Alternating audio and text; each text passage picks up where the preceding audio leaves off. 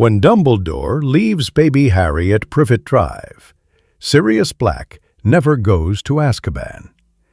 Instead, he claims his godson and takes him to the ancestral Black Manor, invoking ancient pure-blood laws that even Dumbledore can't override.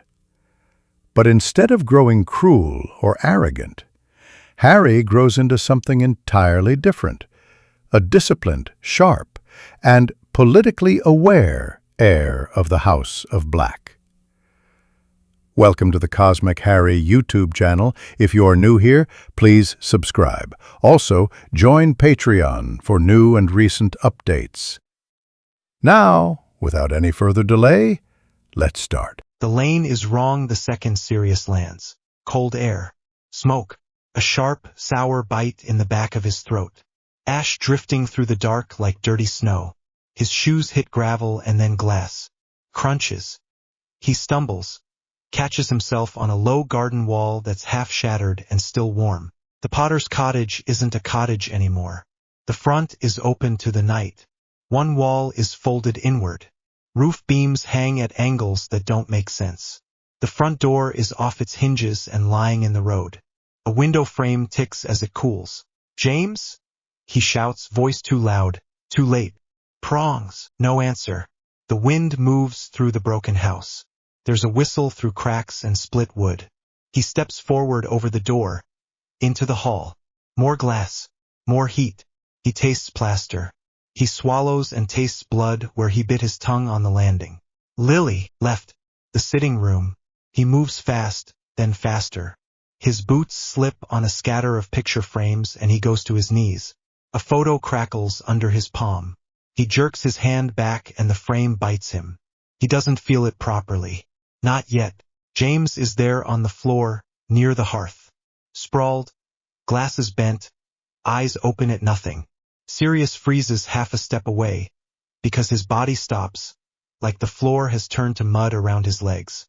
The world narrows to James's face. There's a mess under him and a hole in the rug that wasn't there last week. A smell of hot metal. Something sweet and rotten. "No," Sirius says, quiet first, then louder. "No." His throat closes.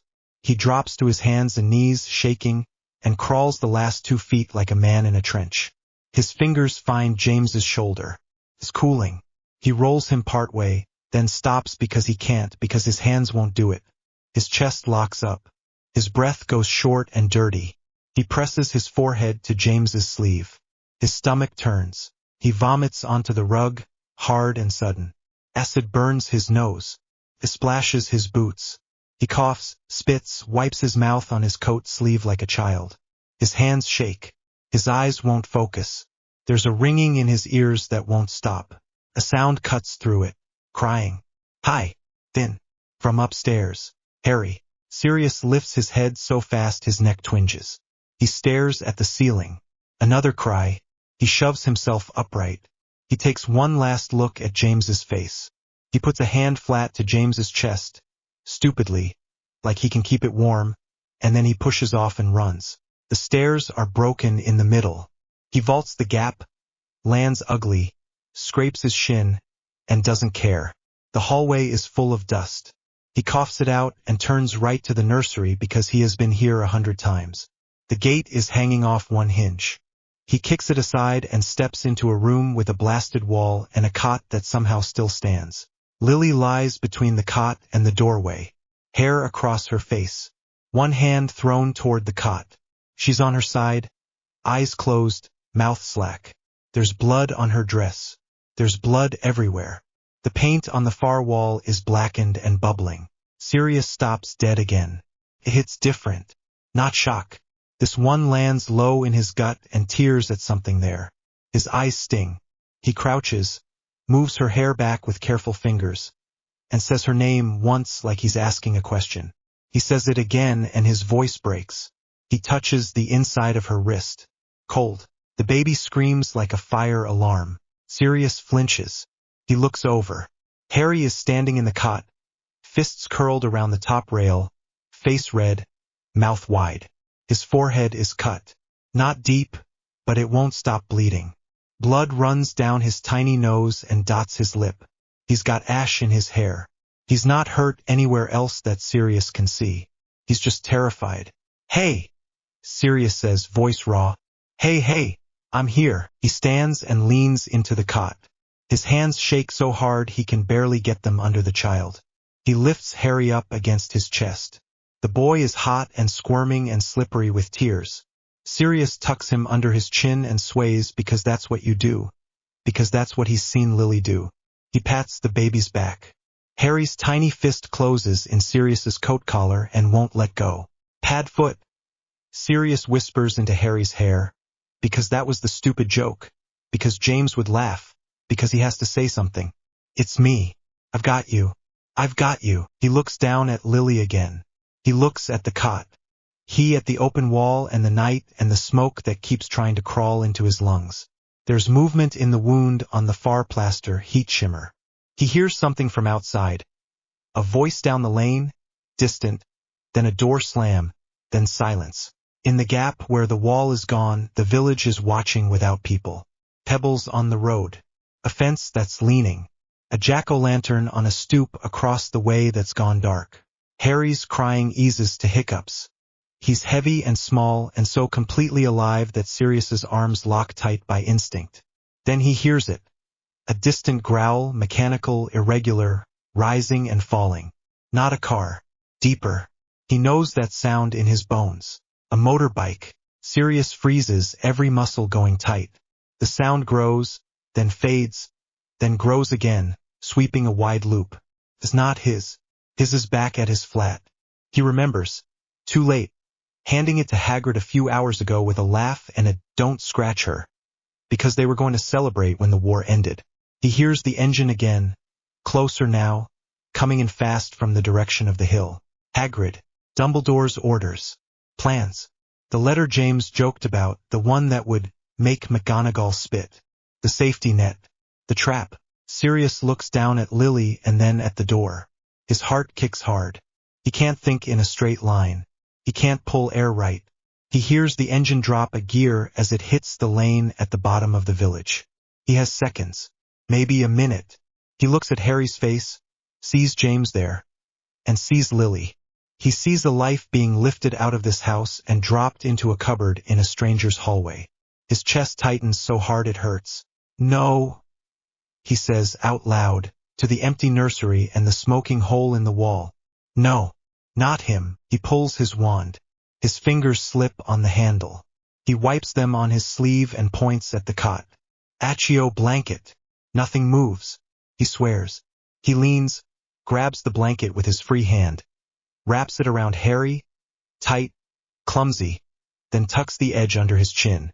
Harry's breath is hot and damp on Sirius's neck. The motorbike is close now. He hears it hit the square. He hears a dog bark. Once, twice. Then shut up. Sirius takes one more look at Lily. His mouth opens like he's about to say something to her. Nothing comes out. He clenches his jaw. He turns. He runs. Hallway. Stairs. He takes them two at a time and jumps the broken step and crashes into the wall with his shoulder. The front door is gone, so he doesn't need to open it. He hits the garden path at a sprint. He keeps Harry tight against him with his left arm and keeps his wand in his right hand. Out. Ready. The night bites his face. It smells like smoke and wet dirt. Iron. He hears the motorbike now, turning into the lane. Headlights sweep. He can see it coming, a white glare through hedges. He turns on the spot.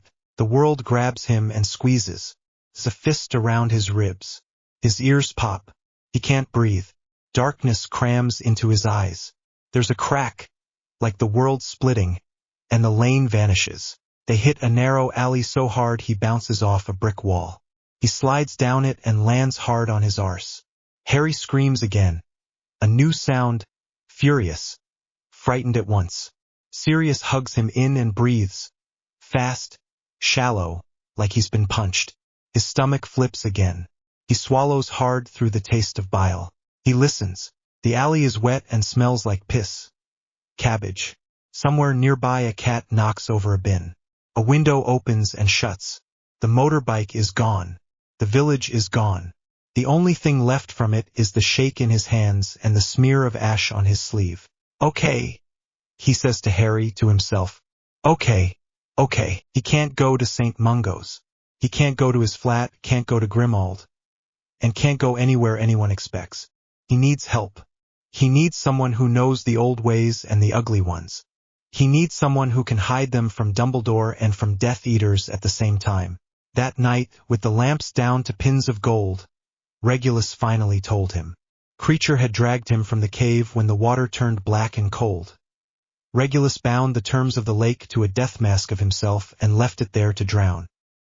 He walked away shaking and half-poisoned, hid under a year of layered wards, and learned to speak softly or not at all. Sirius didn't say anything. He just put a hand on the blanket and left it there until the tremor in it slowed. He needs his brother. His chest tightens in a different way. Regulus is dead. Everyone knows that. Everyone says it. He said it himself out loud, too many times, like he could make it true and neat. But Regulus's watch never turned up. Creature never said the word.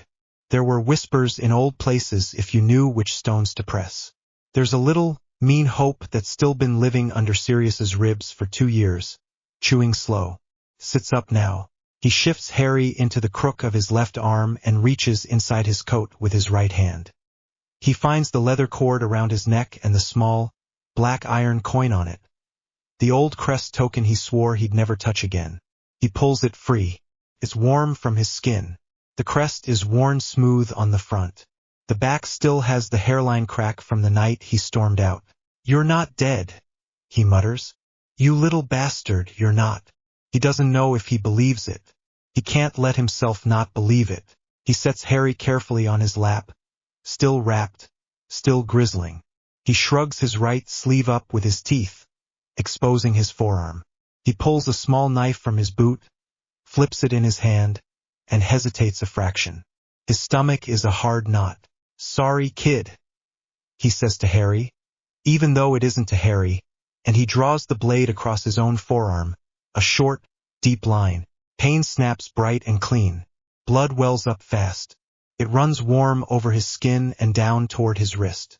He hisses through his teeth and presses the bleeding cut to the coin. Blood slicks the iron. He sticks the coin to his skin and holds it there. It's cold at first. Then it isn't. Heat crawls out from the coin into his arm. It's not a warmth that helps. It bites.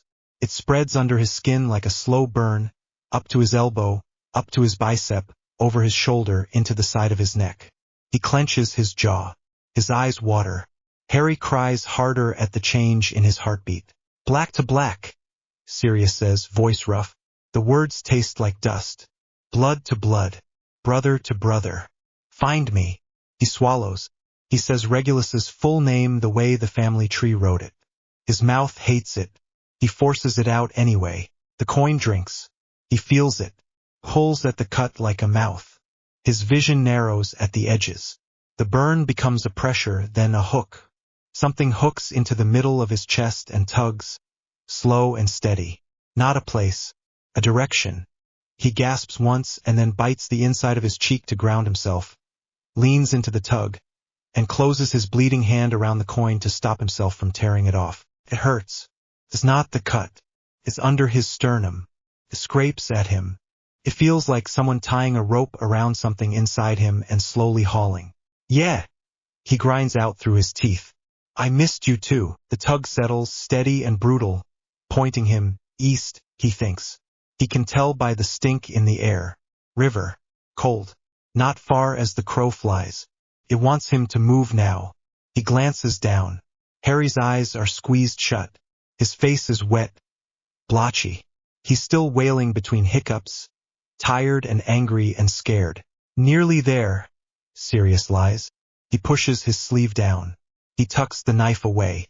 He scoops Harry up again, cradles him close, stands using the wall and his knees because his legs don't want to do it, and turns on the spot with the tug in his chest like a compass needle. The squeeze grabs him again. His ears pop.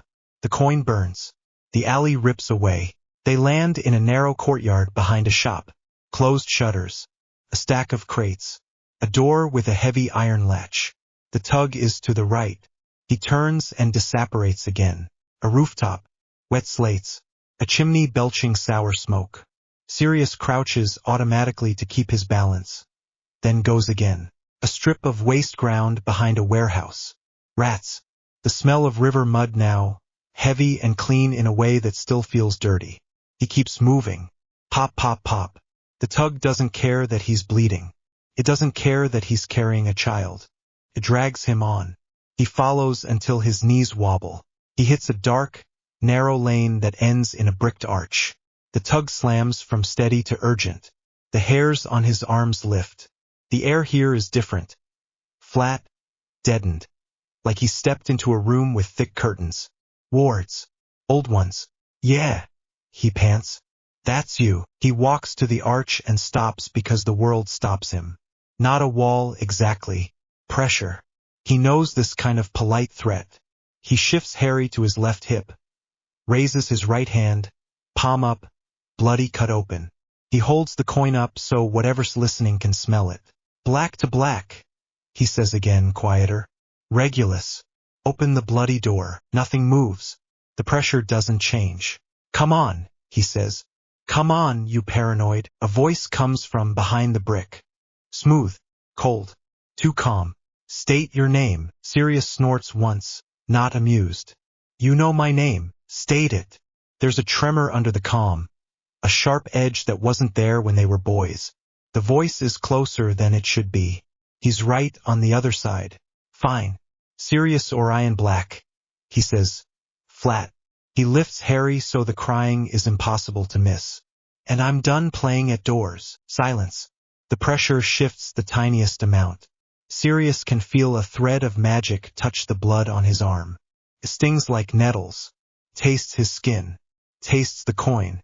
It tastes the air around him where his magic sits like an animal with its hackles up. Locks turn inside the brick. Stone scrapes stone. A seam he didn't see splits open. Cold, stale air strokes across his face. He steps through before the wards can change their mind. The space beyond is a narrow corridor of bare brick and bare light. The light is a single, low gas lamp that should not be working but is. The corridor turns left after 10 feet. He rounds the corner fast. Regulus stands at the far end, wand out, bare feet on cold stone, hair too long, shirt half-buttoned, eyes fixed on Sirius's hand and the coin and the child. His face doesn't move for a beat. Then it does. It doesn't move the way Sirius wanted. Sirius, he says, as if he's saying problem. Regulus, Sirius says, as if he's saying proof. For a second they just look at each other. Then everything they didn't say for years tries to come out at once. What did you do? Regulus snaps, stepping forward, wand rising. What did I? Sirius laughs. It's not a nice sound. You're asking me that? I heard. There was. Regulus's eyes flick to the baby and away like his brain can't hold all three images. Sirius, the coin, the child at once. The mark burned. The whole city hummed. What did you do, Sirius? What did I? Are you joking? Sirius's voice climbs. He can hear it, can't stop it, and points with his wand, sharp and reckless. You don't feel it? You don't know? He went to Godric's Hollow. He murdered them. Regulus flinches. Who? Sirius's breath hitches hard enough to hurt. James. Lily. Who do you think? Regulus's face empties, then refills with something else. His wand goes a fraction higher. Put the child down. Say his name. Sirius snaps. I don't have to. Say his name. Regulus's jaw works. Harry. Good. Sirius shifts the baby higher. Harry whimpers and clings. You try to take him. I'll break your arm. The wand stays up. You brought a child to my door with blood on your hands. You brought black binding blood into my wards. What do you want me to say? Sirius, I want you to shut up and help. Sirius barks. I want. He takes a step forward. Regulus mirrors him with a step back. Wand still lined up with Sirius's chest. The narrow corridor forces them into a straight line. The gas lamp hisses. Regulus's voice goes colder. You left. You slammed doors. You burned your name. You sneered at everything we are, and now you show up with a baby and a coin and you want. What? A hug. Sirius's hand tightens on his wand until the bone across his knuckles aches. I want my brother. Then you're 2 years too late. Don't you? Sirius stops himself before he shouts the rest. Harry's breath saws against his collarbone. He can feel the tremors in the little body. He lowers his voice, but not the heat. He killed them. Regulus's eyes shift again, this time to Sirius's face, and stay there. There's a flicker of something ugly, fear, guilt, a memory. He swallows. His wand dips a millimeter. Where's Peter? Regulus asks, sudden and sharp. Sirius blinks, then bares his teeth. Ran. Like a rat. Of course he did, Regulus says, voice small for 2 words. He pushes it flat again. And you? Are the Aurors after you? Probably. I don't care.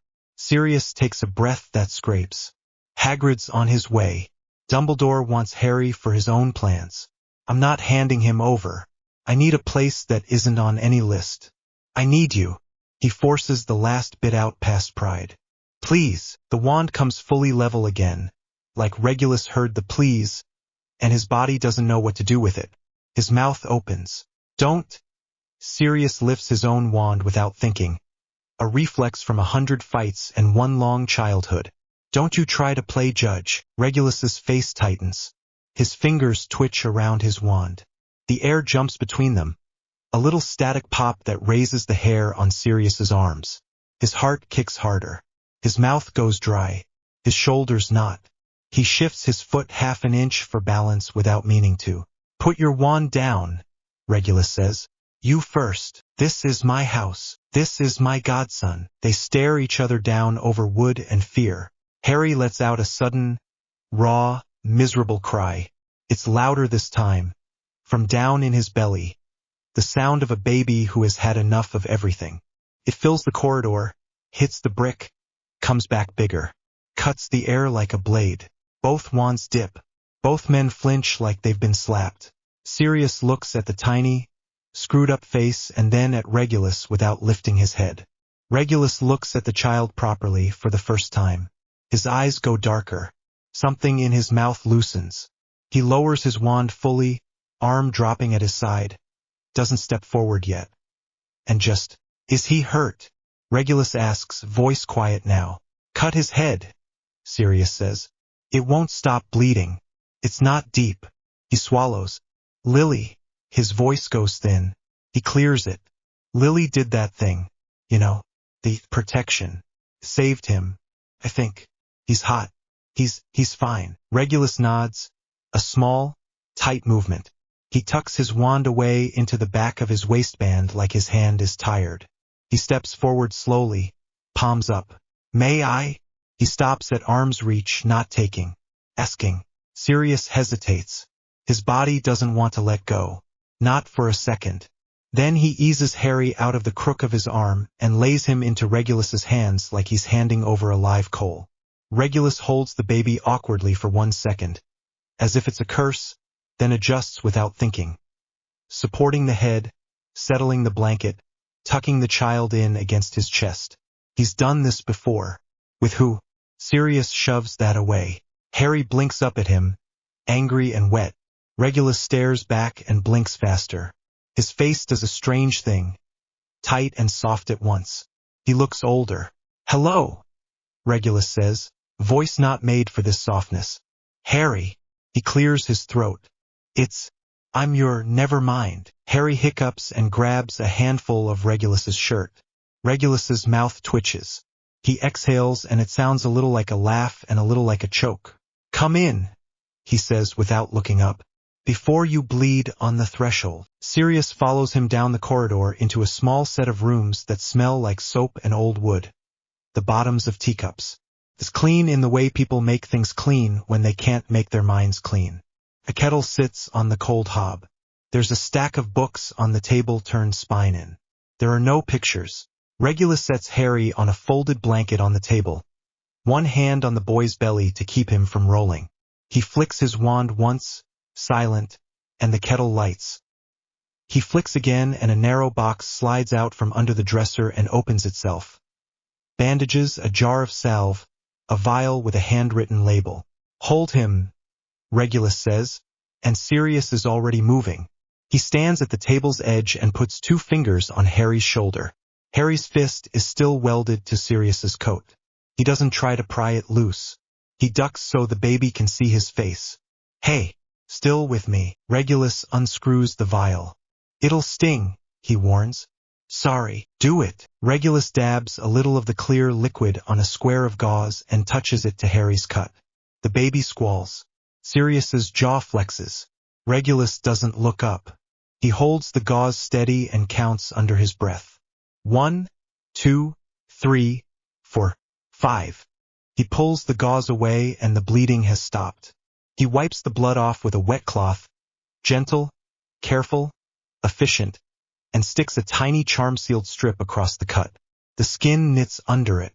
Harry calms from scream to whimper. Regulus steps back half a pace and rubs his palms on his trousers like he's got electricity crawling in them.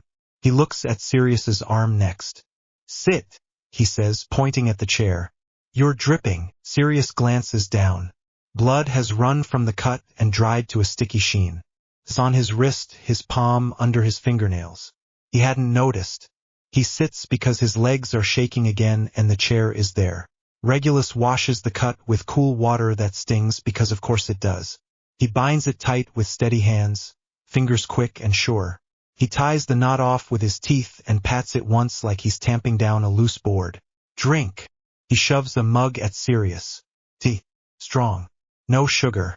It burns going down and helps anyway. They stand there, the 3 of them, with the gas light buzzing, the water ticking in the kettle, the wind pawing at the shutters. The quiet fills with everything they don't know how to say. Regulus breaks first. Of course he does. He steps back, wipes his hands, and the snap is back in his voice, but it's thinner now. So, he's dead. Sirius looks up. Voldemort? I don't know. The word tastes like rust. He tried. It bounced. It hit him. Something happened. The house went. Harry lived. James and Lily. His throat locks. He swallows. Forces the rest. Gone. Regulus nods once, as if he's checking off an awful list that only he can see. You said Hagrid, on his way when I left. You left. I took him. Sirius snaps.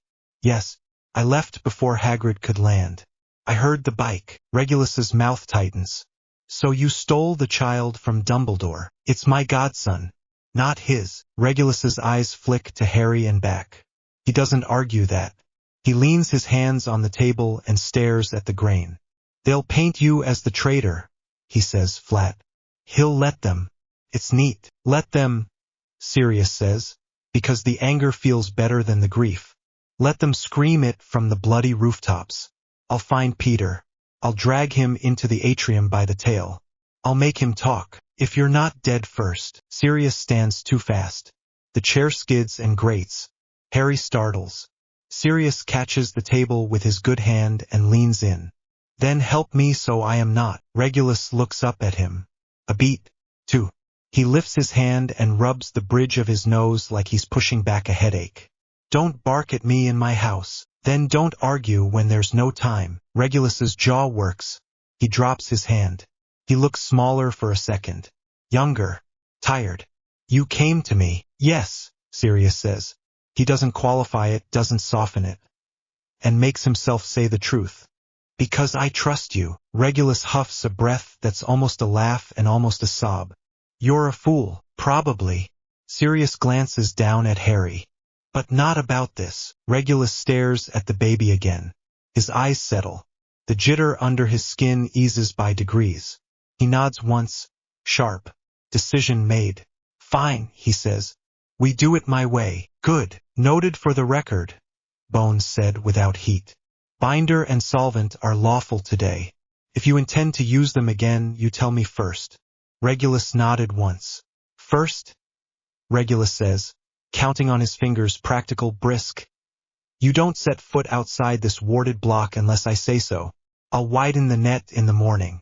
Second, we get word to the right people before the wrong people fix the story in ink. Bones. Moody. Not fudge. Definitely not fudge. Third, we hide the boy properly tonight. I have rooms below. Old ones. He sleeps. You sleep an hour.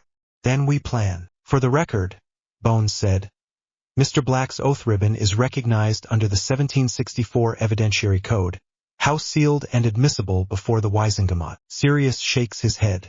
I'm not closing my eyes. Then you'll fall on your face and drop him, Regulus says, sharp enough to cut. So you sleep. Sirius opens his mouth to argue. Harry yawns against the blanket with a little squeak and his fist releases Sirius's coat. He blinks slow, eyes rolling. His lashes stick together with dried tears. His whole tiny body does a shudder as it resets.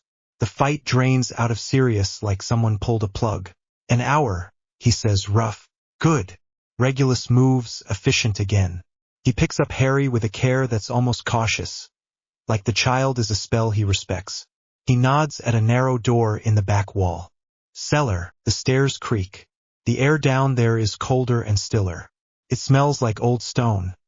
Salt and a little like the Black House when the house was sleeping and not screaming. Sirius follows, one hand on the rail, one hovering under Harry in case Regulus slips. He doesn't. Of course he doesn't. The cellar room is small and square and empty except for a made-up bed and a trunk and a chair. Runes are carved into the lintel. The bed is clean and the sheets are warm. There's a heat charm ticking under the mattress. Regulus lays Harry down in the middle and tucks the blanket around him with the same exact motions Lily had. The thought knifes Sirius. He looks away and stares at the wall until he can breathe again. Here, Regulus says. He pulls another blanket from the trunk and tosses it at Sirius's chest. You, chair. I'll ward the door. If anyone tries the upstairs, I'll wake you. Sirius stays standing. He watches Harry's chest rise and fall.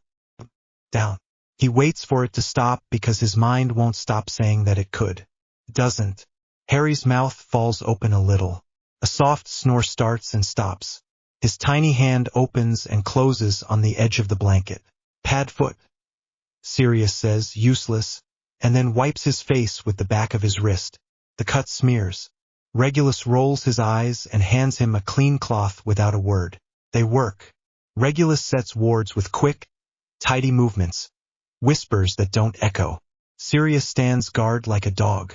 When Regulus finishes, he leans his head against the stone for 1 second with his eyes shut. Then he opens them and looks at Sirius like they're two boys under a table again, plotting a raid on a pantry. Practical, Regulus says, clipped. We agree on 3 things tonight, or we don't do this and you can take your little rebellion back into the street. Sirius folds his arms and doesn't snap because the baby is asleep. Go on, protect Harry, Regulus says, ticking it off. At all cost. My house, my life, your life. Anything, obviously. Second. Clear your name while we do it. You won't hide forever. We use what we have. We use what I have. Sirius nods once. And third, Regulus meets his eyes. There's iron there now. We use the house. All of it. The old contracts. The old favors. The parts you hate. We use it to build a wall so high Dumbledore can't climb it and so thick the Dark Lord can't blast it. Sirius doesn't look away. We use it, and if it starts to own us, we burn it down and build something else. Regulus's mouth twitches. Fine. They stand there breathing, both of them swaying slightly from a night that won't end. The gas lamp in the corner ticks. Upstairs, something settles with a soft thud. The city moves beyond the stone, oblivious. Then it's a pact, Regulus says. He offers his forearm, palm out, like they're boys making a stupid promise over stolen fire whiskey. There's a pale line there from a cut years old. The same place Sirius cut tonight. Sirius looks at the thin white scar, then at his own fresh bandage. He peels the edge back. Blood beads. He puts his arm out and clamps on. Flesh to flesh. Heat to heat. No theatrics, Regulus mutters. Shut up, Sirius mutters back. They grip. Magic hums where skin meets skin. Not a show. Not bright. Not loud. Just a quiet click in the air, like a lock sliding. They let go. Regulus scrubs a hand over his face. Sirius leans his shoulder on the wall.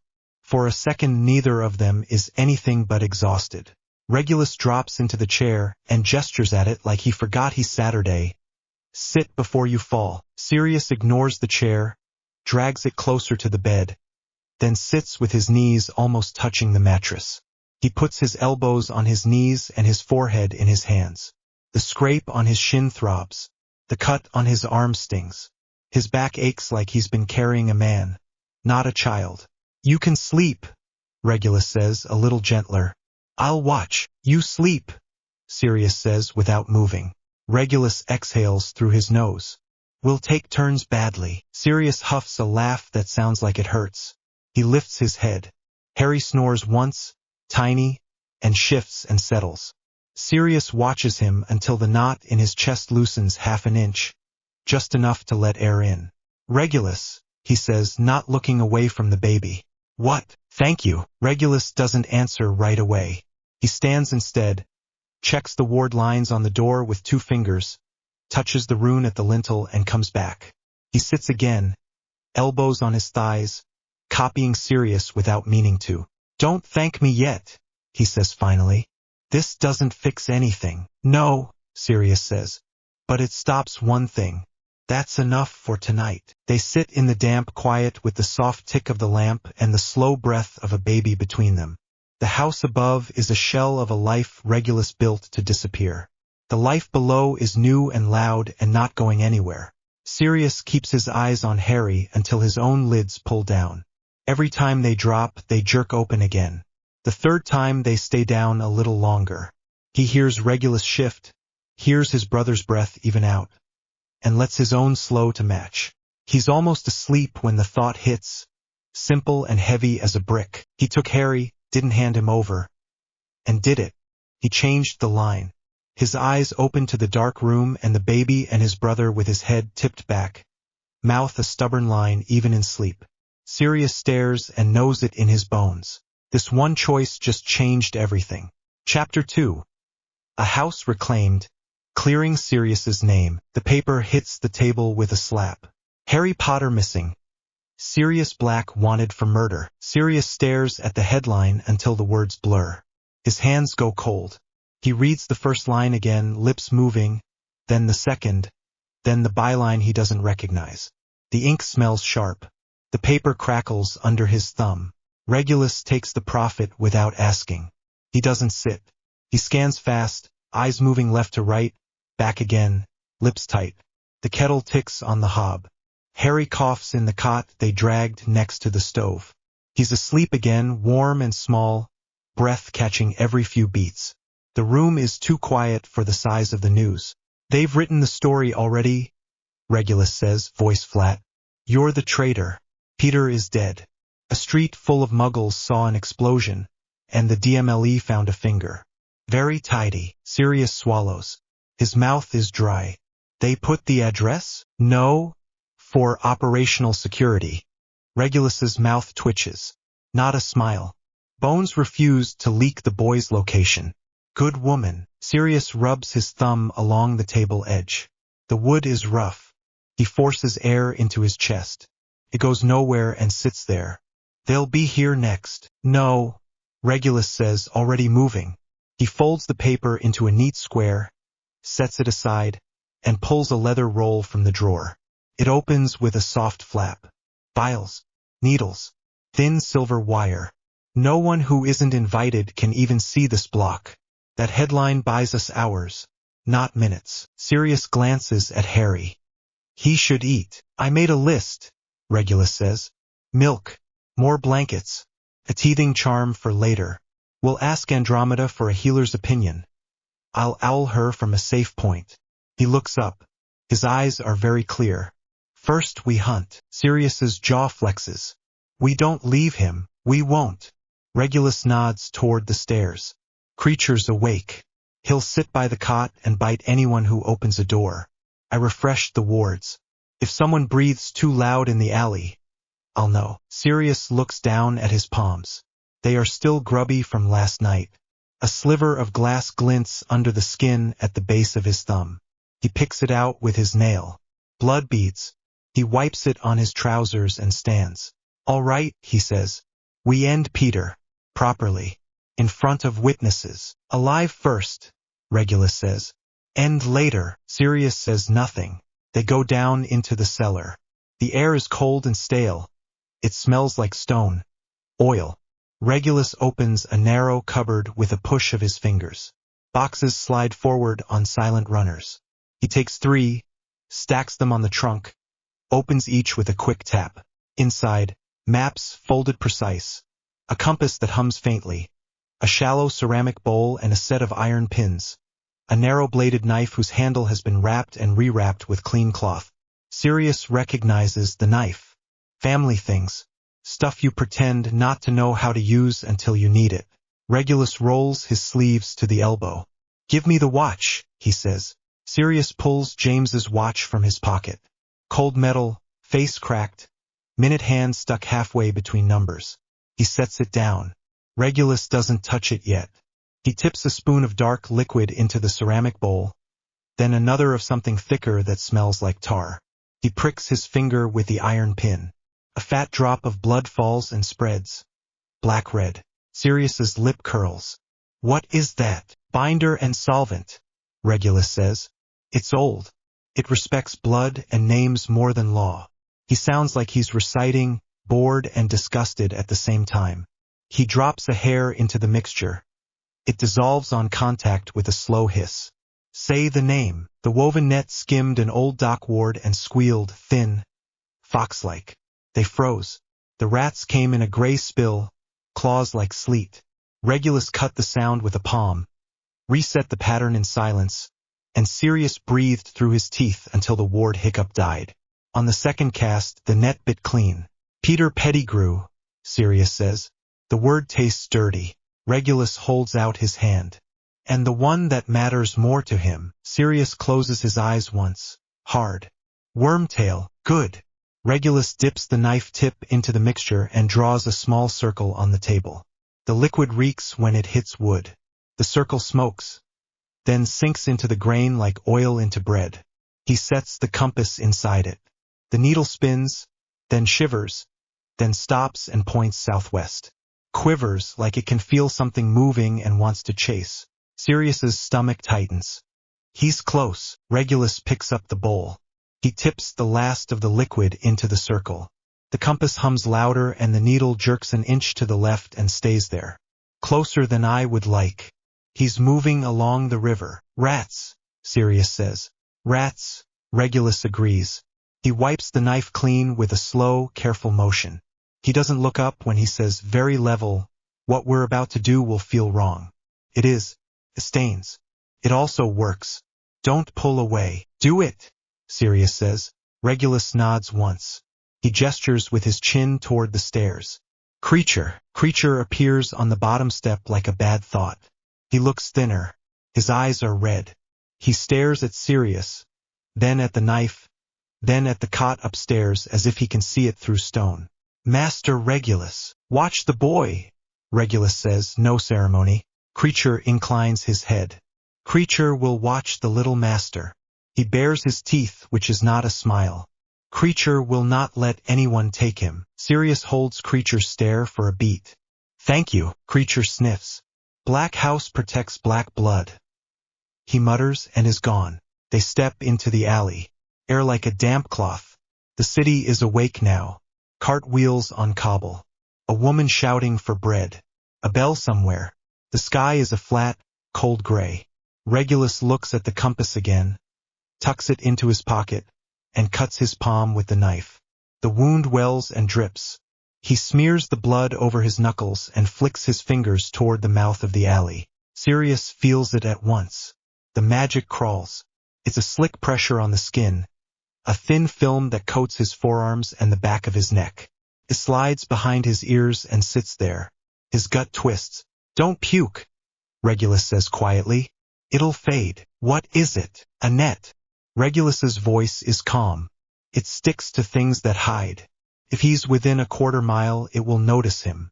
If he's closer, it will want him. He flexes his bloody hand and the air flexes with it. "Keep your wand out. No big spells. Quiet work. We don't wake half the river." They move. Small jumps. Short alleys. Sirius feels the tug under the slick, like a slow hand on the collar of his coat. They cross behind a bakery and a hiss of steam blows into his face. They step over a sleeping man in a doorway who blinks and then pretends he didn't. They pass a cat that stops licking its paw and watches them go with flat eyes. The smell hits as they drop into the old culvert. Wet stone, rot, piss, river mud, metal. The sound is a low, constant rush with higher notes when water drops from cracks. The ceiling is low enough that Sirius has to duck in places. His boots splash. Rats scatter in bursts. Claws ticking on brick. Squeaks bouncing off walls. Regulus's net clings more in the damp. Sirius rubs the back of his neck and his fingers come away sticky. His stomach tightens again. He pushes it down and keeps going. He can feel the direction now, the same steady pull as the coin last night, but colder. Tugs left. Regulus nods without looking. They take the left. Lights, Sirius says. No, Regulus flicks his wand and a faint, narrow glow threads along the ceiling like a line of dull embers. It shows enough not to drown them. Listen, they walk in the half-dark. The tunnel breathes around them. Footsteps behind, then silence, then a faint scrape ahead. Sirius stops dead. Regulus stops with him. They hear it again. A tiny scratch, scratch, scratch. Too quick and light for a man. Regulus mouths there. He points with 2 fingers at a grill set into the sidewall where a smaller run meets the main tunnel. The pull in Sirius's chest leans that way like a dog at a leash. Sirius moves first, quiet as he can, knees bent, wand low. Regulus shifts to his right, covering the angle. The grill bars are rusted, flaking under old charm work. Something moves behind them, a flicker of gray. A tail. Whiskers. The rat freezes.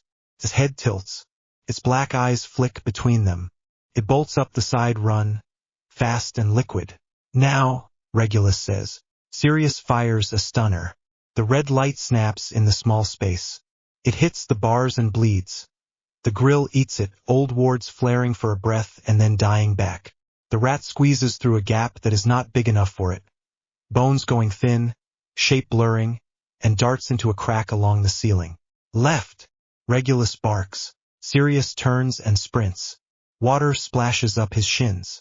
The ceiling drops, he has to run bent. The rat noise is ahead, then above. Sirius fires again. The spell schemes stone, sparks off and stings his cheek. He tastes blood. The rat drops into the tunnel out of the crack, hits the water, scrabbles, and goes up the opposite wall. It is very fast. His tail whips and leaves a thin black line on wet brick. Petrificus, Sirius starts.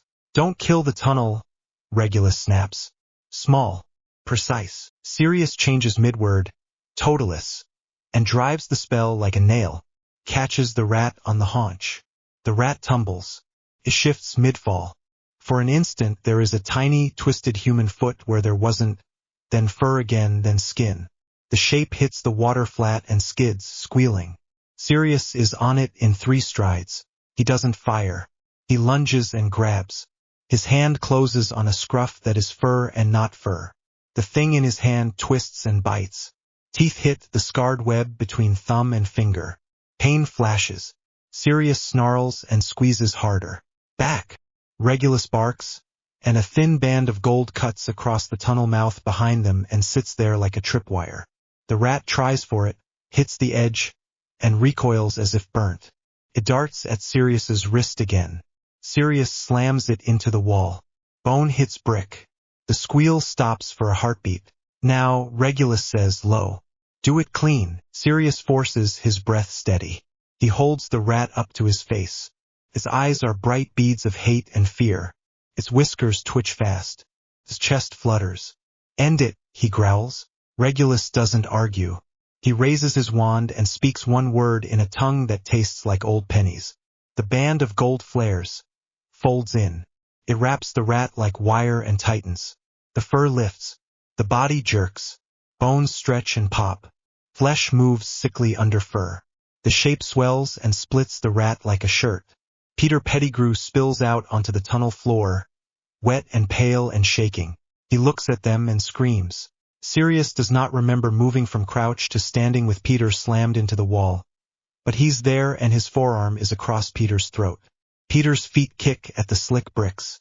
His hands scrabble at Sirius's sleeve. He is small. He stinks. His hair sticks to his head in wet ropes. A toe on his right foot is gone. The stub shows white through the pink. Don't, Peter gasps. Don't, Sirius, please, please. I didn't. You know me, you, Sirius says, and his voice shocks him. It's calm, cold. Framed me. His elbow presses harder. Peter chokes. You killed 12 people. You killed them and then you cut off your own finger and ran. You left them to write poems about your stupid bravery. I didn't have a choice, Peter rasps, eyes rolling. You don't. They would've, you don't understand. Sirius's hand shifts from sleeve to jaw. He grabs Peter's face and shoves his head harder into the wall. The sound is dull and wet. Peter's breath snaps off. His eyes bulge. His hands claw at Sirius's wrist. Regulus is at his shoulder in 2 steps. Alive, he says, short. His wand is up, steady, pointed at Peter's sternum. We need him breathing. Sirius doesn't hear him. He hears James's laugh cut off. Lily's hand reaching for the cot. The sound of a bike in the lane. He feels the rough of brick under his knuckles and the give of a throat under bone. He pushes harder. Peter's eyes roll white. Padfoot. Regulus's voice climbs, sharp. Alive. Sirius bares his teeth and squeezes anyway. Regulus swears, grabs Sirius by the shoulder with his free hand, and wrenches him back hard. Sirius staggers. Peter drops like a sack and sucks air, a high, broken wheeze. He curls around his throat, gagging. Sirius lunges again. Regulus hits him in the chest with a flat palm. It's not hard, but it's enough. Think, Regulus snaps. You want to clear your name? Then you walk him into the chamber and make him talk where they can't pretend not to hear. Sirius's chest heaves. Sweat runs cool down his back. His hands shake. He looks from Regulus to Peter and back, takes 1 short step away. And doesn't like that he can't tell if he stepped back or Regulus pushed him. Fine, he says. His voice scrapes. He points his wand down and fires a stunner into Peter's chest that knocks him backward into the wall. Peter slides down and is still, mouth open. Sirius breathes in and out, sharp, painful. Regulus nods once. Bind. They work fast. Regulus's spell work is clean and mean. Bands click around wrists and ankles. A charm pops into place over the chest to slow the heart just enough that the man won't die from his own panic. Sirius conjures a gag and shoves it in, rough. He wants to do worse. He doesn't. Transit, Sirius asks. Side door, Regulus says. No show at the atrium. We don't give the prophet a picture until we want to. In passing, Andromeda muttered about an old black family oath ritual. Ugly, binding, but legal. A last resort, she said. Regulus didn't argue. They move the body between them. Peter is light. He feels like a sack of sticks. They apparate in tight hops to keep from tearing him. The last jump lands them in a service corridor under the ministry, the one with the scuffed skirting and the ugly brown paint. It smells like polish. Dust. Footsteps thump somewhere overhead. A trolley squeaks. Regulus puts 2 fingers to the wall. A seam opens. They push through into a smaller passage and follow it until it spills them into a side door behind the Weisengamot antechamber. 2 Aurors who don't expect anyone there jump to their feet, hands going to wands and then freezing when they see the prisoner. Black. One says, eyes going wide. Take us to Madame Bones, Regulus says, voice like a knife laid on a table. Now. And keep your mouths shut unless she opens them for you. They run. The chamber is colder than Sirius remembers. Marble underfoot. Tiers of benches rising high, stone backs like teeth. The chain chair sits in the middle of the floor. They don't put Peter in it. Regulus points at a plain stool instead. The Aurors hold him upright. Bones is already there. Square shoulders under a dark robe, monocle flashing, mouth set. She takes 1 long look at Peter, then at Sirius and Regulus, then flicks her hand. Clear the benches, she says. No gallery, no prophet. Get Croker, get Bagnalled. Not Fudge. People move. She doesn't raise her voice. Sirius swallows. The place smells like stone, candle smoke, and old sweat. His skin crawls with the memory of the last time he stood in a room like this, lied to people he loved. His hands start to tremble. He clamps them together behind his back until the tendon in his forearm pops. Regulus leans in by half an inch. "Breathe," he says, not looking at him. Sirius nods once, short. He breathes. Dumbledore inclined his head. "Then I request ward integrity audits of the boys' residence at term start and end." Bones considered, then nodded. "Granted." Filed under protective oversight. Bagnald arrives, hair perfect, eyes sharp. Croaker slides in from a side door like a shadow with glasses. 2 more senior members take seats at the first tier. Dumbledore enters last, blue robes under a traveling cloak, expression calm. His eyes go to the empty chained chair, then to Peter, then to Harry's absence, and then to Sirius. He nods once, small. "Proceed," Bones says. Regulus steps to the center and sets a small iron bowl on the floor. The sound is loud in the big space. He pulls a thin strip of parchment from his sleeve and draws a short line at the top with a quill that has no ink. The cut opens on the page anyway, and a single drop of gold beads and sits there. "Do you have authorization for that technique?" Bagnald asks, eyebrow up. Regulus doesn't look at her. "I have results." He nods at Bones. "You want a theater, we can waste hours. You want the truth, we can have it in minutes." "Which?" Bones's mouth twitches. "Truth, good." Regulus flicks his wand. The gold drop stretches and becomes a thin ribbon that rises from the parchment and hangs in the air, humming. He turns to Peter. "Remove the gag." Sirius doesn't move. He looks at Bones, nods, and rips the gag out. Peter sucks air like he's drowning. He starts talking at once. "Madam Bones, I thank Merlin." Sirius went, "He. Quiet," Bones says. The word is soft and it hits Peter like a slap. "You will answer questions as asked." Regulus's voice is calm, almost bored. "Peter Pettigrew." Full name. "Peter Andrew Pettigrew," he stammers. His tongue trips. The gold ribbon twitches. "Raise your right hand." Regulus's tone stays flat. "Repeat." "On my name and my magic, I bind myself to speak the truth in this chamber regarding the events of 31 October and 1 November, 1981. Peter swallows. He looks at Dumbledore. Dumbledore is very still. Peter lifts his hand, fingers shaking. "Say it," Bones says. Peter says it. The gold ribbon drops and wraps around his wrist. Tightens. He gasps. Regulus steps closer. "Add, if I lie, let my magic mark me and my body refuse rest until I correct the lie." Peter flinches. "Please, say it." Bones repeats. Peter says it. The ribbon flares and another band drops and sits on his throat. A thin, hard light settles over his chest. He shakes. "Question 1, Regulus says. Who betrayed James and Lily Potter to the Dark Lord?" Peter's eyes flicker. He tries to look at Dumbledore again. The band at his throat tightens. He chokes. He claws at it. His fingers pass through light. "Answer," Bones says. "Me," Peter croaks. The word rips his throat on the way out. "Me." Sirius's hands shake so hard his nails bite his palms. The sound of air in his ears gets loud. He tastes old bile. He focuses on the floor until he can see the lines in the stone again. "Question 2, Regulus says, same flat tone. "Who killed the muggles on the street this morning?" I panicked. He was going to kill me. I cast. "Name," Regulus says. "Me," Peter whispers, and the band at his throat eases a fraction. Question 3. Regulus doesn't let him breathe. "Did Sirius Orion Black betray the Potters?" "No," Peter says, voice breaking. No. Sirius closes his eyes for half a heartbeat. He opens them and keeps standing. Question 4, Regulus says. "Did Albus Dumbledore instruct Rubeus Hagrid to remove Harry James Potter from Godric's Hollow on the night of the attack?" Dumbledore moves at last.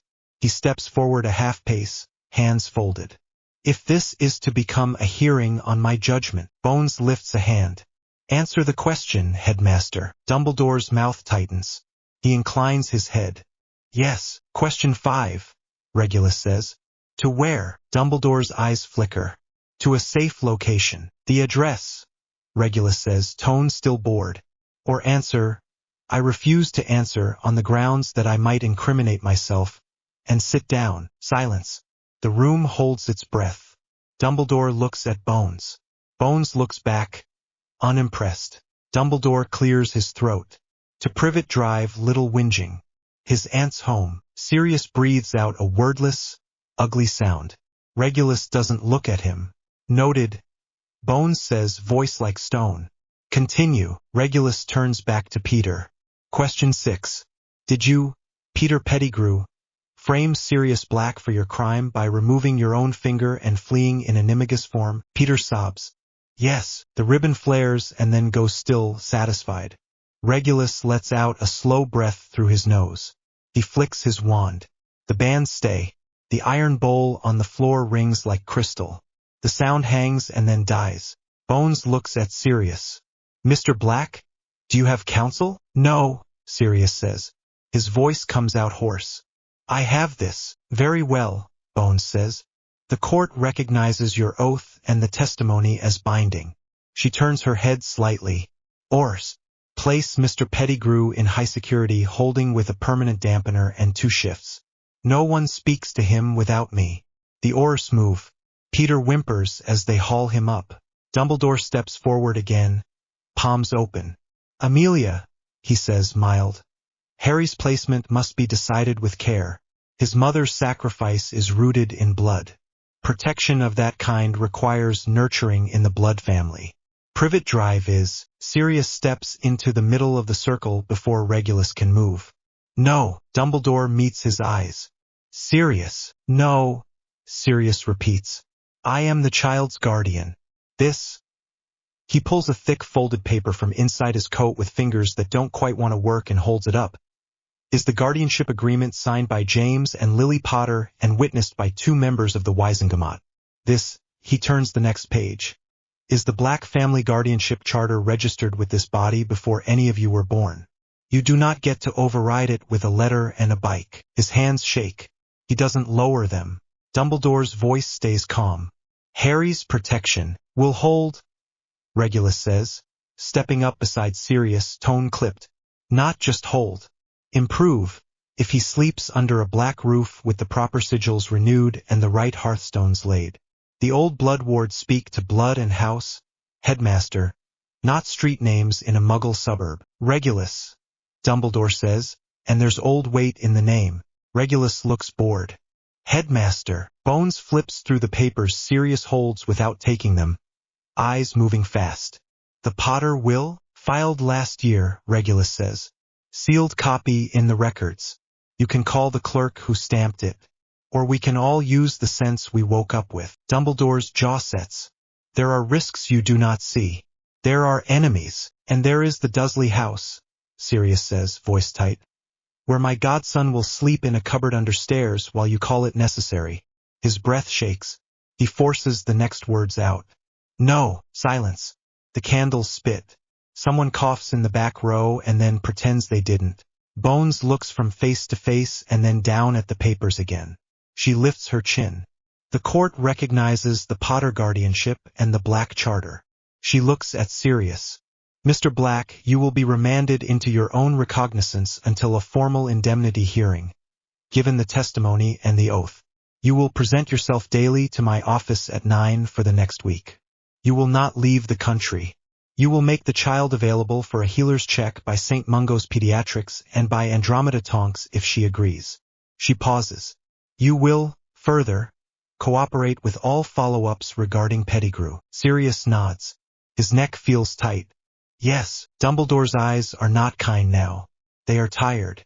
Sirius, I understand you don't, Sirius says. You really don't. Bones raps the stone once with the flat of her hand. The sound echoes. Findings. Pettigrew to Azkaban pending full trial. Black released with conditions. The child remains with his appointed guardian. She stands. Everyone else stands because she did. The room explodes when they open the high doors. Reporters who were kept out of the chamber have camped in the corridor and now surge like a tide. Quills wave. Flashbulbs pop with a crack and a scorch. Someone shouts Sirius's name. Someone else shouts murderer. And then hero, in the same breath. Sirius steps out first because he refuses not to, Harry against his chest. Harry startles at the noise and then buries his face in Sirius's coat. Sirius tucks his chin over the small head. His hands shake so hard he almost drops the guardianship papers. He slides them between his fingers and the child, pinning them with his palm. The steps are wide and cold. The stone sucks heat from his boots. The crowd pushes in. Oars form a loose wedge. Bones goes first, teeth set. Dumbledore is gone. He took a side door. Of course he did. Questions fly. Mr. Black, where is the boy? Are you responsible for? What do you say to? Did you? What now? Regulus is at Sirius's right shoulder, half a step behind. He doesn't push forward, doesn't speak, and watches the angles. His wand is in his sleeve, ready. His face is the same face he wore when he walked out of the sea at 19, pale and stubborn and set. Sirius keeps moving. He sets his foot on the first stone of the outside steps. More flashes. More noise. Harry makes a small, angry sound. Sirius rubs his back once. Steady. Regulus leans in close enough that Sirius can feel the breath on his ear. The words are almost nothing. A thin thread under the roar. Now the real work begins. Chapter 3. Childhood in Grimmauld Place. Scene 1. Age 2. Toy broom. The toy broom judders when Sirius lifts it off the rug.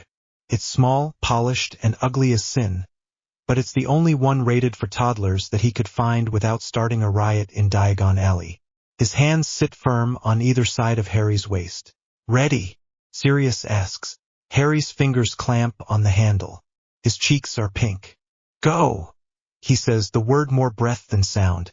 Slow, Regulus says from the doorway. Very slow. Sirius nods and eases the broom up. Harry rises a handspan. His eyes go wide.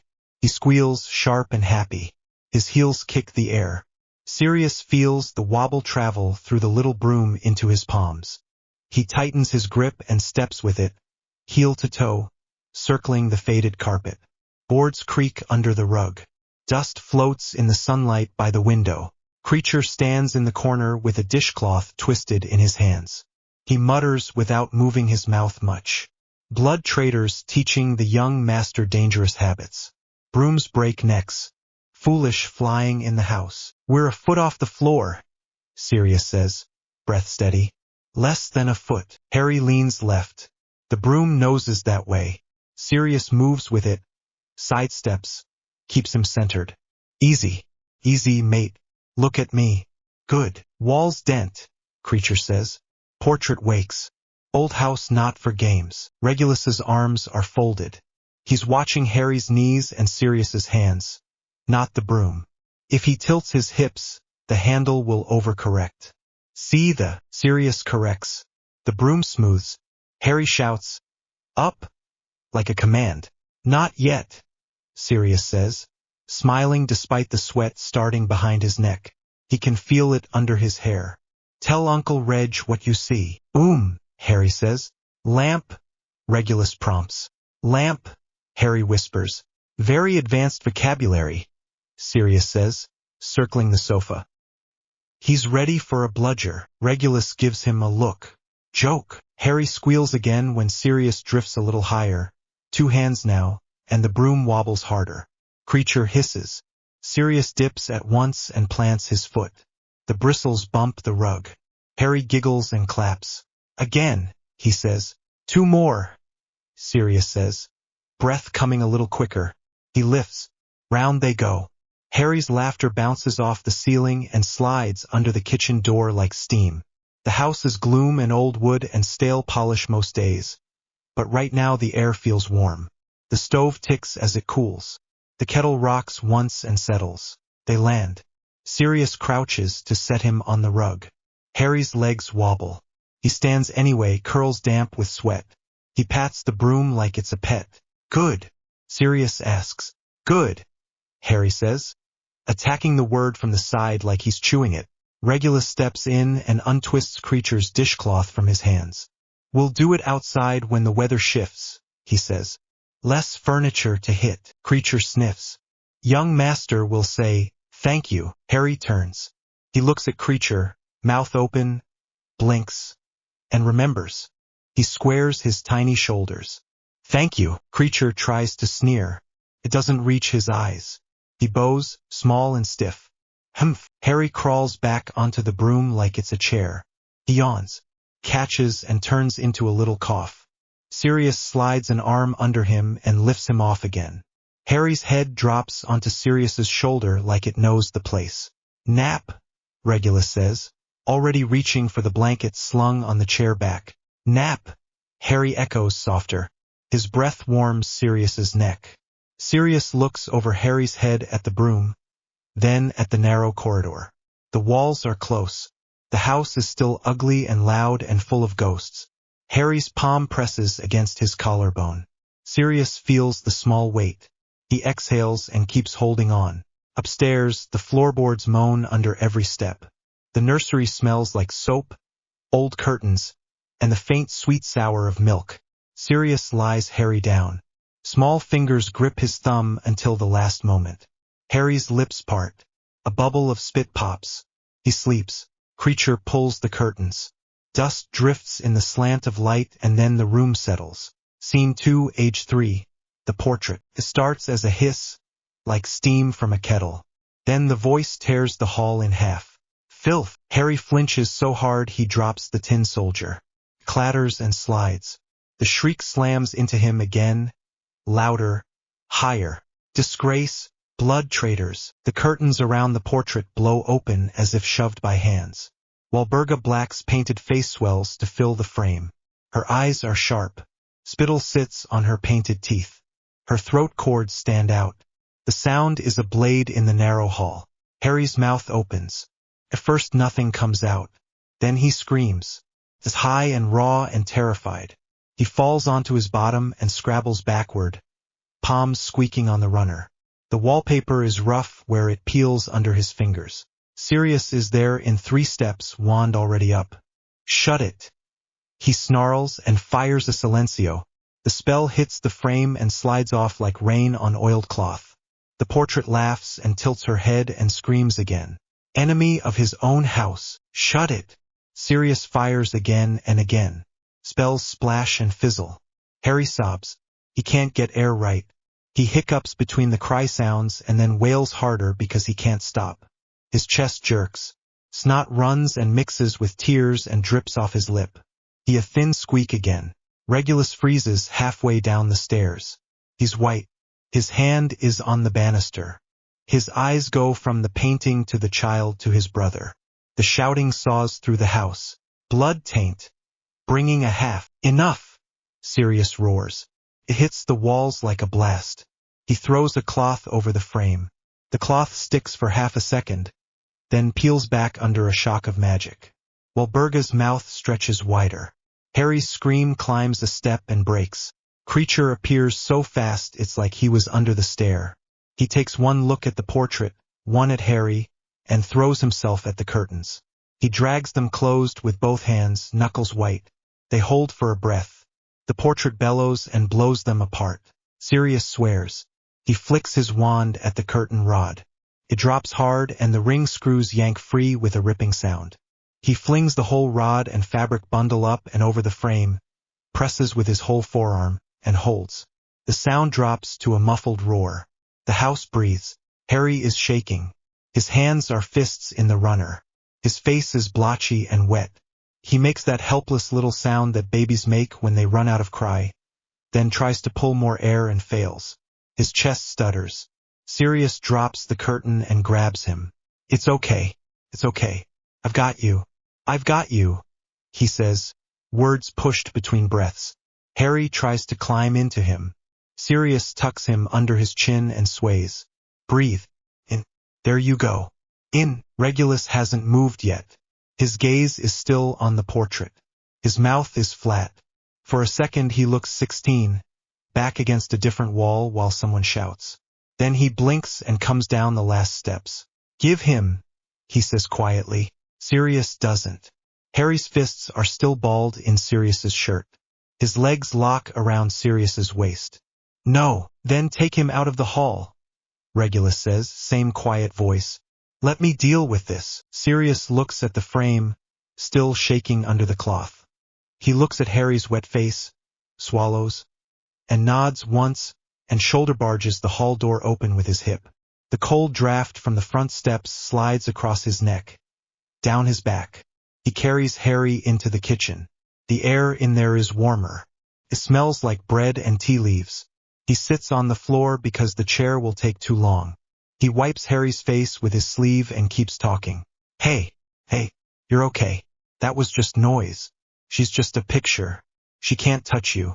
She can't do anything. Harry tries to burrow inside his chest. His little heart beats like a trapped bird. His breaths come in short pulls, in and in, then a gulp, then a wet hiccup. He grips at Sirius's shirt until the fabric creaks. In the hall, the muffled roar stops. Then nothing.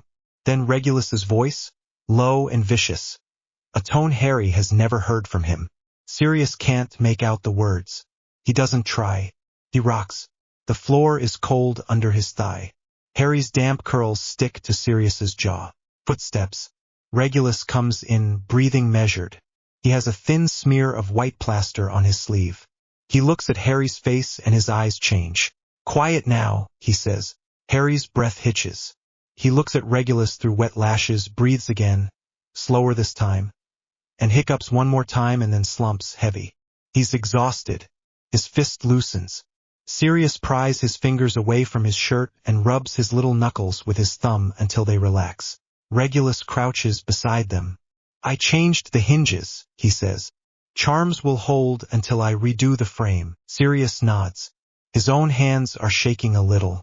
He presses his mouth to Harry's temple. She screams at him again. I pull the wall down. Regulus stares at the doorway. She screams again. He says, I burn the whole bloody hallway. Creature stands behind the table, panting. His ears are flat. He refuses to look at the door. He fusses with nothing on the counter until his hands stop shaking. Harry lets out a long breath and goes boneless. Sirius looks down at his face. His lashes are still clumped, cheeks damp, a line of snot shining under his nose. Sirius wipes it with the edge of his sleeve. Harry doesn't wake. Let's not use that corridor with him, Regulus says. His voice has gone back to level. For now, we'll go through the dining room from the stairs. It's longer but quiet. Good, Sirius says. He stands, slow, with Harry in his arms. His back twinges. He ignores it. He needs a drink. Creature is already moving. He sets down a clean cup like he had it waiting. Warm milk, he says, voice rough, with a touch of honey. Sirius meets his eyes. Thank you, Creature grunts. Portrait is old, he says, as if that explains anything. Harry makes a soft, tired sound and curls closer. Sirius breathes through his nose until his own chest stops feeling tight. Scene 3, Age 4. The attic. The attic smells like old wood, dust, and a little bit of dead mouse. The window sticks, then bangs open. Cold air hits Harry's ankles. He's standing on a crate because the crate is a boat and the boat needs a captain. Sirius stands behind him with a hand hooked into the back of his jumper. Don't jump, Sirius says, cheerful. Ever, Harry says, scanning the sea of trunks and hat boxes. The dust motes look like tiny bugs to him. He wants to catch them, doesn't, and is trying to be good. Regulus moves slow along the far wall with a lamp and a list. He taps each trunk and watches the light crawl under the lid and settle. If it flares purple, he makes a mark. If it sits green, he leaves it. What's that one? Sirius asks, pointing his chin at a squat black box with a clasp shaped like a snake. Not for him, Regulus says, without looking. Not for anyone. Harry spies a shiny thing on a low shelf. He forgets the boat. He steps down. Sirius's hand trails down his back and then falls away when Harry lands. Harry pads over the boards. The shiny thing is a little silver ball with a pattern cut in it. It looks like a toy. He reaches. Harry, wait. Regulus says, too late. His little hand bumps the ball. slips, hits the shelf, rolls and drops. The sound is sharp, like a spoon on tile. It hits the floor and cracks open. A dark spark jumps out and zips across the boards toward Harry's bare toes. Harry freezes. His face goes blank with shock. The spark darts up his foot. Stings hard, like a wasp. Harry yelps and staggers back. The spark skitters under the trunk and smokes. Sirius is there in a blink. He scoops Harry up and hops back onto the crate like it's safer ground. "You okay? Show me." He tips Harry's foot into the light. A tiny red welt sits on his second toe. It throbs. Harry makes the small noise brave kids make and doesn't cry yet. "It hurt," he says, voice high. "I know," Sirius says, soft. He blows on it. Harry flinches and then relaxes. "Bad ball. Creepy thing. I never liked that one." Regulus kneels by the broken silver. He conjures a jar and scoops the pieces and the thin thread of smoke into it. The smoke writhes against the glass and then settles. "Don't." Regulus starts, jaw tight, then stops himself. He looks up. Harry's lip trembles now that the sting has passed. His eyes shine. He bites the inside of his cheek and breathes too fast. Sirius laughs on purpose, big and warm. "You smashed it," he says. "Thank Merlin. That thing creeped me out every time I saw it." "Good shot." Harry blinks. The tears stand down. He almost smiles. He still looks at Regulus like he expects thunder. Regulus sets the jar on the floor, stands, and comes over. He crouches until he's eye level with Harry. His face is stern but not hard. "Harry," he says calmly, "look at me." Harry looks. "You must be more careful in this room," Regulus says. "Some objects are dangerous even when they look like toys. That one tried to bite you." He nods at the jar. The smoke pulses once like it heard him. "If you don't know what it is, you don't touch it. You call me or Sirius." "Understood." Harry swallows. "Understood," he says carefully. The word stretches in his mouth. Regulus's mouth softens. The line between his eyebrows eases. He opens his arms a little. "Come here." Harry leans. Regulus picks him up and sets him on his hip. Harry's fingers curl in the fabric of Regulus's shirt the way they curl in Sirius's. His breath warms Regulus's neck. Regulus pats his back once, awkward, then again, sure. "You did well to stand still," he says. "If you had run, it might have chased further. Standing gave me time to catch it in the jar. That was brave." Harry's face clears. "Brave," he repeats soft. "Very," Regulus says. He glances at Sirius. "We'll clear half this room and keep the safe trunks up front. The rest stays locked." "Fine by me," Sirius says, rubbing the little welt one more time. "I hate this attic." "You hate organized storage," Regulus says. "I hate hats that try to whisper to me at 2 in the morning, Sirius says, pointing at a box. "That one's alive." Regulus marks it with 2 big crosses. Harry yawns and tucks his head under Regulus's chin. The attic smells like dust, cold air and the faint sour of old leather. Downstairs, the kettle starts to whistle.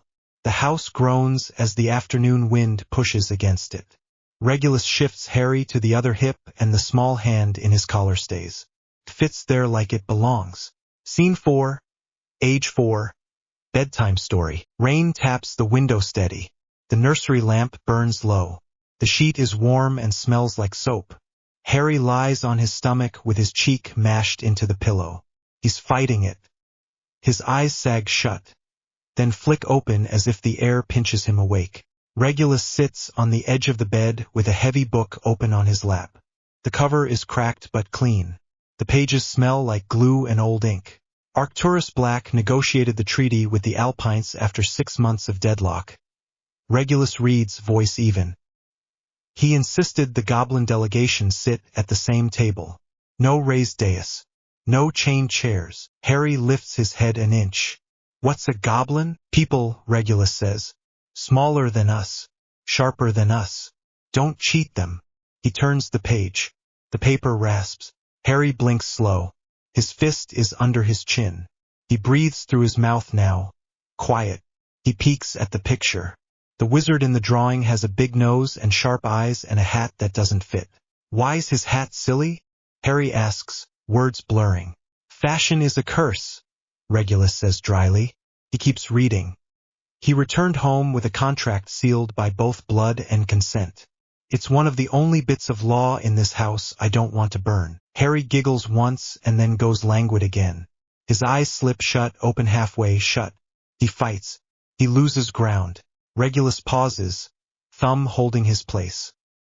He studies Harry's face, watches the little twitch in his cheek when a snore tries and fails, and watches the breath settle into a pattern. He thinks of a different book, hidden behind a false board in the study, and a different set of names written in cramped, young handwriting. His chest tightens. Tell me another, Harry murmurs without opening his eyes. Another, Regulus says. Another, Harry says, and yanks the sheet up to his ear. Tell me the snake one. Regulus looks at the family tapestry folded into his memory. The green threads that mean victory and the black ones that mean something else. Another one, then, he says. He flips to a page with less weight. Cassiopeia Black set up the charity for ruined families after the Elm Bank fire. She ran it for 12 years and never took her name on a plaque for it. What's a Horcrux? Harry asks suddenly, eyes still shut, voice small and clear because he isn't watching himself speak. Regulus goes still. The rain keeps up its quiet tapping. The lamp hums. Regulus swallows and finds his voice sitting very low. A word for later, he says. Harry opens one eye. Later when you're older, Regulus says. It's not a bedtime word. Tonight is for stories that end with everyone going home. Harry considers that and accepts it like kids do when they trust the person who said it. His eye shuts. His breathing evens. His mouth relaxes. Regulus slides a hand to the top of Harry's head and rests his palm there for a second, warm on soft hair. His thumb rubs a slow line through the curls because Harry always sleeps faster when someone does that. He closes the book without the clap of pages, stands without making the bed move, and sets the book on the table and turns the lamp down. He listens one more moment to the small sounds, breath, rain, old house, and then steps back into the hall. Sirius waits on the landing with 2 mugs. He hands one to Regulus. Steam fogs the rim. He asks any fun words? Sirius asks, quiet. Just the one, Regulus says. Sirius's mouth twitches. And, later, Regulus says. Sirius leans on the banister and looks down into the dark stairwell. Later keeps turning into now. I know, Regulus says. His face shows it when no one can see but Sirius. He feels the weight of the answer he hasn't given and the night he has planned where he will. He sips the tea and it burns the tip of his tongue. He doesn't wince. Scene 5. Age 5. Please and thank you. The kitchen smells like butter and onions. The pan hisses. The clock ticks, too loud. Harry sits on the counter with his heels drumming the cabinet. He wears a jumper with a hole in the cuff. Has jam on his cheek from earlier. Creature sets a plate on the table with a soft smack. He doesn't look at Harry, adjusts the fork so it sits straight, and adjusts it again. Harry watches him, serious. He swings his legs and then stops them. Creature pretends he didn't hear. He moves to the stove and stares into the pan like it owes him money. Harry clears his throat. May I have the carrots, please? Creature's ear twitches. He turns with exaggerated slowness. The young master would like carrots, he says, voice flat, as if carrots are a moral failure. He puts a small bowl of carrots on the table. He stands there. Harry slides off the counter. His feet thump the tile. He goes to the chair and climbs up and kneels because he can't see otherwise, looks at the carrots. And looks at Creature. He remembers the rest. Thank you, Creature sniffs. Humph. He picks up the teapot and sets it 1 inch to the right. He looks everywhere but Harry's face. Harry spears a carrot. He eats it. He chews carefully because Regulus said, clip chewing fast is rude when someone cooked for you. He swallows, then picks up another. They're good, he says, like he's reading it off a card. You made them good. Creature's mouth tries to twitch. He presses it flat. Creature is surprised the young master isn't spitting them onto the floor. Harry tilts his head. That's yucky. Indeed, Creature says. He lifts the teapot, doesn't pour because Harry is 5, and sets it back down. He stands very still, like a dog waiting for a second command it isn't sure is coming. May I help? Harry says, tiny brows pulled in. Creature blinks. He looks at the stove, then at the child, then at the stove. Stir, he says gruffly, giving in as if it hurts. One time around. Slow. Harry slides off the chair again and pads over. Creature puts a big wooden spoon in his hand and covers his fingers with dry, bony ones. Together they circle the pan once. The spoon drags through the onions. Steam hits Harry's face. He squints and grins. Good, Creature says. It is almost praise. He takes the spoon back like it might break. Sirius leans against the archway and watches, arms folded, a smile half hidden. Regulus sits at the table with a ledger open. He doesn't look up, but he's listening, and when Harry says thank you again, Regulus makes a small mark in the margin like he's keeping score and they're winning. Night, the house and the vow. The house creaks like an old ship. The wind runs along the eaves and finds any gap it can. The stairs complain under every foot. The wallpaper still smells faintly of old smoke under the newer soap. The kitchen is warm. The hall is not. The parlor sits in the dark, holds its breath. It's past midnight when Harry wakes with a sharp cry. He sits up fast and the sheet tangles his legs. His heart bangs. His throat hurts and he doesn't know why. He can't see for a second. His chest stutters like the day the portrait screamed. Sirius is there before the second cry. He moves quick, bare feet silent, and scoops him up. Got you, he says low.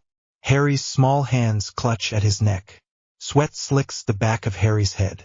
His skin is hot under Sirius's palm and then cool where the air gets in. Sirius rubs his back, up and down, firm. Bad dream. Harry nods into his shoulder. He tries to talk and only a rough sound comes out. He swallows. Snake, he says hoarse. Sirius glances over Harry's head. Regulus is already in the doorway with his wand lit low. His face goes flat at the word and then he smooths it. Come on, he says. Our bed. Warm sheets. No snakes in there. They take him into the master bedroom because it's closest and because they don't want to walk past the portrait. The bed is big and heavy. The mattress dips under their weight. The blankets are warm from earlier. Harry's breath slows as the heat gets into him. His fingers uncurl one by one from Sirius's collar. Water, Regulus says, already moving. He brings the cup he leaves on the dresser for nights like this. Sirius holds the cup. Harry drinks in small gulps, water running down his chin. Sirius wipes it with the heel of his hand. Okay, Sirius asks. Harry nods. He's still trembling around the edges. Sirius slides under the blanket with him. Regulus comes around the far side and lies down facing them. His eyes look strange in the low light, pale and awake. Harry wriggles and finds the place between them like he's done it 100 times. He presses his back to Sirius's chest and his toes to Regulus's thigh. He breathes out and sinks. His eyelids flutter. His breath comes in, out, in, like the house is breathing with him. Sirius stares at the ceiling for a long time. The plaster is cracked. There's a spot where the paint peeled and they never got round to it. He can hear the clock downstairs and the drip in the wall and Regulus's steady breathing. Snake, Regulus says, voice barely a sound. Just a dream, Sirius says. He puts his hand on Harry's chest and feels the steady thump under his palm. It anchors him. Just a dream, Regulus nods once. He watches Harry's hair move with each breath. He keeps his own breathing slow and even. His hand lies on the blanket near Harry's shoulder, not touching, fingertips curled just enough that he could grab if he had to. Minutes stretch. The house clicks and settles. A lorry goes past 2 streets over and the windows rattle. Harry sighs in his sleep and shifts. Sirius adjusts the blanket with one hand until it sits right at Harry's chin. Regulus reaches and tucks the corner by Harry's shoulder. They don't speak again. They lie there, backs warming the cold spots the other missed, the small body between them heavy and safe. The old house stands around them, ugly and stubborn, and holds. Sirius watches the crack in the ceiling and thinks of the steps outside the ministry, the flashbulbs, the way his hands shook. He presses his palm a little firmer over Harry's heartbeat until his own chest eases. Regulus watches the curtain edge and the thin slice of orange from the street lamp and thinks of a word he didn't explain and a night that will come sooner than he wants. He lets the thought go because the bed is warm and because the breath between them is steady and because right now later is still later. Harry sleeps. The wind dulls. The radiator ticks once. Sirius and Regulus do not sleep for a long time. They keep watch with their eyes open, one to the crack in the ceiling, one to the door. They don't say it out loud. They don't need to. We protect him. We keep him. We do not let anyone take him. Harry snuffles and presses closer, half rolling, a little furnace between them. Sirius smiles without meaning to. Regulus lets out a breath he didn't know he was holding. The vow sits quiet in the room with them. Not magic. Not a ritual. Just a choice they make again and then again. Downstairs, behind the curtains and the reinforced frame, a portrait keeps its mouth shut. This house is still dark and heavy. It's also home, and the three of them make it hold. Chapter 4.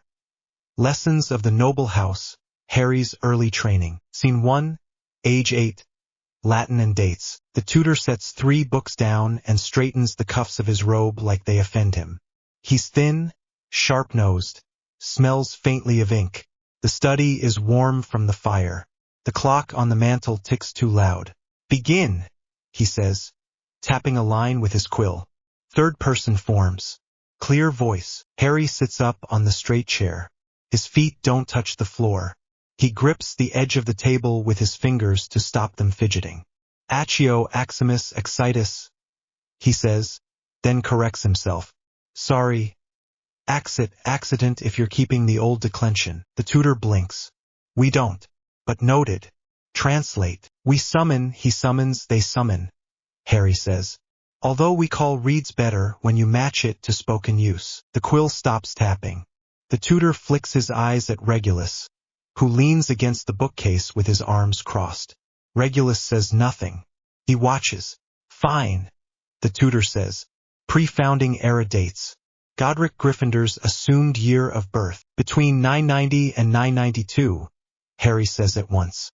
The 2 marker in Godric's Hollow uses 990, but the parish records from Upper Barrow list a God Eric the Gold, with a land claim dated 991. It's probably the same man.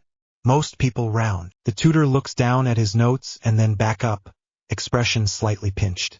The curriculum uses 990. It's fine to use that, Harry says. He shrugs. It's just not exact. A small cough from the door. Sirius is there with a tray and 3 mugs. Tea, he says cheerfully. Because Latin's awful without it. The tutor clears his throat and pretends he hadn't been wrong in his own notes. Continue. Recite the safety clause for fire calling in the old form. Harry doesn't need to look. Nisi domus parata, nix et sinus in parvo orbtenianter, he says, and then adds, keep ash and snow in a small circle if the home's not prepared. It's about containment. Modern version is shorter. The tutor studies him. Who taught you the variant? Harry glances at Regulus. We read both forms last winter, he says, and we compared how people talk to how books tell them to talk. Uncle Reg says the second bit matters. Regulus lifts one shoulder. Words mean nothing if they don't hold under pressure. Sirius sets a mug by Harry's elbow. Drink, he says, then show off again. It's very good for our egos. The tutor adjusts his cuffs a second time. He looks at Regulus like, what have you done to this child? Regulus looks back, steady. The quill doesn't tap again. Very well, the tutor says. Let's make this interesting. Conjugate protego in the future and apply it to a hypothetical countercharm in a crowded corridor. Harry smiles a little. He likes the hard ones. He speaks the forms cleanly, then sets a scene with bodies, noise, and elbows. He shortens the line of Latin to something he can spit between breaths and shows where he'd stand to keep a blast from clipping the person behind him. The tutor's eyebrows go up. That will do, he says softer. Again. Harry goes again. The fire pops. Outside, a cart rattles by. He doesn't hear it. He's busy. Scene 2, age 9. Forks and knives and faces. The dining room looks dressed for someone else's house. White cloth. Silver that needs polishing again, no matter how much creature polishes it. 2 candles. A glass of water at each setting. The air smells like clean linen and butter. Regulus sits at the head. He's not in full robes, but the cut is sharp. Sirius slouches at the other end in a jacket that refuses to sit right on his shoulders. Harry sits to Regulus's right with his napkin across his lap and his back straight. "Welcome, Lord Black," Regulus says with a straight face. Sirius snorts. "Behave," Regulus adds without looking at him.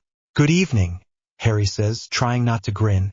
He dips his head toward Regulus first, then toward Sirius. He sets his fingers on the table the way Regulus showed him, not quite touching the fork. "Place setting," Regulus says. "Go, outside in," Harry says. He taps each piece. "Soup, fish if there is one, then main, then dessert. Knife blades turned in. Water at the right, wine at the left if you're being contrary." Regulus makes a quiet sound that might be approval. Greeting, insult, deflection. Sirius perks up. "Oh, good.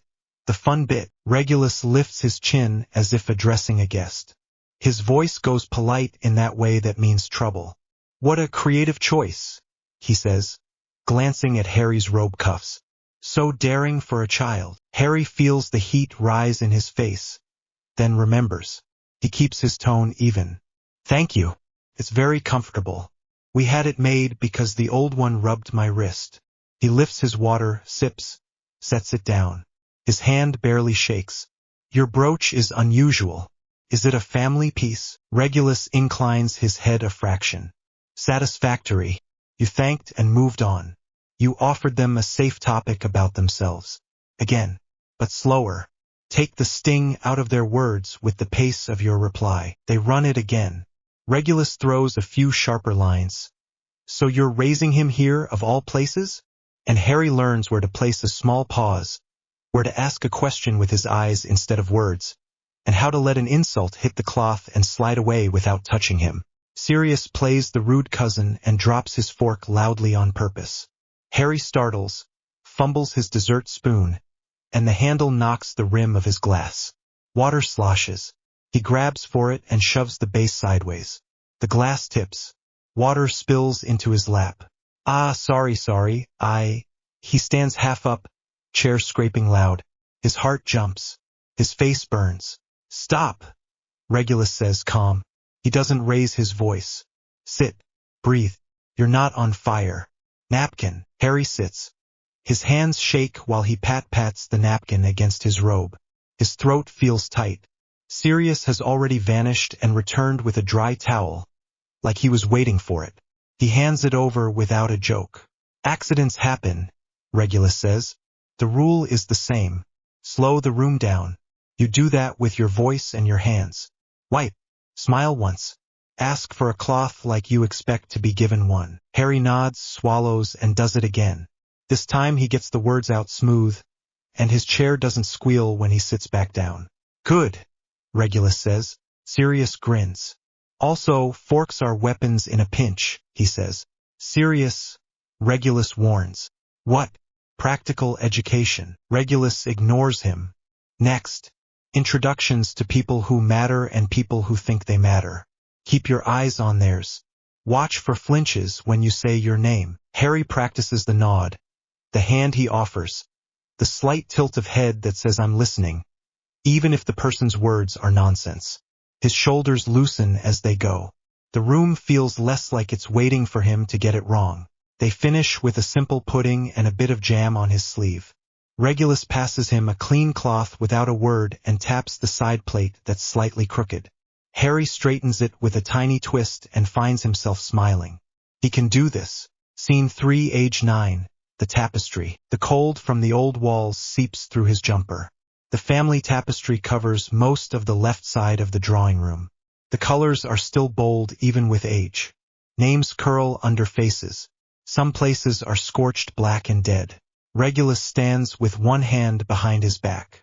Sirius lingers a step behind Harry, hands in his pockets, face set. The room smells like old wool and polish. Regulus points. "Here," he says. "My name." He traces a burned oval where a name used to be. Your godfather's name here, burned off by our mother. She did that herself. She liked to make it a show. Harry swallows. The black marks look like scabs. Because you left, he says. Because we didn't follow the family's ideology, Regulus says. He says ideology like it's something he scraped off his boot. He moves his finger. This branch tried to hide its worst acts behind pretty words and old rules. Some of those rules are worth keeping. Most aren't. Harry looks up. Did she hurt you? Not the way you're asking, Regulus says. He lets a breath out through his nose. But yes, Sirius shifts his weight. You don't have to, he starts. It's time, Regulus says, quiet. He kneels so he and Harry are eye to eye. His voice stays very plain. When I was younger, I joined a group that called itself the future of our world. I did stupid, cruel things because I wanted to be important and I wanted my mother to stop screaming.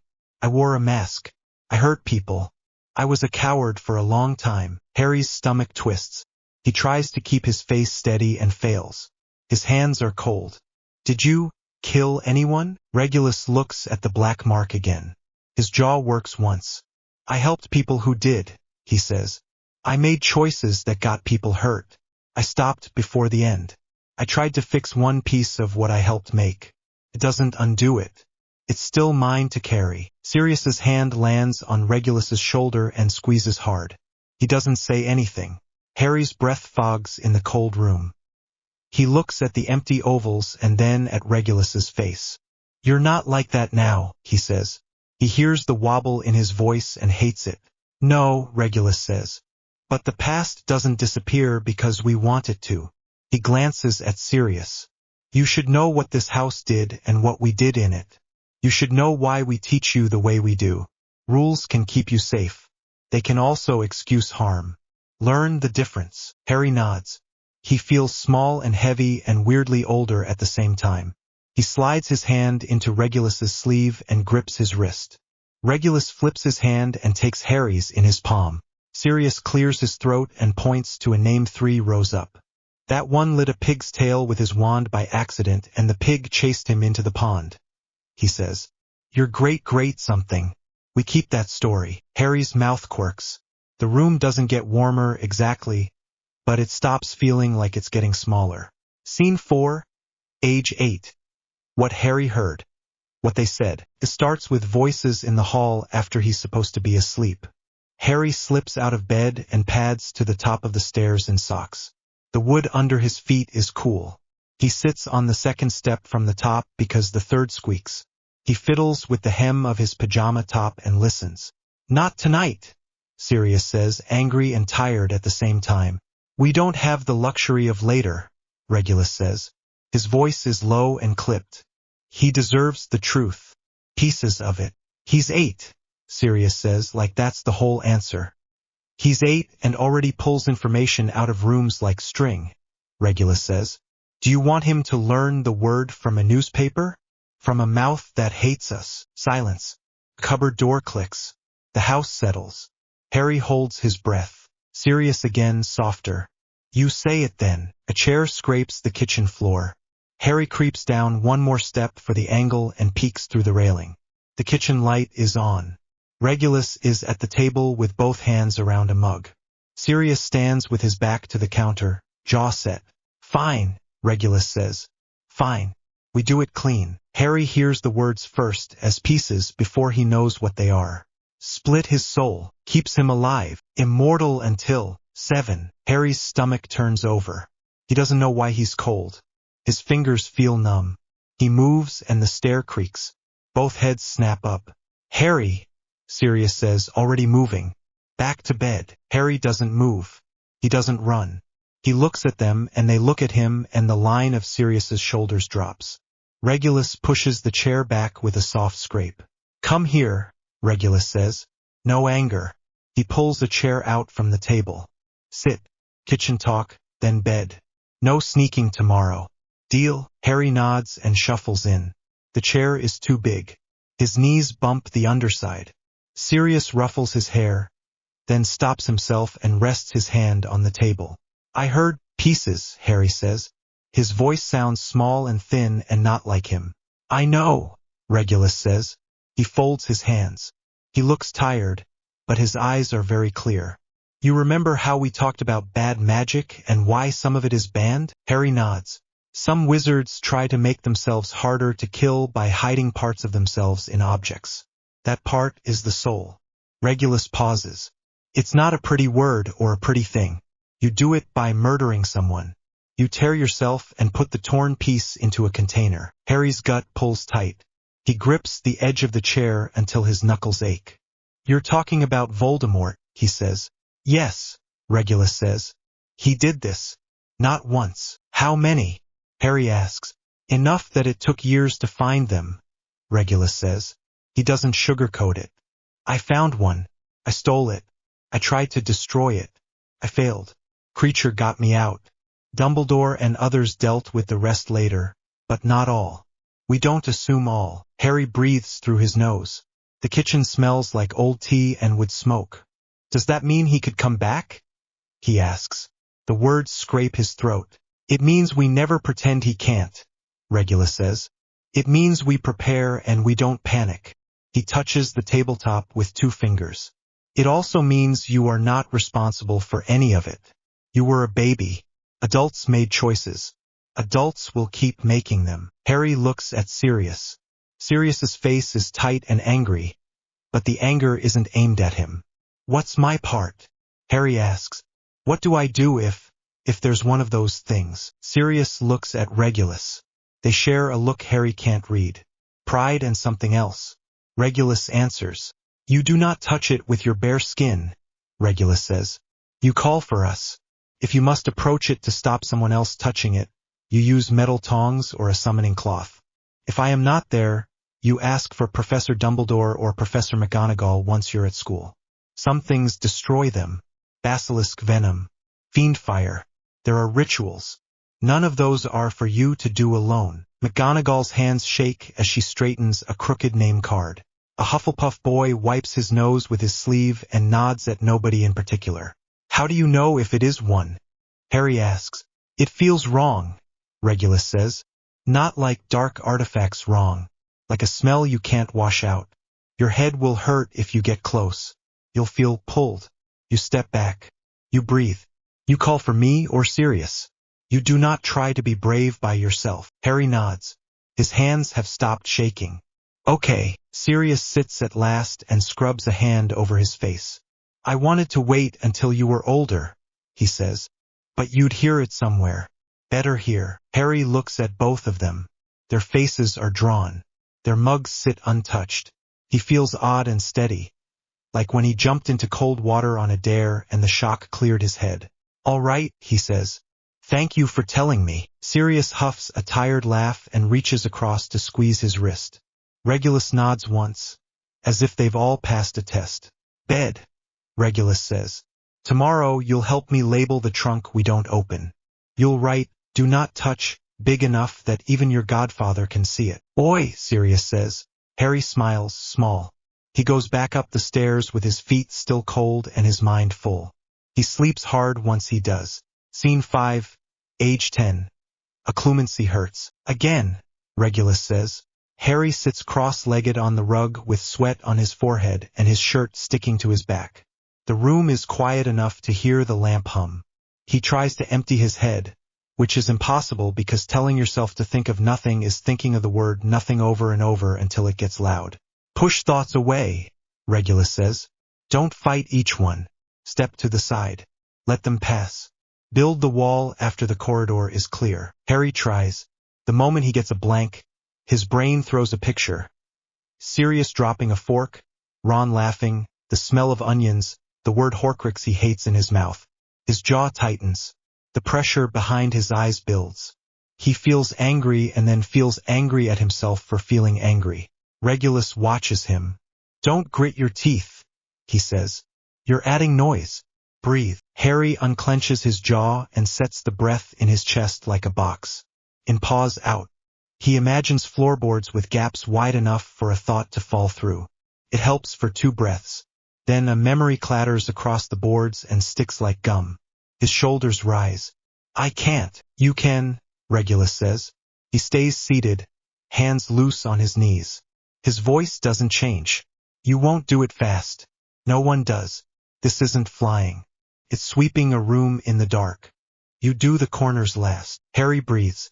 He remembers to drop his shoulders, names a thought as a label and pushes it left. And names the next one and pushes it right. They obey just enough to give him the space to imagine a wall. Not big. A knee-high garden wall. He sets the first brick. It's wobbly. He sets the second. Sweat runs into his eye. He blinks. The wall collapses. A sound escapes him, quiet and furious. He scrubs his sleeve across his face and resets his hands on his knees. Good, Regulus says. It fell, Harry says, annoyed. You noticed it fall without panicking, Regulus says. That is progress. Again, they go again. And again. Harry's head aches. A tight ring just above his ears. He wants to throw the exercise across the room and run outside and shout, which is ridiculous because it's just thinking in a tidy order, but it hurts like he hit something. Last one, Regulus says. Then water. Harry closes his eyes and tries one more time. He pushes a thought. It wriggles and sticks a foot out. He pushes harder. It goes. He sets 3 bricks. The 4th. He doesn't try to make it perfect, lets it be crooked. And keeps breathing. He opens his eyes. Regulus is watching him with a look Harry can't place at first. It's small and warm and gone in a second. Good, Regulus says. You felt the edge. That's the start of a shield. Harry wipes his face again. It felt like I could say no, he says slowly. That's what it is, Regulus says. A door you control. You won't hold it if you're scared and panting. You will hold it if you know your breath. Sirius leans into the doorway with 2 glasses. Water, he says, and tosses Harry a rolled-up towel. You look like you wrestled the rug and lost. Harry drinks. The water is cold and tastes like metal. Feels good. His head still hurts, but the ache sits further away. When do we try with you in my head? He asks Regulus. When you can build the wall twice in a row without cursing. Regulus says, deadpan. Sirius grins. That's cruel. He's 10. Exactly, Regulus says. Plenty of curses available. Harry laughs and then winces because his temples throb. He takes another drink and sets the empty glass down carefully, wants to do it again and he doesn't. And settles for breathing right until the room feels normal. Scene 6. Age 10, the burrow. The Weasleys' house leans and creaks and smiles at you when you step inside. The kitchen is chaos in a friendly way. A pan boils over while a chicken wanders past the back door. Someone laughs upstairs. Something explodes softly in a room even higher. Molly sweeps him into a hug before he can dodge. Oh, look at you, she says, pulling back to squint. Skin and bone.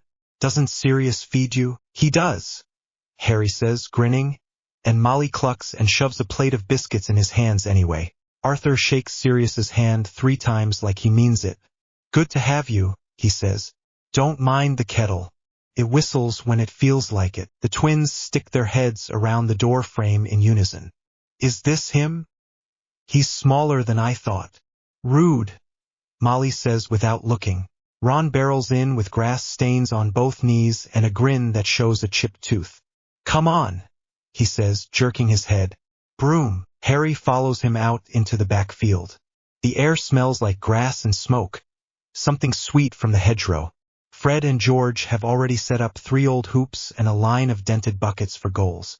Ginny hangs off the fence, eyes bright. You fly careful at home? Ron asks, already straddling his broom. Mostly, Harry says. Don't, Ron says and kicks off. They blast across the lawn. The brooms are old and complain. But the wind on his face is clean and the laughter from the fence keeps time. Ron shows him a sloppy barrel roll. Harry copies it and over-rotates. The world tilts. He yelps, rights himself, and hears Sirius swear once under his breath from the porch. Again! Ginny shouts. Harry does it again. He gets grass stains on his nice robe and doesn't care. The twins set up a moving target made from a saucepan on a string and Harry nails it on the 3rd try. Ron whoops. Molly shouts from the kitchen window to not break her good pot. The pot clanks the fence and survives. Inside, The living room has mismatched chairs and a clock with hands that say where people are instead of the time. Points to home for everyone. Harry sits on the rug with Ginny and feeds bits of biscuit to a cat that refuses to pretend it likes him. Percy lectures him about prefect duties for 5 full minutes until Charlie wanders in and drags Percy away by his elbow with a "not now, mate." Sirius drinks tea with Arthur and pretends not to watch Harry every 10 seconds. Regulus sits at the edge of the clutter and doesn't touch anything, but his shoulders lower a notch. He watches Molly fuss over a burn on George's thumb and something in his face eases. Harry goes home with mud on his cuffs, hair full of wind, and a grin he can't shake. The old house smells like polish again when they step in, but it doesn't feel tight. Sirius peels off his dirty sleeve, laughs at the stain. "Worth it," he says. "Wash before dinner," Regulus says. "Mud does not season the soup." "Does too," Sirius says, and ducks the towel Regulus throws. Scene 7, age 10, the gala. The ministry atrium shines. Marble floors, floating lights, people in robes that rustle when they turn. The air smells like perfume and wine. Parchment. Harry stands a half step behind Sirius, who has tied his hair back and looks like he'd rather be in a pub. Regulus looks carved and calm. "Remember," Regulus murmurs. "Watch the eyes.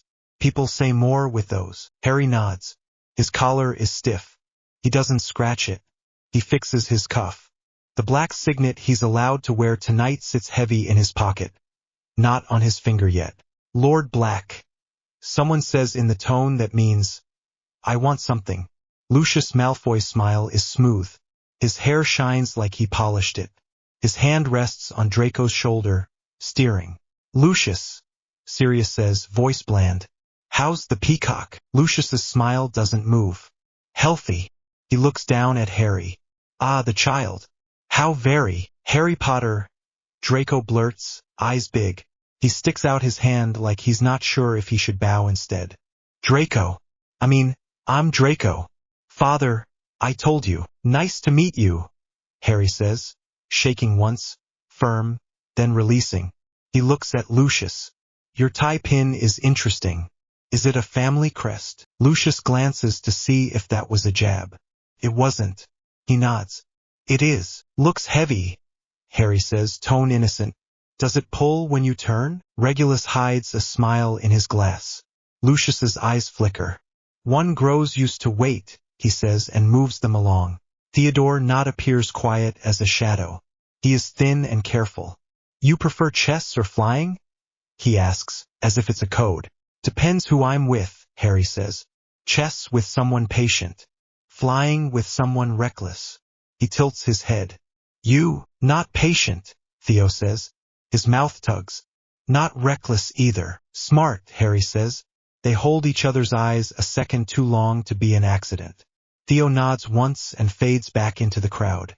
Daphne Greengrass arrives like she's already practiced this. Her dress is simple. Her eyes are not.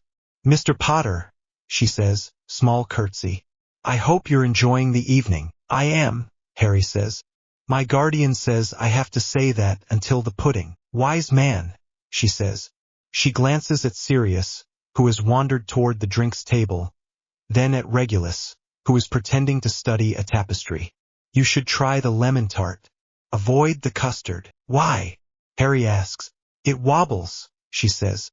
"And Mr. Cresswell laughs if it lands in your lap." He laughs very loud. Harry files that. "Thank you," he says. He doesn't overdo it. She tilts her head and accepts the credit like a professional. They move through introductions and traps. Harry deflects 2 insults about his robe color by asking for stories about the person's childhood tutor. People like to talk about themselves. He keeps his eyes on eyes. He sees who flinches when Regulus's name is said and who stiffens when Sirius laughs too loudly. He catalogues mannerisms the way he catalogues Latin endings. By the time pudding actually appears, he's tired. The lemon tart doesn't wobble. He eats it standing next to a pillar while Regulus quietly points out who has actual power and who only thinks they do. Harry nods and doesn't stare. "Good work," Regulus says later when the crowd thins. "You didn't get cornered." "I nearly did," Harry says. "Mrs. Parkinson tried to herd me." "You hopped the rope," Sirius says, grinning. Graceful. Harry snorts. He doesn't say it felt like a game, doesn't say it also felt like being watched by a room full of cats, and puts both in his pocket. He's learning to carry two truths at once. Scene 8, letters and a ring. The owl hits the window right after dawn with a thunk. Harry sits up too fast and smacks his elbow on the headboard. Ow, he says, and then laughs because it's his birthday and he knows what that means. Sirius is already at the window, hair a mess, yanking the sash up. The owl stomps in, haughty and damp. Regulus appears in the doorway with his dressing gown tied properly and his face composed. But his eyes are bright. The envelope is thick and off-white. Hogwarts School of Witchcraft and Wizardry in green ink. Harry's name. His hands shake when he takes it. He swallows and tries to stop smiling. He fails. Read, Sirius says, bouncing on his toes like he's 10. Harry breaks the seal carefully. The wax cracks. The letter slides out. He reads the words out loud even though everyone knows what they say because hearing it makes it real in the room. We are pleased to inform you. His voice wobbles. He clears his throat. Term begins 1st of September. List of books and equipment enclosed. Sirius whoops loud. The owl startles and flaps. Regulus's mouth does the small, rare curve that means more than a grin. He steps forward with a box in his hand. It's old wood. The hinges are smooth and quiet. This is yours, he says. Harry looks up, startled. Regulus opens the box. Inside is a signet ring set with a dark stone. It isn't flashy. The metal is worn smooth by other hands. Harry can feel the magic sitting in it from where he stands. A low hum that doesn't push. It's a black ring, Regulus says. Not the head of house. A ward ring. It will sit on your finger while you're at school and it will do what I tell it to do. Warn you, warm when wards near you trip, cool when someone lies through an oath, and burn if you try to do something very, very stupid. Sirius barks a laugh. That last bit was my addition. It was, Regulus says. He lifts the ring out. Left hand. Third finger. It will resize. Harry holds his hand out. His palm is damp. Regulus slides the ring on. It tightens just enough to sit right. It warms once like it recognized him, then settles. Harry shivers. Feels odd, he says. Good, Regulus says, voice tight in a way Harry doesn't hear often. It should. It means it's working. He clears his throat. There are protections bound in. If you are hurt and we don't know where you are, it will tell us. If someone tries to strip it, it will scream. Loudly, Sirius says. Ask me how I know. Harry looks at the ring, then at both of them. His chest feels full and light and scared all at once. Thank you, he says. The words don't seem big enough. Sirius pulls him into a hug that knocks the air out of him. Harry laughs into his shoulder. Regulus lays a hand on Harry's head for a second, then steps back as if he needs the distance to breathe. Books today, Sirius says into his hair. Cauldrons. Robes. We're getting you decent gloves. I don't trust the school ones. We'll write to Professor McGonagall about your electives, Regulus says, and we'll go over the rules again. You will break them. We will pretend to be surprised. Then we will adjust. Harry snorts. He looks down at the letter again. His hands have stopped shaking, but his heart hasn't. Thuds quick and hopeful. The house hums around them. The old boards creak like always. The ring is warm against his skin. He goes to the window and looks out at the street. The sky is ordinary gray. The day smells like rain. Bread. He presses the letter flat with his palm and closes his eyes for a breath. When he opens them, Sirius is already arguing with Regulus about broom models for first years, and Creature is muttering about lists and proper shoes, and the owl is pecking at a leftover biscuit on the dresser. Harry smiles, big and a little frightened. He holds the letter up to the light, reads the first line again, and feels the floor steady under his feet. This is it. He's going. Behind him, Sirius and Regulus fall quiet for a second and just watch him. They don't say anything, don't have to, and know what this means. They know he won't be a child in quite the same way after today. Harry folds the letter and slips it back into the envelope. He rubs his thumb over the ring once. It warms, then settles.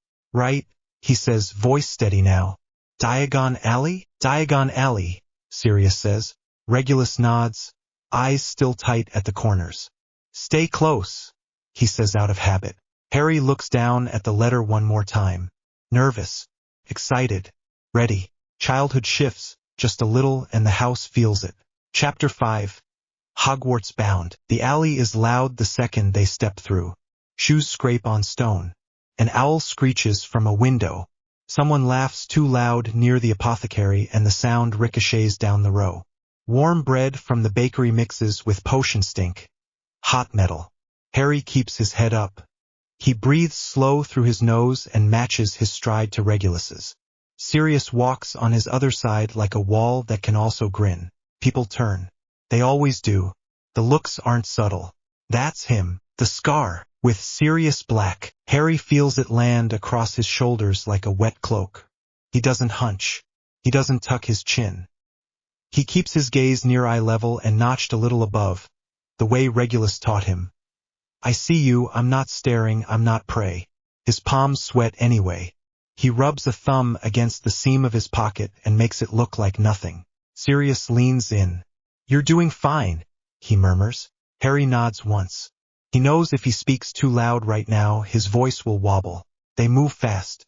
Flourish and blots. A rush from the door when two boys barrel out arguing about dragons. Harry sidesteps without flinching. Madame Malkin's is next. The bell rings when they push in. Cloth everywhere. Pins in cushions. A girl on a stool lifts her arms as someone fixes her sleeves. Welcome, dears. Madame Malkin calls. Growing like weeds, all of you. Come along, come along. First years to the right. Harry steps where she points. He shrugs off his outer robe and stands on the marked square. The measuring tape jumps like a small, rude snake and snaps his shoulder. Ow, he says, half laughing. Hold still, Madame Malkin says, amused. The door rings again. Calm, smooth steps. Lucius Malfoy's reflection appears in the long mirror before he does. He looks exactly like he always looks. Draco is with him, a little tighter around the mouth than last time. Madame Malkin, Lucius says, voice like polished wood. As efficient as always. Flatterer, she says, flapping him off with a pin. Stand still, Mr. Malfoy. Lucius's eyes find Harry in the mirror. Pause barely long enough to name. He turns. Mr. Potter, he says. How convenient. We were just discussing house placements. Sirius's reply is mild and dangerous. Were you? Lucius smiles at him. I trust young Harry will honor the Black family tradition of Slytherin House, he says. It's said like a courtesy, not a command. It isn't a courtesy. Harry's jaw tightens. He breathes. Sirius's smile doesn't reach his eyes. Harry will honor his parents' tradition, he says. He'll choose his own path. Lucius lifts his eyebrows a fraction. How modern. Regulus doesn't move from his lean beside the counter. How provincial to think choice is modern, he says soft.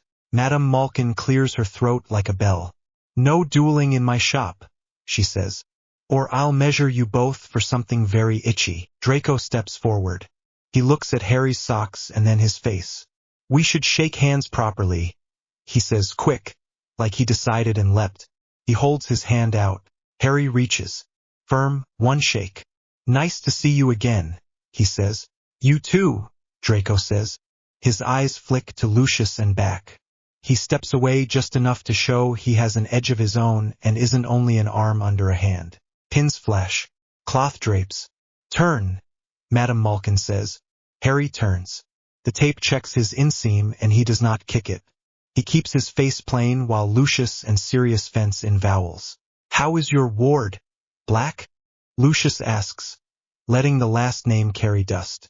Healthy, Sirius says. Fast on a broom. Dangerous with jam. Jam is a menace, Regulus says dryly. Lucius's gaze cuts to the faint shadow of the black ring under Harry's sleeve. He notes it and files it without comment. The air in the shop thins. Madame Malkin makes a satisfied noise and pins the last cuff. There, she says. You'll grow an inch before Christmas. I can smell it. I left room. She flicks the robe. Next, they pay. Outside, the noise swallows them again. Harry exhales. Sirius bumps his shoulder the way you do when you can't hug someone in public without starting a chorus. Regulus shifts closer as two women stage whisper near the window about prophecies. Cauldrons. Gloves. A list in Regulus's neat hand appears whenever Harry's eyes fog. They check boxes. Harry's shoulders loosen as tasks replace staring. He runs his fingers over the spine of his charm's text and feels the press of letters through leather. He likes the weight of the bag as it fills. By the time they reach the leaky for lunch, his nervous energy has a place to sit that isn't his throat. He eats half a pasty, wipes grease with the thick pub napkin, and listens to Sirius complain about price gouging on brass scales. Regulus writes to Professor McGonagall about a sensible electives plan and a possible dispensation for broom practice with proper adult supervision. He writes without looking up while Harry talks about owl species with Tom, who has opinions. Early night, Regulus says later, when the lists are done and the street starts to empty. Tomorrow will be loud. Tomorrow will be brilliant, Sirius says. He looks at Harry. You know the drill. Walk fast, head up. Ignore nonsense. If someone actually bothers you, I bother them. Sheriff Black, Regulus says. Deputy Black, Sirius corrects. Sheriff Potter soon. Harry smirks. It helps. King's Cross is a mess of noise and steam and too many bags banging into knees. Sirius shoulders a trunk end like it weighs nothing. Regulus handles the owl with terrifying focus because the owl hates the trolley and wants to murder it. The barrier is a plain stretch of brick between platforms 9 and 10. People stream past. No one sees the three of them slow down. Straight at it, Sirius says. Don't think about it. Harry nods. He sets his hand on the trolley rail. The metal is cold under his palm. He waits for the break in the crowd and runs. The brick doesn't hit him. The world pulls and twists and drops him into sound. A scarlet engine. Steam. Laughter. Cats in baskets complaining. Witches calling to each other over stacks of trunks. The sign overhead says Platform 9 3/4 like that's a reasonable name. Harry laughs out loud. He can't help it. Nice, right? Sirius says, close to his ear. Yeah, Harry says. His heart goes fast, but not from fear. From this, they find a spot near the second carriage where you can breathe. Students stream around them. A small girl drags a trunk with both hands and keeps dropping it on her foot. Twins argue about whether a rat can be taught to fetch. Everything smells like hot metal, wool, and sugar. Sirius drops the trunk into the rack with a thud. He turns and grabs Harry like he's afraid someone will steal him if he blinks. Right, every week, he says into Harry's hair. Every week. You hear me? Harry tries to nod, but his face is mashed into Sirius's shoulder. Every week, he says muffled. He pulls back. Sirius's eyes are too bright. Regulus stands with both hands tucked behind his back like he's containing himself by force. He steps in, fixes Harry's collar, and smooths a wrinkle that doesn't exist. Remember your lessons, he says. His voice is steady. Then it isn't. Think before you speak when speaking will close a door you need. Think after you speak when opening a door will do more good than being right. I will, Harry says. His chest hurts in a stupid way. Regulus slips a hand in his pocket. Harry feels the press. He looks down. 2 small discs sit under his fingers. Rough metal. A faint hum. Emergency port keys, Regulus says, quiet. 1 comes to me. 1 to Sirius. Only if you must. They will set the room screaming. You will not like the feeling. You will do it anyway if you must. Sirius tries to joke and fails. Try not to must, he says. Harry nods. He shoves the discs deeper and keeps a hand there like he can hold the decision in place. The whistle blasts. The platform jumps. Time, Regulus says. Comes out like someone squeezed his throat. Harry hugs him first this time. Fast and hard. Regulus freezes for a breath and then folds down around him like his bones remembered how. When he lets go, his face is composed again, except for the corners of his mouth. Sirius pulls Harry into one more mess of arms and hair and breath. Then he pushes him gently toward the train. Go make trouble, he says, voice rough. Good trouble. Harry nods, turns, and climbs. He finds an empty compartment 3 doors down. He slides the door shut, hauls the trunk onto the rack with both hands, wins the fight, and drops into the seat with a huff. His shirt sticks under his arms. He peels it off his skin and makes a face. The whistle screams again and the floor shivers. The door bangs open. A red-haired boy peers in. Freckles, long nose, jumper a size too big. Everywhere else is full, he says, breathless. Mind if I come in? Harry says, already standing to help with the trunk. The boy blinks at his hand, then at his face, then blinks again in a different way. You're Harry Potter, he says, amazed and also like he said the words in his head 1,000 times and didn't think he'd say them out loud. Sorry. Hi. I'm Ron. Nice to meet you, Harry says. He grins because Ron's expression is too honest not to. I've met your family. Ron turns pink. Oh, right. Mom fussed, didn't she? She fed me biscuits, Harry says. I owe her my life. Ron laughs and drops into the seat across from him. He pulls a squashed sandwich from his pocket and looks at it like it betrayed him. You fly good, he says after a beat. At home, you fly fun, Harry says. Which is better? Ron tries not to preen and fails. They talk easy. Quidditch positions.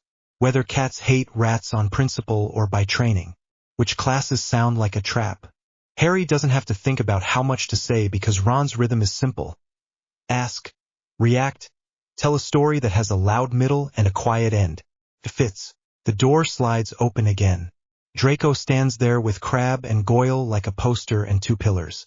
His eyes flick around the compartment and land on Ron's sandwich like it is beneath notice. Potter, he says, come sit with us. Better seats with the right sort. Ron stiffens. His ears go red. The right sort, he repeats. Harry's chest tightens. He doesn't want a row. Not immediately. He also doesn't want Ron thrown away like a wrapper. There's room here, Harry says. Easy. Like this is a thought that occurred to him. He gestures at the bench. Sit with us. Draco's face does a quick set of small calculations. He looks at Ron, looks back at Harry, and watches for trap and doesn't find one. He sits. Crabbe and Goyle wedge themselves near the door like furniture. Ron bristles. We didn't. Ron, Harry says soft. The one word lands. Ron rolls his eyes and slumps but stops glaring before it becomes a thing. Draco lounges. Studied. So, he says. First years.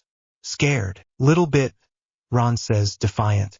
Little bit, Harry says plain. Not at all, Draco lies. Harry almost laughs. He doesn't. We got our robes at the same time, he says. You look less like a curtain now. Draco smirks. You looked like a curtain then. Better now. Ron glances between them, suspicious and a little lost. Do you just insult each other for fun? Sometimes, Harry says. Sometimes we say useful things. What's useful? Draco says. Is not getting stuck next to a troll in potions. Ron bristles again. What's that supposed to mean? Nothing, Draco says too fast. Only that Snape favors house. Or favors talent, Harry says. Or favors who doesn't blow up his table. We'll see. A small girl appears in the doorway like she arrived mid-run and forgot to stop. Brown hair. Big front teeth. Books clutched tight. Sorry, she says fast. Has anyone seen a toad? A boy named Neville's lost one. No, Ron says. No, Draco says. No, Harry says then.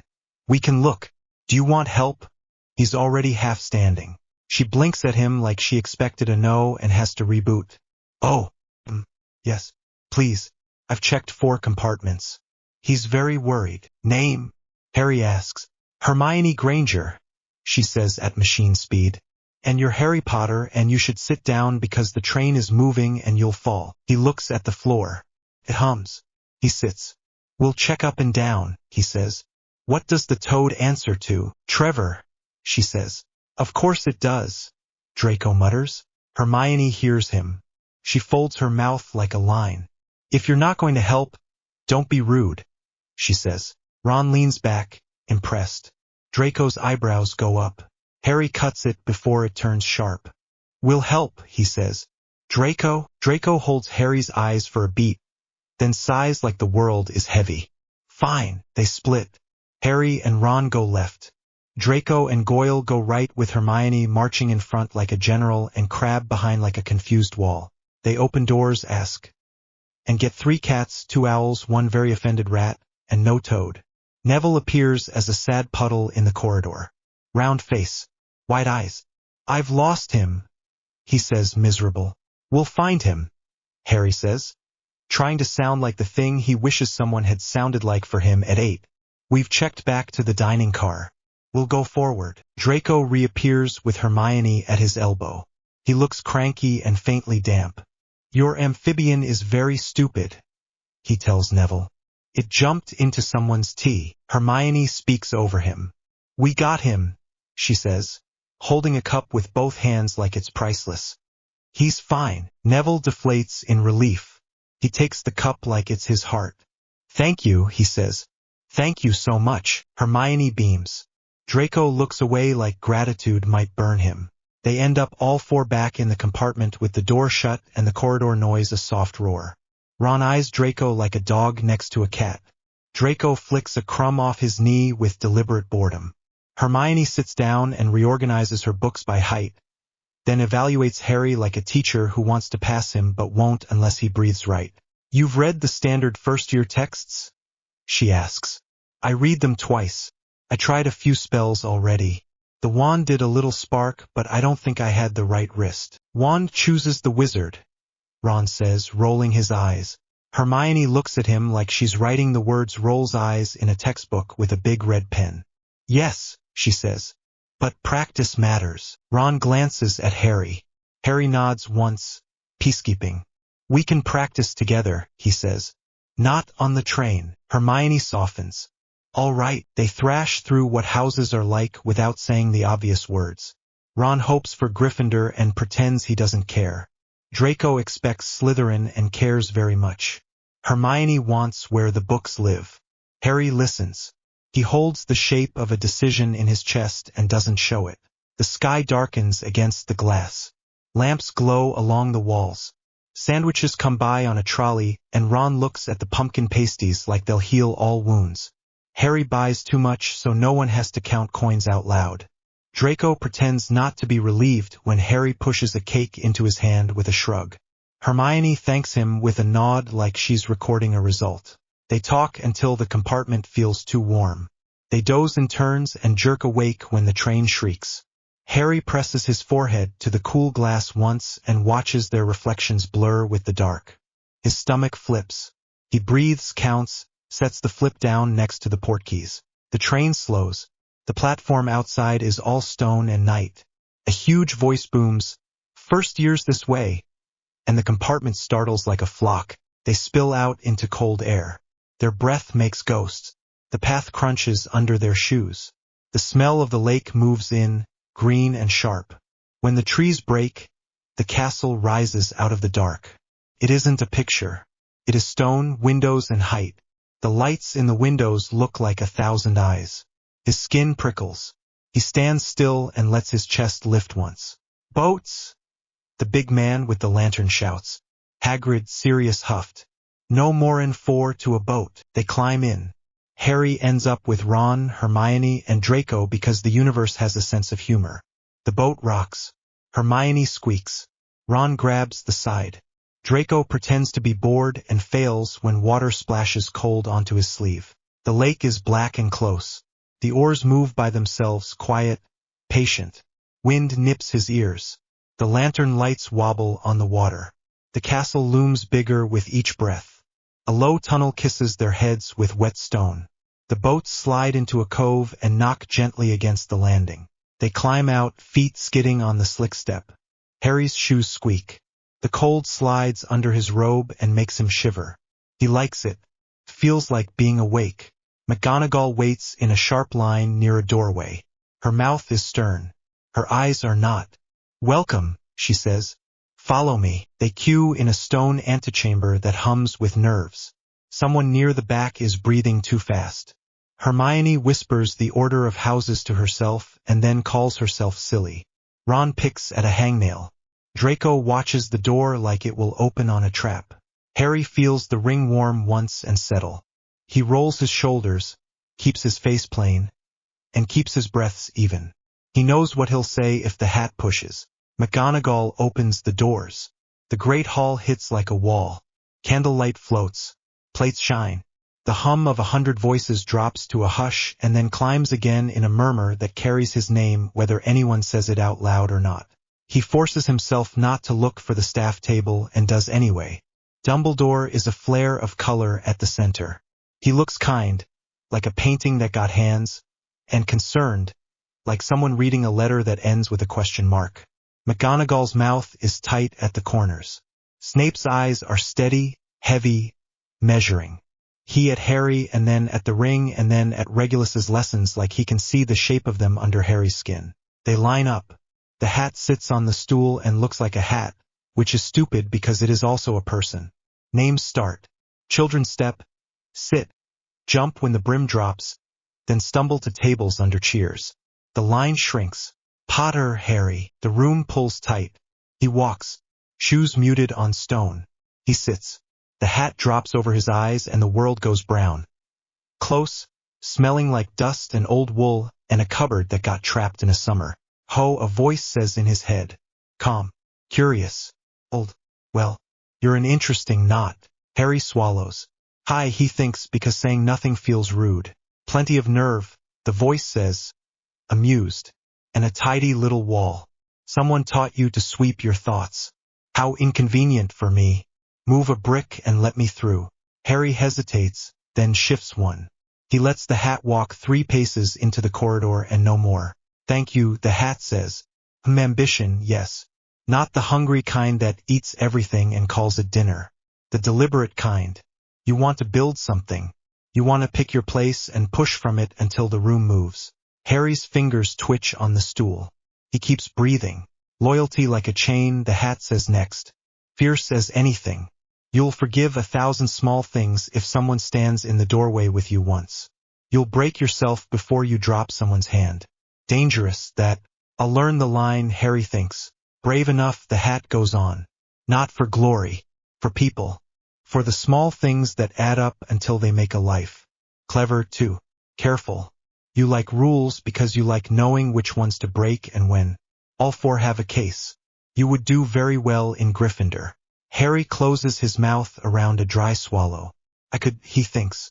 But I won't do the most good there. A statement, the hat says, interested.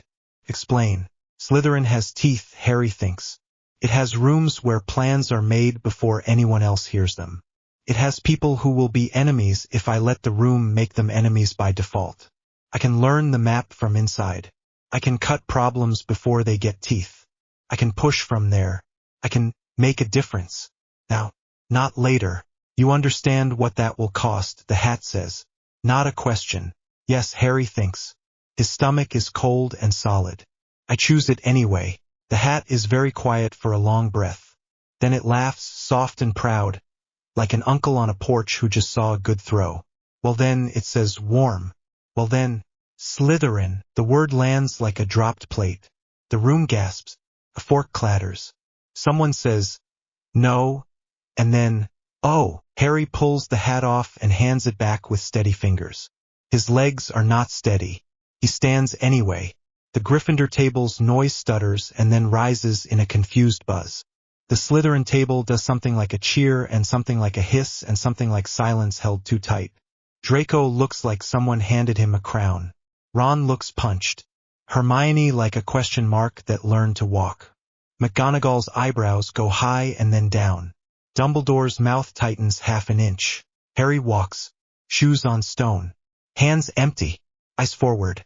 He feels every stare like a tap between his shoulder blades. Doesn't speed up. And doesn't slow.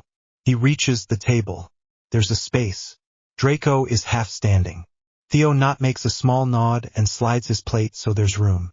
Daphne watches like she's assessing a move on a chessboard and deciding whether she likes it. Harry sits. The bench is hard. His heart is loud. He sets his palms flat on the wood until they stop shaking, breathes, and tastes metal and lemon tart. Across the hall, Ron stares, red-faced, hurt and confused and not hiding it. Hermione catches Harry's eye and doesn't look away. She tilts her chin once. He nods back, small. He thinks of Sirius's grip on his shoulders and Regulus's hand putting the ring on his finger. He thinks of the door he chose to walk through. Dumbledore watches him like a man counting steps in a dark room. Concern sits on his mouth like a habit. Harry lifts his head. He looks down the length of his new table. He looks at the faces that will be his morning and his night, his arguments and his allies, his problems and his path. His pulse steadies. He is not wrong about what this will cost. He is not wrong about why he picked it. This is where he can make the most difference. He picks up his cup. His hand doesn't shake now. He drinks, sets it down, and feels the ring warm once against his skin like a heartbeat that isn't his. Up at the teacher's table, Dumbledore's eyes fix on him and don't move. Chapter 6. Serpent's Nest. The common room door grinds shut behind them and the cold hits along his wrists first. Damp stone. A low fire snaps in the grate but doesn't beat back the chill. Green light bleeds through the long windows from the lake outside. Lays on the carpet in strips. The room smells wet, a bit metallic, and faintly of old smoke. Footsteps echo off the ceiling. Voices hush as soon as Harry steps down the last stair. He keeps his face plain. That's what Regulus drilled into him. Heart fast is fine. Hands steady anyway. People stare. A few don't bother to hide it. Whisper, whisper. Potter, Slytherin, thought he'd no look. The ring, Regulus Black's ward. Dumbledore's face though. Draco steps up beside him like he's supposed to be there. Chin high. Easy smile. This way, he says, not quiet, making sure it carries. First year's on me, it's a show. Harry clocks it and lets him have it. They move through the room. Older students tip their heads. One or two give the smallest nods. A seventh year by the window leans back and smirks. Draco gestures with a loose hand. That's our corner, he says. Fire's better on this side. Don't bother with those seventh years, they're idiots. The seventh year hears that. His smirk grows. The boys' dorm's down here. Draco goes on, pushing a brass latch. The corridor breathes cold at them. You'll learn which taps stick, which stair squeaks, where Filch can hear you from. Don't leave your shoes out. The lake weeps into everything. Harry files the details. He nods once. Got it. They circle back to the common room proper so they don't look like they're running from stairs. Theo Knott watches from a chair he's half folded into, book shut on one finger. Daphne Greengrass sits straight-backed near the mantel and doesn't pretend not to assess him. Pansy Parkinson whispers behind her hand to Millicent and glances at Harry in quick darts, like she wants a reaction and also wants to look like she doesn't. Draco stops by the fire. We sit here, he says. He taps an empty end of a long leather sofa. You too, he adds to Harry lower. It'll help. Harry sits, heat on his shins. The green light moves when a fish slides past outside. The room hums. Someone snorts. Someone laughs too loud and then stops. A seventh year peels off from his group and strolls over. Tall. Hair slicked back. Prefect badge dull in the green. He looks Harry up and down, lazy. So it's true, he says. The Savior's a snake. He grins at Draco without warmth. Recruited him yourself, did you? Draco's mouth tightens. He chose, The seventh year's eyes flick to the ring. Careful with the strays, he says. You feed one, next thing you know the place is full of... He lets it hang, then says it anyway.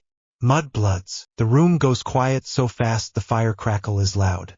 A first year on the farce sucks in air. Daphne's eyes cut sideways and then flat. Theo sits up. Harry feels the moment try to shove him. He doesn't stand, doesn't reach for his wand, and lets his mouth move into the smile Regulus showed him. Polite, sharp at the back.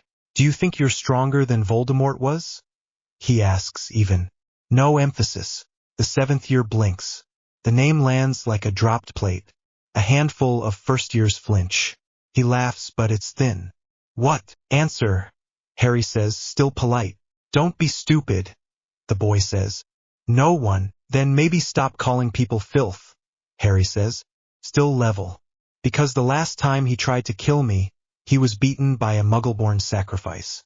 That's the truth you all know. So unless you think you're stronger than he was, You don't want to make the same mistake he did. Silence holds. The fire pops. The lake slaps once against the glass. Theo's mouth tilts. He nods, slow. Draco glances from Harry to the 7th year, impressed and not hiding it. Daphne's chin moves, the smallest approval. Someone near the back mutters, "Huh." The 7th year's face goes flat. He shrugs like he's bored. "Watch your mouth, Potter," he says, but he steps back. He turns without another word and strolls off to laughter that tries too hard. Harry keeps his face steady. His pulse thuds hard in his throat. He stares at the fire until the shake in his fingers fades. Draco leans in. "That," he says under his breath, "was very good." Harry reaches for practical. "Where's the laundry chute?" he says low.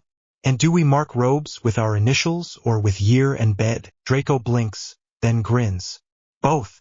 Come on." Morning. The dungeon corridor is colder than the common room. Breath fogs. Footsteps echo. The ceiling sweats. Harry's stomach does a small flip and then settles. He grips his bag strap. The leather squeaks under his hand. Potion smells like bitter root, boiled something, and cold iron. The walls are lined with jars that should be dusted more often. A cauldron simmers in the back with no one there. Snape glides in like he didn't use his feet to do it. "Welcome to potions," he says. "I do not expect many of you to be competent. Do not prove me correct." He lifts the roll without looking at it. His eyes find Harry and stay there.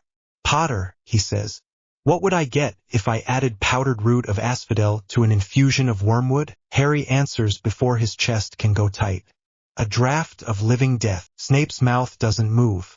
"If I asked you to find me a bezoar, where would you look?" "The stomach of a goat. Or you can buy one. Second shelf, back room, slug and jiggers." He keeps his voice even. He knows showing off will make this worse. He also knows not to pretend he doesn't know. Snape's eyes narrow by half a degree. The difference between monkshood and wolfsbane? They're the same plant, also called aconite. Harry doesn't add the Latin. He wants to. He doesn't. Snape lets the sound hang. He flicks his gaze to the rest of the room. "Well, why are none of you writing that down?" Quills start scratching fast. "Open your texts. Page 10. We will brew a simple boil cure. Even you can manage that if you can read." They work. Harry sets his cauldron, checks the heat with his palm, and adjusts the flame down half a finger. He moves slow and exact. His hands do what he's trained them to do. Shrivel figs, chopped clean. Horn slugs counted, not guessed. A steady stir. He watches the surface for the tiny ring of bubbles that means he can add the next ingredient without a spit. Snape makes his rounds. He stops behind Harry and breathes down his neck. "Clockwise," he says, not a correction so much as a test. Harry keeps the spoon steady. "The book says clockwise," he says, "but it breaks on weaker heat in an old cauldron. This one's pitted. I'm going counterclockwise on the last 4 turns to hold the suspension." Snape hates that answer. He also likes it. His eyes flick. He waits. Harry finishes the 4th slow turn. The surface clears to a bright, healthy green. No scum, no sludge. Snape says, "Adequate, Mr. Potter." It lands like praise said through iron bars. Everyone in earshot hears it for what it is. Draco's mouth tips up. Theo doesn't look, which is also a look. A Hufflepuff 2 tables over actually smiles. "Bottle a sample," Snape says. "Label it. If it's wrong, you drink it." Harry fills the vial. His hands don't shake. Defense Against the Dark Arts smells faintly of garlic and dusty cloth. Quirrell starts 3 sentences he can't finish before he gets to the part where trolls are very silly creatures if you know what to, Then he laughs at the chalk. He doesn't look at students' faces for long. His eyes slide off. Harry feels a prickle in the skin at the back of his neck when Quirrell walks by. Not a draft. Not nerves. The same push-pull feeling he gets sometimes walking past a curse on the 3rd floor stair when Filch isn't watching. Something wrong. Not proof. Enough to write down. Avoids eye contact. Stutter worse near certain questions. Sent wrong. Watch him. He prints it small in his notes, tight, like he's writing a number. He taps the quill against the desk once and then stops tapping because it's a tell. Library. Warm, quiet, ink smell strong enough to taste. Quills scratch. Madame Pance's breath arrives half a second before she does. Like a warning bell. Harry scans for a head of brown hair and finds it at the third table from the stacks. A wall of books up to a chin. A fist. Hermione's lips move when she reads a line that's wrong and she mutters, "No, it's R." Harry sets his bag on the chair across from her. "That was brilliant," he says. "What you said in Charms about the wand movement." Flitwick looked pleased. She blinks up at him like she expected trouble and got the opposite. "Oh, thank you." "It's not." She stops. "You're in Slytherin." He nods. "And you're in Ravenclaw." The thing with the flourish on the end makes the burst uneven. "Your way's cleaner." "It is," she says, wary melting into engaged. She pulls the book sideways so he can see. "Look, the diagram is wrong here. It shows a compression on the upswing. It should be neutral through the center." Harry leans in. They talk faster without meaning to. He forgets to keep his shoulders tight. She gets excited and taps the page with her nail, and then winces and says, "Sorry, librarians hate that." And he laughs into his sleeve. She doesn't seem to notice the house scarf on his chair until the end. She sees it, stares, and then says, "Well," in a voice that means I can handle surprises. "Same," he says. They both smile because the line lands exactly where it should. Flying lesson. Cold wind across the pitch. Brooms lined like nervous birds. Madame Hooch blows her whistle and the sound stabs the air clean. Slytherin and Gryffindor first years stand in two messy lines because no one can stand still when there's a broom on the grass. Ron's robes don't fit right at the hem. They hit his ankles weird. Two Slytherins down the line. Pusey and some other second year snigger and make a show of smoothing their sleeves. Ron goes red fast. His jaw sets. Hands fist. "Say that again," he mutters without looking up. "Nah," the second year says, loud enough to make sure everyone hears anyway. "Your mum cut those with her eyes shut, mate." Harry doesn't wait. "Oi," he says, louder than the sniggerers, right at Madame Hooch's shoulder so she hears it too. "Leave it. He's the best flyer I know. I've seen him do turns that would make you two crash in 5 seconds." Ron jerks his head, shock and gratitude in the same motion. The second year pulls a face. "Prove it," he says. "Don't you dare." Madame Hooch starts. Ron's already in the air. He kicks off so clean the broom doesn't buck. He climbs, levels, cuts left hard enough to pull sound from the straw, drops through a gate and rolls. He doesn't show off more than that because Madame Hooch is yelling. But it's enough. The second year shuts up. A Slytherin behind Harry mutters, "Bloody hell," and means it with respect. When they land, Ron's face is still red, but it's a good red. He pushes his hair back and tries to look casual. Harry bumps his shoulder. "Cheers," Ron says quiet. "Any time," Harry says. Draco gives him a look like you're impossible and then says, "It wasn't bad." To Ron like the words cost money. Dinner. The hall hums loud. Harry's halfway through a roll when Dumbledore's voice cuts the room clean. "There is a troll," he says. "In the dungeons." Screams. Benches scrape. Plates clatter.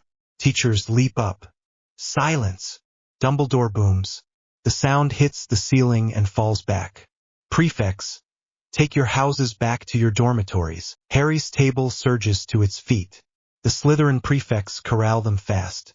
"This way," Gemma Farley barks. "Stay together." They push into the dungeon corridor. The air is colder, thicker. Harry's breath fogs too fast. Shoes slap stone. Someone starts crying quiet. Draco keeps pace beside him, head swinging, eyes sharp. "Shut it." The seventh year from last night says to the crier, "You're safe with us." "Shut up," Gemma says to him without looking. They take a turn. Harry's skin prickles. Bathroom. He sees it in his head, Hermione's face over a book, earlier, too straight, too brittle. Tears she tried to hide. He hears the way she said, "It isn't fair" in Charms when someone called her a name. He sees her leave dinner early, doesn't think, and just feels the pull in his chest. He stops dead. "She's in the bathroom," he says. Draco jerks. What? Hermione, Harry says. He's already shifting out of the line. She left. Ravenclaw bathroom near the charms corridor.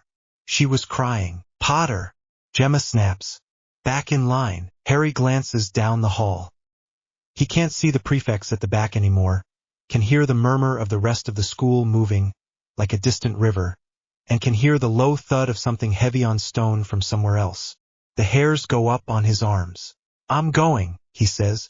He meets Draco's eyes. Cover for me. Draco opens his mouth, closes it. You're mad. Probably, Harry says. Wait, Ron says, crashing in out of breath from the Gryffindor line that just passed the cross hall. I heard you. I'm coming. You're going to get us killed, Draco hisses. Then tell them I went the other way, Harry says, already moving. He runs. Ron runs with him. Their feet hit the stones in the same rhythm. The corridor is too quiet on this side of the castle. The smell of dinner falls away. Cold air scrapes his throat. The portraits on the walls gasp and duck. A roar rolls up the hall. A heavy slam. Screaming. They hit the last turn hard enough to slide. The bathroom door shutters under a blow. The hinges groan. Harry doesn't stop. He throws his shoulder against it. Pain jumps down his arm. It doesn't give. Move, Ron pants. He yanks his wand out. Alohomora, not locked, Harry says. At the same time the door blasts inward with a crash that rattles his teeth. The troll fills the frame. Gray skin, greasy. Stink like rubbish left in sun. Small head, massive shoulders, a club longer than any of them are tall. It snorts through a wet nose. Threads of spit hang and break. Hermione screams from behind a row of sinks. She's white-faced and shaking. Her wand is up, but the tip wobbles. Oi! Ron yells, voice cracking. Ugly. Over air. The troll's head swings. It lifts the club. Harry's stomach flips, then locks. He lunges, grabs Hermione by the elbow, and drags. The club smashes down where her head was. Stone cracks. Shards skitter. He stumbles. Knees slam tile. Pain spikes. He yanks her behind a cubicle wall. The troll roars and swings again. The air moves with it. Harry's ears ring. He feels the hit in his teeth even though it misses. Spell. Hermione gasps. Do something. Stunner, Harry says. He leans out and snaps. Stupefy. Red light hits the troll's nose. Not enough. It shakes its head like a dog. Blood starts, slow and dark. It bellows. Harry's heart jumps so hard his ribs hurt. Levitation. Hermione says, voice high. It'll, then do it. Ron shouts. He darts left, waving his arms. Come on. Swing at me. Why great lump? The club whips toward him. He ducks by inches. It smashes a sink and throws water and stone. He slips, skids, catches himself with a palm that scrapes open. Blood on tile. He swears. That all you've got, Ron? Hermione squeaks. It's Wingardium Leviosa. Properly. Swish and flick. I know. He yells back, breathless. Harry throws another stunner at the troll's eyes. It snarls and shields with the club without meaning to. Good. Hermione, he barks. Now, she steps out so far he wants to drag her back. She sets her feet and drags a breath that shakes. Wingardium Leviosa. She swishes and flicks and points. The club jerks, lifts. The troll blinks up, dumb, mouth open. Hold it, Harry says. His voice comes out short and sharp. Hermione's arms tremble like she's holding the weight with her bones. Hurry, Ron doesn't think. He sprints straight at the thing. He yells again. He drives his fist into the troll's wrist. Not clever, not safe, just a punch right into tendon. Pain shoots up his arm. He grunts. The troll flinches from the hit and stumbles under the sudden loss of the club's weight. Hermione's charm wobbles. The club wavers in the air and then drops clean onto the troll's skull with a hard, wet thud. The sound is awful. The troll sways. It blinks. His knees go. The floor shakes. It falls sideways, knocks a stall over, and lies there breathing slow and loud. Silence hits too fast. Then the room sounds start to creep back in. Water running from a shattered pipe. A tap banging. Someone's panicked breathing. It's Harry. He clamps his jaw until it slows. Ron leans against a cracked sink and shakes his hand out. Ow, he says faint. Bloody ow, are you hurt? Hermione asks him and Harry at the same time, voice on the edge. Show me. Your hand is bleeding, that's... Oh, you idiot, why would you punch? You said you needed time, Ron says, grimacing. So I gave it to you. That isn't... She stops herself. Thank you, she says, strangled. Harry wipes dust off his tongue. His knees sting. His elbow throbs. He looks at Hermione's face. You all right? She nods too fast. Tears crowd her eyes. Yes, no, yes. Okay, he says. He stands slow. The troll groans once in its sleep. He flinches and hates that he flinches. We have to get a teacher before someone blames us for flattening a bathroom. Footsteps slam the corridor. Voices. Wands. The door bangs. McGonagall, Snape, and Quirrell flood in together. McGonagall stops dead. Her eyes go wide. What? She says, very level. In Merlin's name. Snape's gaze hits Harry first, then the troll, then the blood on the tile. Quirrell gasps and slaps a hand to his chest and looks everywhere but at Harry's face. It was my idea, Harry says before anyone can ask. His voice is raw at the edges. She wasn't at dinner. We heard the troll. I thought she might be here. I told Ron to come with me. Ron lifts his bleeding hand in a small, dumb wave. Hermione draws herself up. It wasn't only him, she says, too loud. I was here crying because someone said something cruel and I didn't. I should have gone back to my dorm. They came to help me. McGonagall presses her fingers to the bridge of her nose for one count. 10 points from Slytherin, she says, breath tight.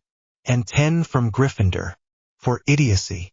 She inhales, lets it out, squares herself. And 20 to each of you. For not letting a student die in a lavatory. Snape's mouth twitches like that amused him against his will. Quirrell edges back from the troll's feet and almost trips over a chunk of broken tile. Hospital wing, McGonagall snaps. Mr. Weasley, that hand.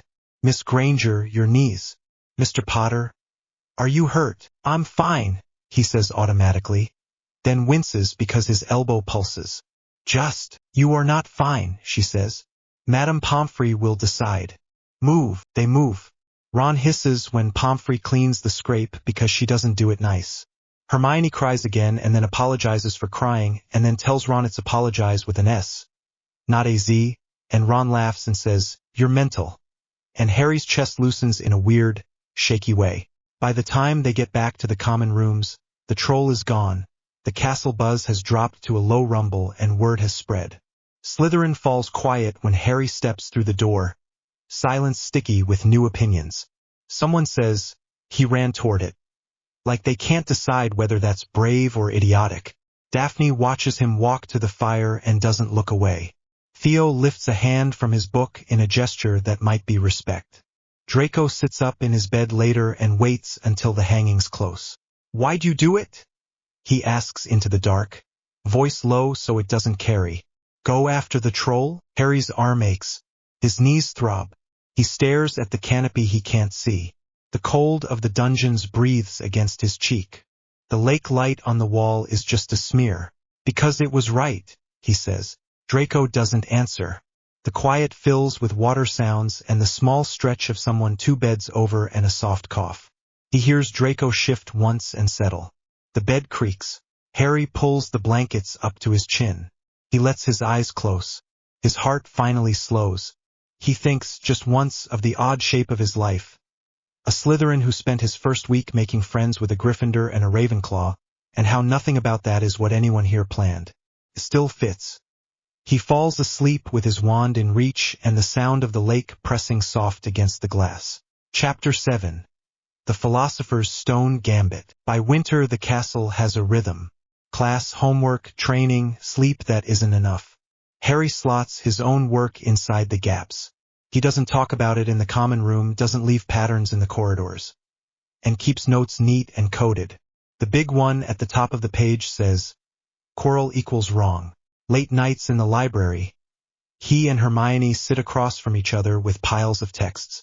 They don't always speak. Quills scratch. Pages turn. Madame Pants patrols. Harry tracks protections that fit the third-floor door locks, guardians, puzzles, traps. Hermione checks theory. She pushes her hair back with ink on her thumb and whispers, "Not that. It's too advanced for Hogwarts." And then changes her mind and says, "Actually, maybe." Ron lurks at the end of the row as lookout. He shuffles cards and pretends to be bored, then leans in when he can't help himself. "So, say it's a guardian," he says.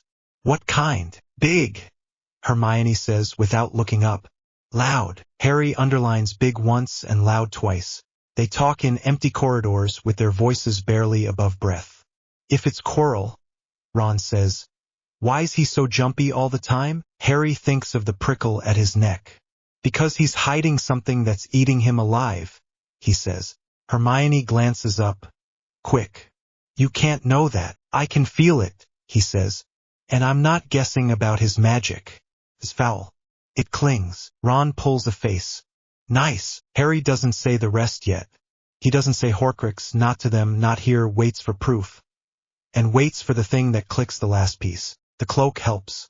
It smells faintly like old cedar and something warm that he can't name. He knows anyway. It makes his chest tight when he pulls it over his head. He thinks, just once each night, Dad wore this. Then he pushes that away because feelings don't keep him hidden and soft thoughts make noise. He uses the cloak to follow Quirrell twice a week. He moves when there's music and voices and feast days and noise to cover his steps. He learns where the soft stones are, learns which torches gutter, and learns the professor's patterns. When Quirrell is alone, he is quiet. When he thinks he's alone, he whispers. The night snaps into place near the end of May. The air is thick and warm in the corridors. Exams have students bent over books everywhere. Prefects drag people to bed with frayed nerves. Harry slips under the cloak at midnight and tracks Quirrell by the edge of that wrong feeling. He keeps far back. Quirrell turns into a side hall where the torches burn low. The walls sweat. There's a draft from the third-floor stair. Harry holds his breath. Quirrell stops, hands shaking, and leans on the stone. Please," he stammers. I am trying," another voice answers. It's not loud, but it's sharp and cold. It slides under Harry's skin and leaves him cold. "Trying is not doing," it says. "You have failed me again." Harry's scar burns. It hits hard and sudden. He sucks in a breath through his teeth and clamps a hand to his head. "Don't move. Don't make a sound." He presses back to the wall and breathes shallow. Quirrell's voice shakes. Dumbledore was here. "I see." "Couldn't get past the excuses." The other voice snaps. "The old fool is gone now. The stone must be mine. You will not disappoint me again." "I won't," Quirrell whispers. "Master, do not call me that when you are alone. It makes your fear stink." A pause. "The boy is here. I can smell his blood." Harry's heart lurches. He backs away one slow step, then another, wants to run, and forces his feet to lift in place with no scrape. The corridor feels too long. The torches spit. He holds the cloak tight at his throat and moves until the corner hides him. Then he runs. He doesn't stop until the portrait hole to the Slytherin common room is in front of him and the stone wall is still. His scar pulses with his heartbeat. He leans his forehead to the cold and swallows bile, counts to 20, and goes in like nothing happened. He pulls Ron and Hermione into an empty classroom at dawn. No one is up. Dust floats. The window sticks and then creaks open. The courtyard air is cold and cleans his head. Harry doesn't unwrap it. He says it straight. Voldemort's possessing Quirrell. He's going after the stone. Hermione goes white. Her mouth opens, then closes. You can't just say that like it's nothing." Ron goes a sick color and sits hard on a desk. "Bloody hell," he says, small. "Are you sure?" "Yes," Harry says. "I heard him. I felt it. He knows I was there." Hermione's hands shake. She tries to cover it by grabbing a book. "How do you know about who being able to possess someone?" Her voice wobbles and then firms. "How do you know he would do that?" Harry meets her eyes. He doesn't dodge. "I've always known he might come back," he says. I was raised to be ready. Hermione's throat works. My godfather, he says. And his brother. He holds the stare. The weight of it sits in the room. I'm telling you because it's here now, not someday. I'm not asking you to follow me. Ron exhales through his nose. It's almost a laugh. You're asking without asking. I'm going with you, Hermione says, too fast. She blushes and then sets her chin. Don't start. I'm not letting you go alone and get killed. Ron rubs his face. I'm not letting you two be idiots without me, he mutters. Mum would kill me if I let you die, and I'd never hear the end of it from the twins. Harry's chest hurts in a good way for a second. He swallows. All right, they plan. Harry lists the spells Regulus drilled into him. Stunners at different strengths, shield variants, bluebell flames, a cutting hex he hates to use, and the emergency portkeys folded into the hem of his robe. He checks the cloak's edges for tears. He sharpens the tip of his quill like that will sharpen his head. Hermione spends the afternoon buried in protective enchantments and base alchemy. She takes notes in tight, neat lines. If it's a plant, she says, heat and light. If it's movement puzzles, think angles. If it's logic, don't overthink the obvious. Ron maps routes in his head. We need to move fast, he says. Before prefects know we're gone. Before Filch hears anything. And we've got to do it when Dumbledore's out, if that's when the thing will move. That night the rumor hits the hall. The headmaster left for the ministry. Owls came. Panic about something or other. The staff look tight. Dumbledore's chair sits empty and too bright. The minute Harry sees it, everything stops being theory. It goes cold and hard in his chest. He looks at Ron and Hermione. They both nod. The cloak covers all three of them when they squeeze tight together. Pulls his shoulders down. Smells like cedar and that warm thing again. He swallows around it. His hands sweat. He wipes them on his robes, then grabs both their sleeves. Stay close, he says. The castle after curfew breathes in long, slow exhales. Tapestries move a little. Suits of armor creak. Their shoes whisper. When the cloak brushes stone, it makes a small sound that only he hears. They reach the third-floor corridor with hearts hammering. The darkness is thick. The door looms.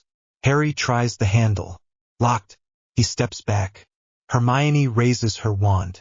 Alohomora, she whispers. The lock clicks. The door drifts open. Warm dog breath rolls out. It's rank. Harry shoves the door. Fluffy's three heads lift at once. 3 sets of eyes find them even under the cloak. A growl starts low in 3 chests. Harry's hands shake. He fumbles inside his robe and gets the small wooden flute Sirius gave him at Christmas. For luck, Sirius huffed, grinning. He puts it to his lips. His mouth is dry. He plays the simple tune Sirius taught him by the fire at Grimmauld. Comes out thin at first, then true. The rightmost head blinks slow. The middle wobbles. The left head keeps staring. Harry doesn't stop. His fingers slip once, he fixes it, keeps going. The left head's eyes finally sag. The middle snores a long, wet snore. The right drools. Now, Harry breathes. He points at the trapdoor in the floor behind the paws. Ron nods. Hermione nods. They edge around paw pads the size of plates. The stench is awful up close. Hair, hot breath, old meat.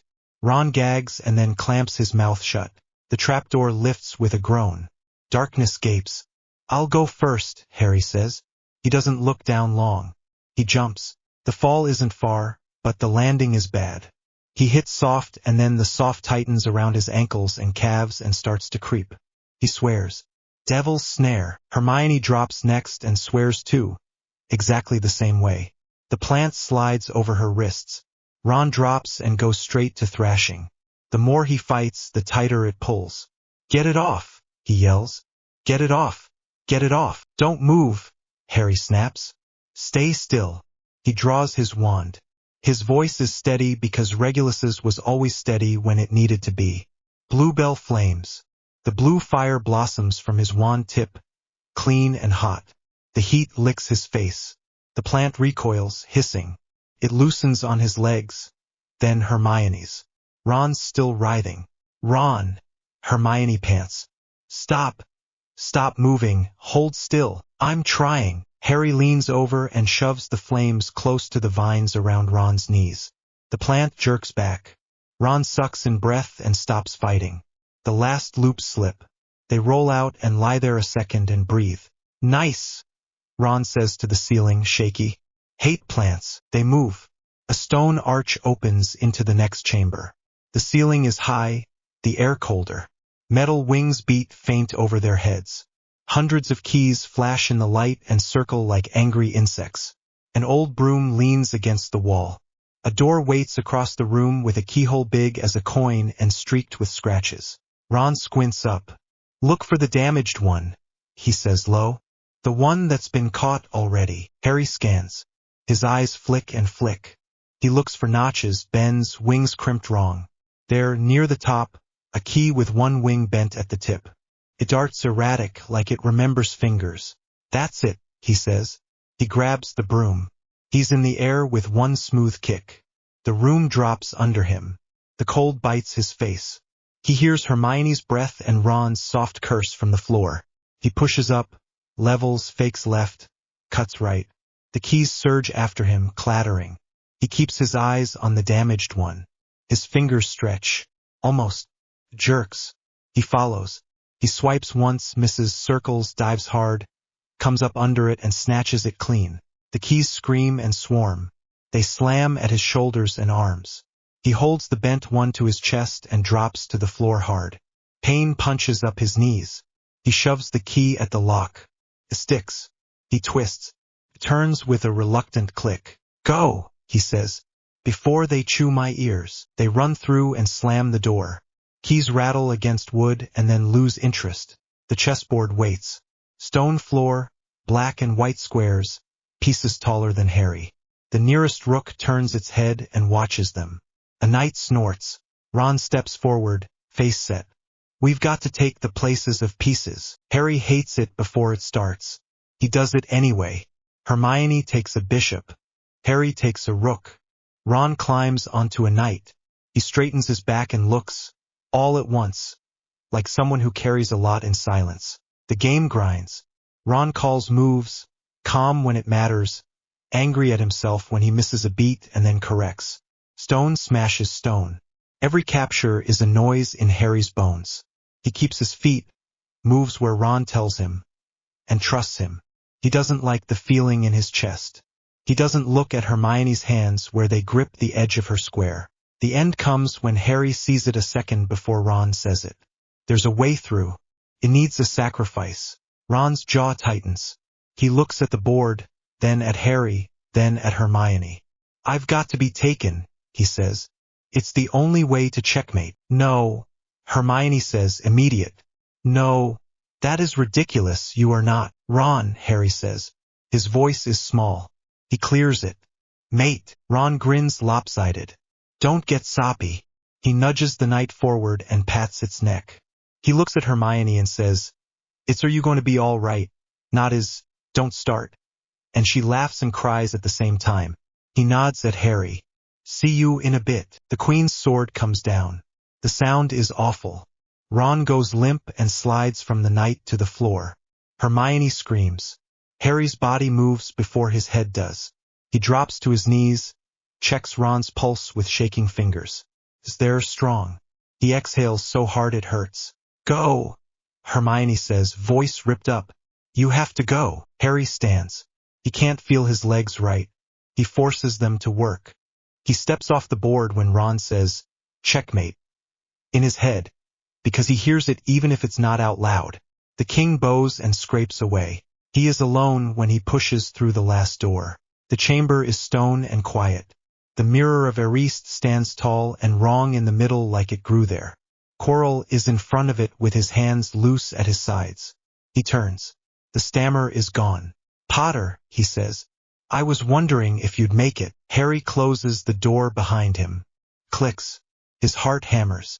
He tastes metal. Hello, Professor, he says. Or should I say, hello, Voldemort? Quirrell smiles without his eyes. Clever. He likes clever. His hands reach up, calm, and he unties the turban. The cloth slips and drops. The back of his head is pale and wrong. A face opens its eyes there. Red. Snake-slit pupils. It is not a trick. Harry's stomach flips. Cold runs down his back. He clamps his jaw. The boy who lived. The face hisses. Raised by blood traitors. Harry's mouth is dry. He swallows.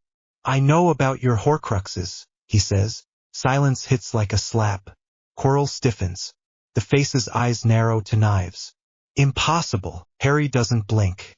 Nothing about you is impossible anymore. Then you know. The face says soft. You cannot kill me. I don't need to kill you today, Harry says. I need to stop you. That's enough. Quirrell flicks his wand. Ropes whip out. Harry's wand is already moving.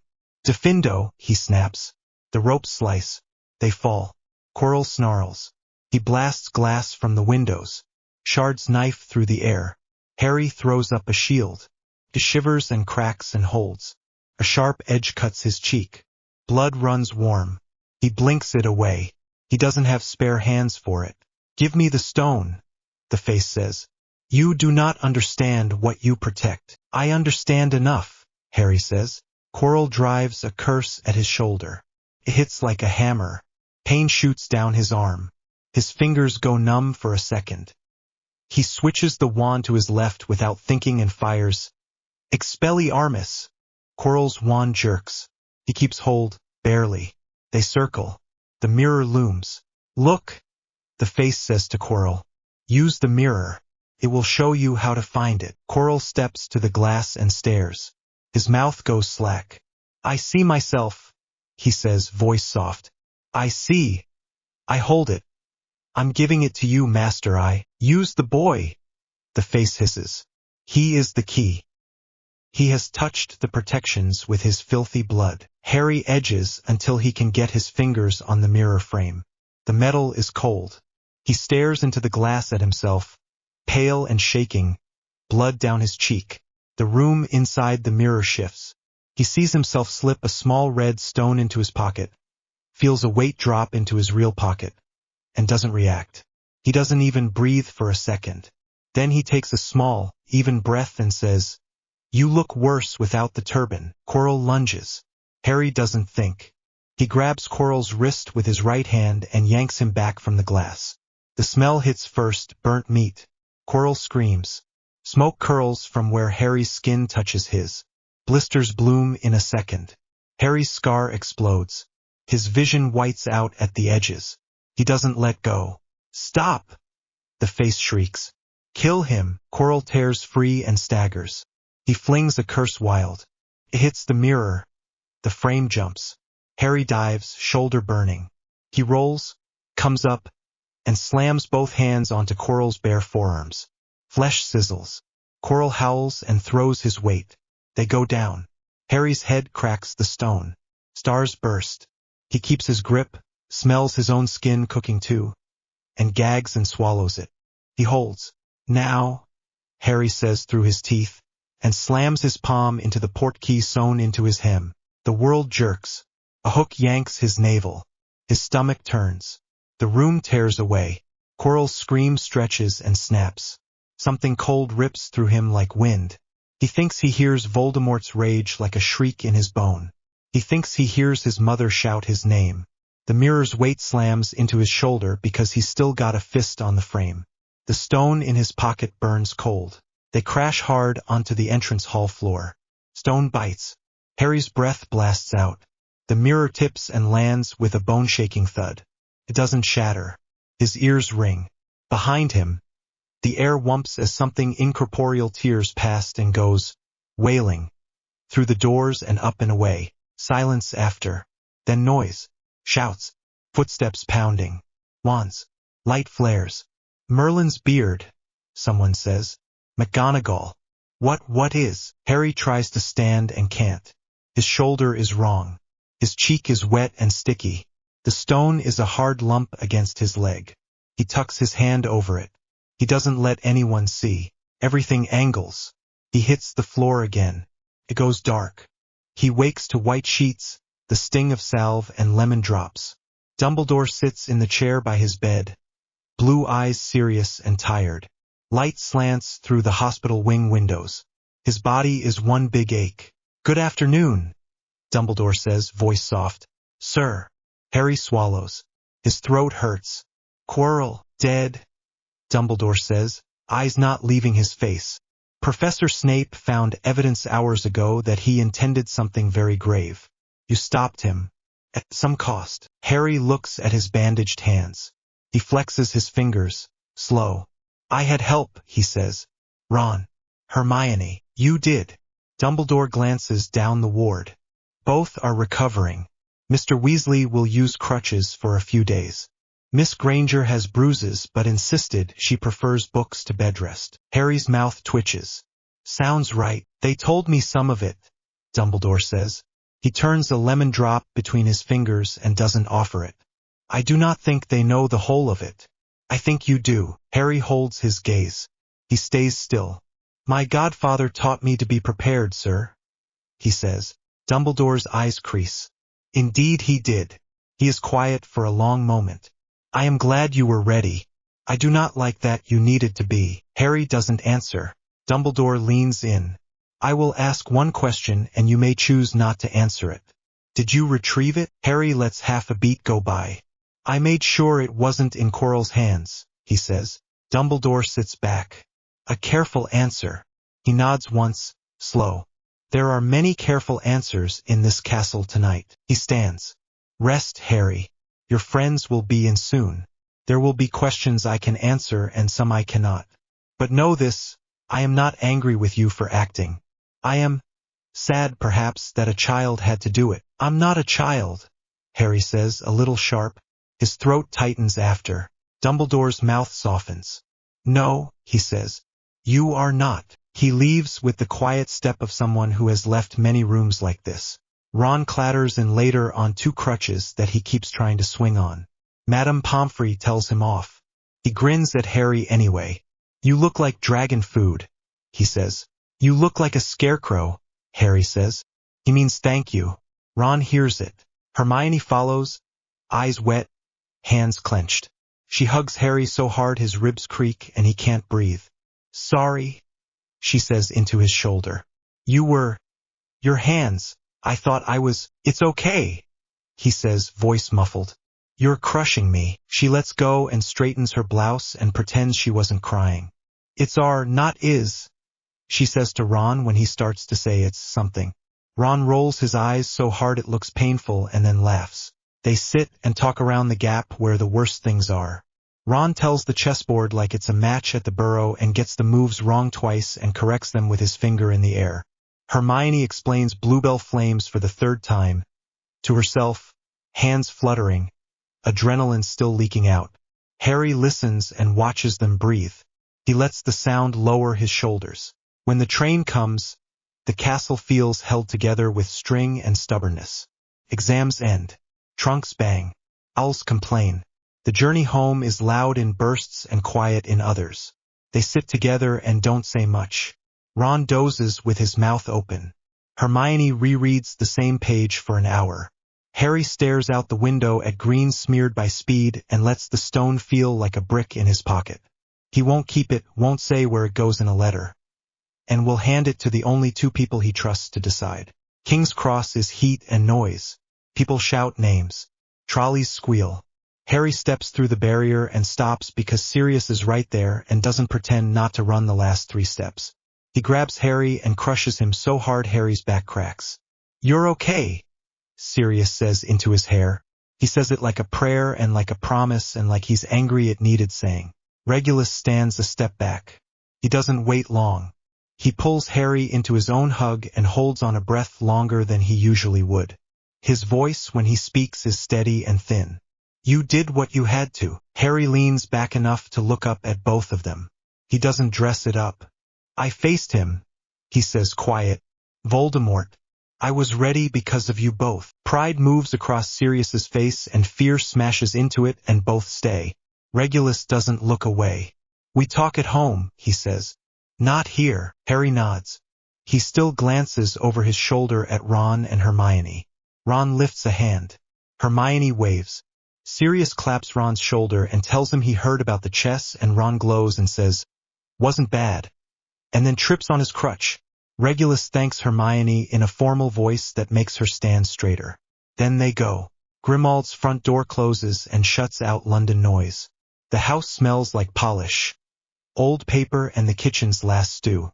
Creature mutters and then sniffs and then shuffles off. Harry showers long until the water runs cold and his hands stop shaking. He doesn't look in the mirror too long. He doesn't want to see the bandages. That night he wakes in a snap from a dream where skin burns under his palms and the shriek never ends. He sits up too fast. The room is dark. His breath comes tight and quick. His cheek stings where the cut pulls. He grips the sheet. He waits for it to pass. It doesn't. The door opens a crack. Sirius's hair appears first, then his face. "You all right?" he says, voice low. Harry swallows. He nods and then shakes his head. "I can still smell it," he says. "On my hands." Sirius comes in without turning on the light. He sits on the edge of the bed and doesn't say move over, he just does. And then leans his shoulder into Harry's shoulder. The mattress dips. The quiet in the house is deep. Harry lets his breath match Sirius's. Slow. Real. They don't talk. No plans. No speeches. Sirius is warm and solid and there. Harry's heart eases down from its hard run. The window glows a little with the street lamp outside. The house creaks like old houses do. Dawn shows gray at the edge of the curtains before either of them moves. Harry says, "Thanks, small." Sirius squeezes the back of his neck once and gets up like it hurts to go and does it anyway. Harry lies back and stares at the ceiling. The stone is gone now, not in the house, not on him. He put it where it belongs before he slept, and he trusts that choice. He closes his eyes and knows the night in the corridor changed the track of everything. Again. He breathes. He lets the thought sit and then lets it go. Chapter 8. The Chamber of Secrets reopened. Second year turns ugly fast. Harry sees the words before he hears the screams. Red letters across the wall, dripping down the stones. The Chamber of Secrets has been opened. Enemies of the air.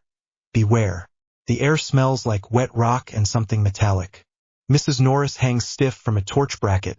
Tail straight as a stick, eyes wide. Glassy. Students pack the corridor. Feet shuffle. Someone retches. Someone else says, "Is that blood?" And then won't say it again. Filch makes a sound Harry has never heard from a person. Dumbledore's voice cuts through the noise, calm and loud, sending everyone back, out of the way. Professors move with wands out and faces tight. Harry watches. He doesn't speak. The letters are old magic, he can feel it. Not a classroom charm. Heavy. The defense in his head comes up on its own. Clear the noise, count the breaths, don't look at the cat too long. Whispers start before breakfast is over the next day. Potter's a Parselmouth. His mum was a Muggle-born. Makes sense for him to hate. Shut up, Hannah. In Slytherin, people stop a half-second before nodding at him, like they're checking a rule they forgot. Draco shrugs it off if they're in earshot and talks louder than usual. But even he glances at Harry's mouth once when Harry yawns, as if a hiss might slide out. In the corridor, Justin Finch-Fletchley spots Harry at 20 paces, stiffens, and walks the long way around with his head up like he's being polite to danger. Harry keeps his face calm. Inside, he ticks boxes. Parselmouth rumor will spread. Something that petrifies but doesn't kill. Old warning on the wall. A cat targeted first. He files it, doesn't bite when someone mutters, "Air," as he passes, and makes himself breathe slow until his heart eases down. That night he calls a meeting. Empty classroom, door barred, curtains pulled. Chalk dust floats. Hermione sits with her hands on a closed book. Ron slouches and picks at a chip in the desk. Draco stands because he won't sit next to Ron if he can help it. Daphne Greengrass leans against the wall near the window and watches everyone with a face like she's bored. She isn't. Harry stands at the front. "We keep this small," he says. "Hermione, Ron, Draco, Daphne. No one else. If you don't like working together, leave." No one leaves, but Ron mutters, "Brilliant," under his breath. Draco hears and gives him a look. Harry keeps going. "We list what we know. Message on the wall.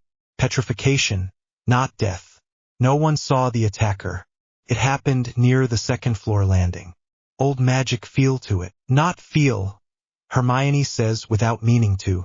Residue, residue, Harry repeats. Right? Ron rubs the back of his neck. People think you did it because of the, you know. He wiggles his fingers. Snake voice. I didn't, Harry says flat. But the voice matters. If this is Slytherin's thing, I'll use it to stop it. Draco shifts his weight. Father mentioned something once, he says careful. A basilisk. Slytherin's monster. Old stories. Ridiculous, I thought. Hermione's head snaps up. No, not ridiculous, she says. She's already pulling a book from her bag. If it is that, no one should be alive. Unless they didn't look it in the eyes, Daphne says quiet. Old stories say it kills with a direct stare. There are other ways. Reflections. Indirect view. Water. Harry pictures the puddle on the second floor last night. He didn't think about it long. He should have. The ones who were hit, he says, they could have seen it wrong. Not directly. Hermione nods fast. Colin had a camera. Justin was nearly headless Nick. The cat, water on the floor by the wall. She's breathing faster. A basilisk would fit. The Chamber of Secrets. Slytherin's heir. If someone is controlling it, someone is, Draco says sharp. It doesn't wander about on its own. Who? Ron says. And why are they after Muggleborns? Daphne glances at Harry. Because they think they're the point. Harry files her, not for the first time, underseas more than she says. He looks at Draco. What else did your father say? Draco's mouth tightens. Nothing useful. Boasts. Old men in masks talking about blood and nonsense. He stops. Looks at the floor. He brought a book to Borgin and Burke's once. Small. Black. He told me never to touch books like that if I valued my hands. Harry's skin prickles. A diary? Draco looks up, surprised. Maybe. Tom Riddle, Harry says, mostly to himself. He was at school 50 years ago. There was talk about the chamber then. Hermione's eyes go wide. You think he? I think anything that smells like him matters, Harry says. We find out. They break with jobs. Hermione to cross-check basilisk lore and plumbing. Ron to listen in Gryffindor and keep an ear on where the whispers are loudest. Draco to write to Lucius. Daphne to get eyes in Slytherin without looking like she's trying. Harry to watch the corridors where pipes run and the second-floor bathroom no one uses because of moaning Myrtle. He adds one more job for himself. Ginny Weasley. He starts watching her because she flinches at every loud sound. Ink stains her hands. She looks like she slept 3 hours for a week, keeps dropping her books, and stares at nothing and then blinks hard like she's climbing out of a hole. He catches her alone by the greenhouses after her biology. The wind cuts. The glass clacks. She jumps when he says her name. Ginny. She keeps her eyes on his shoulder. Hi, are you all right? He says softer. Fine. She says too fast. I'm fine. I've just got a cold and, homework, right? He says. He doesn't push, watches her twist her fingers, and sees dark ink in the lines of her palm like it's worked into the skin. If you need anything, he says, you can ask me, or Hermione, or Ron. She nods. Her throat works. Okay. She leaves fast. He stands there and listens to his own breath and thinks about diaries with a weight in his pocket like a warning. Everything breaks 2 days later. Hermione doesn't come to lunch. Harry and Ron go looking. The library corridor smells like polish. Dust. They turn the corner and stop. Hermione lies on the floor, stiff as a board. Her eyes are huge and wrong. Her hands are still curled around a hand mirror. The glass points out toward the corridor. Harry's shout rips his throat. Help! Here! Madame Pants screams for Madame Pomfrey. Students crowd and then are shoved back. Ron stands like he's been hit with a hammer. His face goes slack and then hard. He doesn't cry until the corridor is empty again and they're both sitting on a bench outside the hospital wing and the door is closed. Then he puts his head in his hands and swears until he runs out of words. Harry sits with his fists so tight his nails hurt. He stares at the strip of light under the door and makes a line in his head. This ends. That night, Draco slides a letter across the table under his sleeve. Sent, he says. I wrote that we know. He'll come. He will, Harry says. Regulus will meet him. He does. Lucius Malfoy arrives as a governor with other men in expensive robes and careful smiles. Regulus is already in the corridor outside the staff room, hands clasped behind his back, face calm. Harry watches from around a corner for 30 seconds and then leaves. He doesn't need to be seen.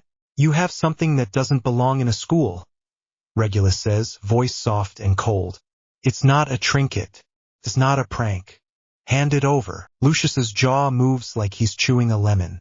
You will watch your tone when you speak to a governor.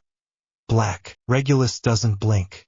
You will not bring the Dark Lord scraps to a castle full of children and call it politics. There's a long silence. Shoes scuff. The other governors drift wide. Lucius looks down the hall and back. Calculation runs across his face. He reaches inside his cane, then his robe, then a hidden pocket inside that, and pulls out a small black diary. Plain. Used. Wrong. I don't know what you think this is, he says light. But it is nothing to do with me. Regulus doesn't take it with fingers. He levitates it into a warded pouch with a murmured series of numbers Harry doesn't know. No one believes you, Regulus says. You should go home. Lucius smiles like a blade. We'll see. Harry has the diary by nightfall. He sits alone in an empty classroom with the door locked 3 ways and another charm on the window. He puts the diary on the desk, doesn't touch it with skin, and uses a quill and writes, hello. Ink blooms back. Hello, Harry Potter. Do you have a question? His heart climbs into his throat and stays there. He writes, who are you? Tom Marvolo Riddle. The ink writes, a memory, a friend. Harry writes, a Slytherin who became a liar. Show me the chamber. There's a pull like a yawn in his head. The room tilts.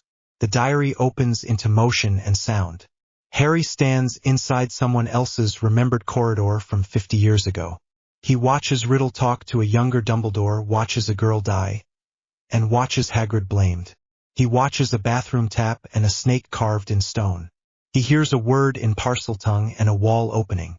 He yanks himself out and steadies on the desk with both hands. His palms sweat. He writes, I know what you are. The ink pauses. One drop spreads, slow. Do you? A soul cut to pieces, Harry writes. A cheap way to pretend you beat death. You're not a friend. You're a trap. The words that rise are neat and angry. You think you can threaten me? You are a child with a borrowed name. The diary warms under his fingertips. Not hot. Alive. He slams the book shut, locks it in the pouch, and breathes until his heart drops out of his mouth and back into his chest. Then he goes to find Draco. We go tonight, Harry says. Draco swallows. You asked to help, Harry says. You'll see what your father serves. Then you'll decide what you are. Draco looks sick and proud at the same time. All right, they go to the girls' bathroom no one uses. Myrtle whines from a stall and then peeks around the door. Oh, it's you. You're not supposed to be in here. Sorry, Harry says. We need your help. No one ever needs my help, she says. But her voice is curious now. Except when they kill me. Harry doesn't look away from her eyes. We're going to stop it, she points, sullen. That tap. The one with the little snake. Harry runs his fingers over the carving. It's old and smooth. He leans in and speaks, low in a language that sits cold in his mouth. The pipes rumble. The sink moves. Stone grinds back and opens a dark hole. Draco grips the edge and looks down into black. You're sure about this? No, Harry says. He drops in first. The slide is long, steep, and wet. It's freezing. The air rushes past his ears. He lands hard on slime. Bone and rolls, getting his feet under him just before Draco slams into his shoulder and knocks him on his arse. They both grunt and stand. The smell is rot and old water. Bone crunches under their shoes. The sound runs right up Harry's spine. They move with wands lit, step small, breath loud. The tunnel opens into a huge chamber with long columns carved with snakes. The floor is slick. There are skulls the size of dinner plates. The silence hums like a threat. Ginny Weasley lies on the stone near the feet of a giant statue. She's pale as a sheet, hair spread, limbs loose. Harry runs. He drops to his knees and presses 2 fingers to her neck. Slow. Faint. He exhales hard. "Ginny," he says. "Ginny, wake up." The air ripples near the statue. A shape steps out. A boy, 16, handsome. Dark hair neat. School robes perfect. Eyes wrong. Tom Riddle smiles like he's seen this scene 100 times. "She won't wake," he says. "Not yet." Draco jerks his wand up. "Who?" "I am Tom Marvolo Riddle," he says. He takes Harry in head to foot. "And you are exactly where I wanted you." Harry stands. He puts himself between Riddle and Ginny without thinking. "You fed off her," he says. "You let her write her secrets, and then you took them." Riddle's mouth tilts, pleased. "She poured her heart into me. I grew stronger. She grew weaker. Children are so easy." Harry's teeth ache from clenching. "You're not a boy," he says. "You're what he cut off himself and stuffed into a school bag." Riddle's eyes flash. He flicks his wand and letters float in the air and twist. Tom Marvolo Riddle becomes "I am Lord Voldemort." He watches Harry's face, wants shock, and gets none. "I know," Harry says.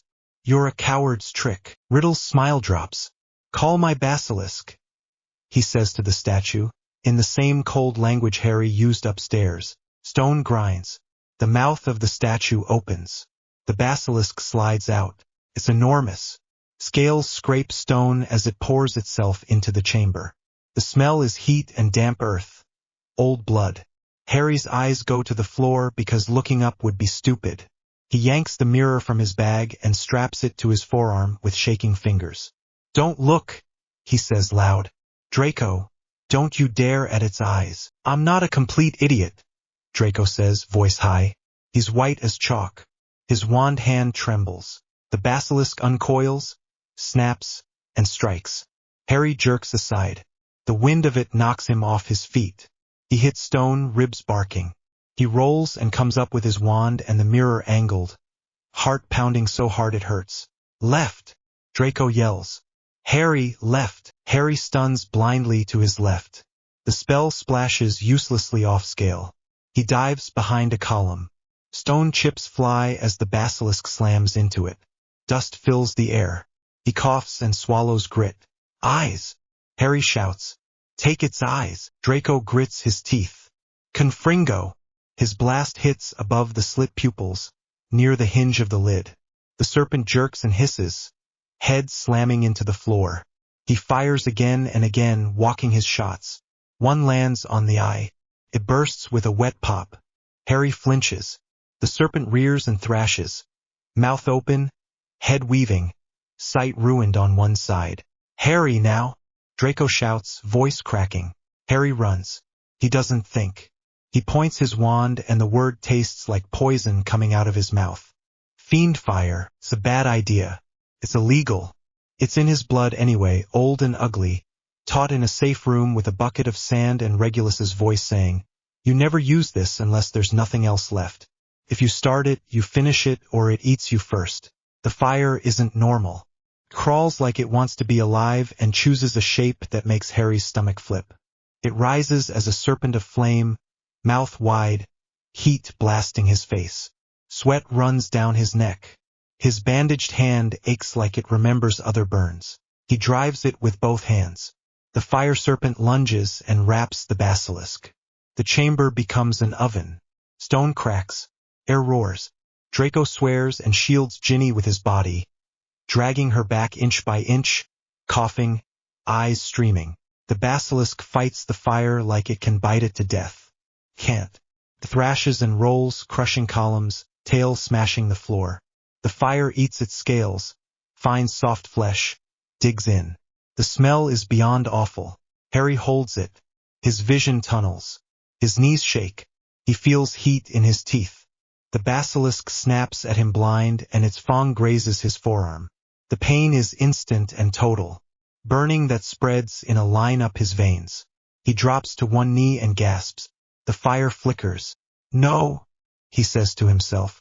"No, no." He grabs the fang that's stuck, yanks it free with a scream he can't keep in, and falls forward. Venom runs cold and hot at once down his arm. His fingers go numb. He takes the thong in his left hand and throws himself under the serpent's chin, under the curling fire, and shoves the thong into soft mouth as deep as he can get it. The basilisk convulses. The heat blows past him. Everything is noise and light. He falls back. The world tilts sideways. The basilisk slams down. The fire eats and then gutters because he tells it to gutter. It grudges him and then dies. He coughs and chokes and sees black spots. Harry! Draco's voice is too far away. Harry! Get up! Get! Oh God! Harry tries. His arm feels like glass full of acid. His heart stutters. His throat closes. He squeezes the thong in his fist because he needs it for one more thing and he won't let death take it out of his hand. Help! Draco yells, voice breaking. He isn't calling a name. He's calling anything. Please! Anyone! Help us! The air changes. It warms in a clean way. A soft rush of wings. A cry that hits the chest more than the ears. A phoenix drops out of the air like a piece of sunlight and lands on Harry's shoulder. Light as a breath. Fox. Tears fall from the bird's eyes and hit the wound. Stings like soap in a cut and then goes cool. The burning slows. It slows more. Harry can breathe again. He drags air like a drowning man and then laughs once and it sounds like a cough. Thank you, he says to the bird. His voice is shredded. Fox trills and looks at Draco and Ginny and then at the diary sitting where Harry threw the pouch. The bird tilts his head. Harry knows what he's supposed to do. He staggers to his feet on shaking legs, goes to the diary, and rips it out of the warded bag with the same hand that held the thong. He slams the thong down through the cover. Ink explodes out like a scream. Tom Riddle's shape jerks and twists. He reaches for Harry and his hand goes through air and smoke. He opens his mouth to say something clever and nothing comes out. The chamber shakes as if it sighs. The boy's outline tears and blows away. The diary goes still. A black stain spreads out from the hole and stops. Ginny jerks and coughs. She rolls to her side and curls up and sobs into her hands. Draco looks at her like she's something he doesn't know how to hold, then kneels awkwardly and pats her shoulder once. He looks at Harry with wide eyes that try to be dry and aren't. You bloody lunatic. Harry sits hard because he can't stand any longer. He keeps the thong in his hand until his fingers cramp. He breathes. He wipes his face with the back of his wrist and leaves a smear of ink and blood. He crawls to Ginny and says, "It wasn't your fault," because she needs to hear it. And he says it until the idea gets past her panic and lands somewhere inside where she can keep it. It wasn't your fault. They get out by steps, slow and clumsy. Fox leads, light spilling ahead. The pipes give them a path that isn't a death slide. Harry's legs shake so hard he almost sits down halfway and doesn't. Draco holds Ginny's arm and won't let go. They come up into the bathroom and freeze there. 3 kids soaking, filthy, alive. After, the castle splits clean down the middle, astonished and afraid. Some people cheer when they shouldn't.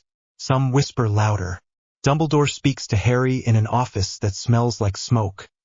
Old wood. He praises without making a crowd of it, asks careful questions, and doesn't ask how Harry knew the word for the wall downstairs. He doesn't ask how a second year called a fire he should never have known.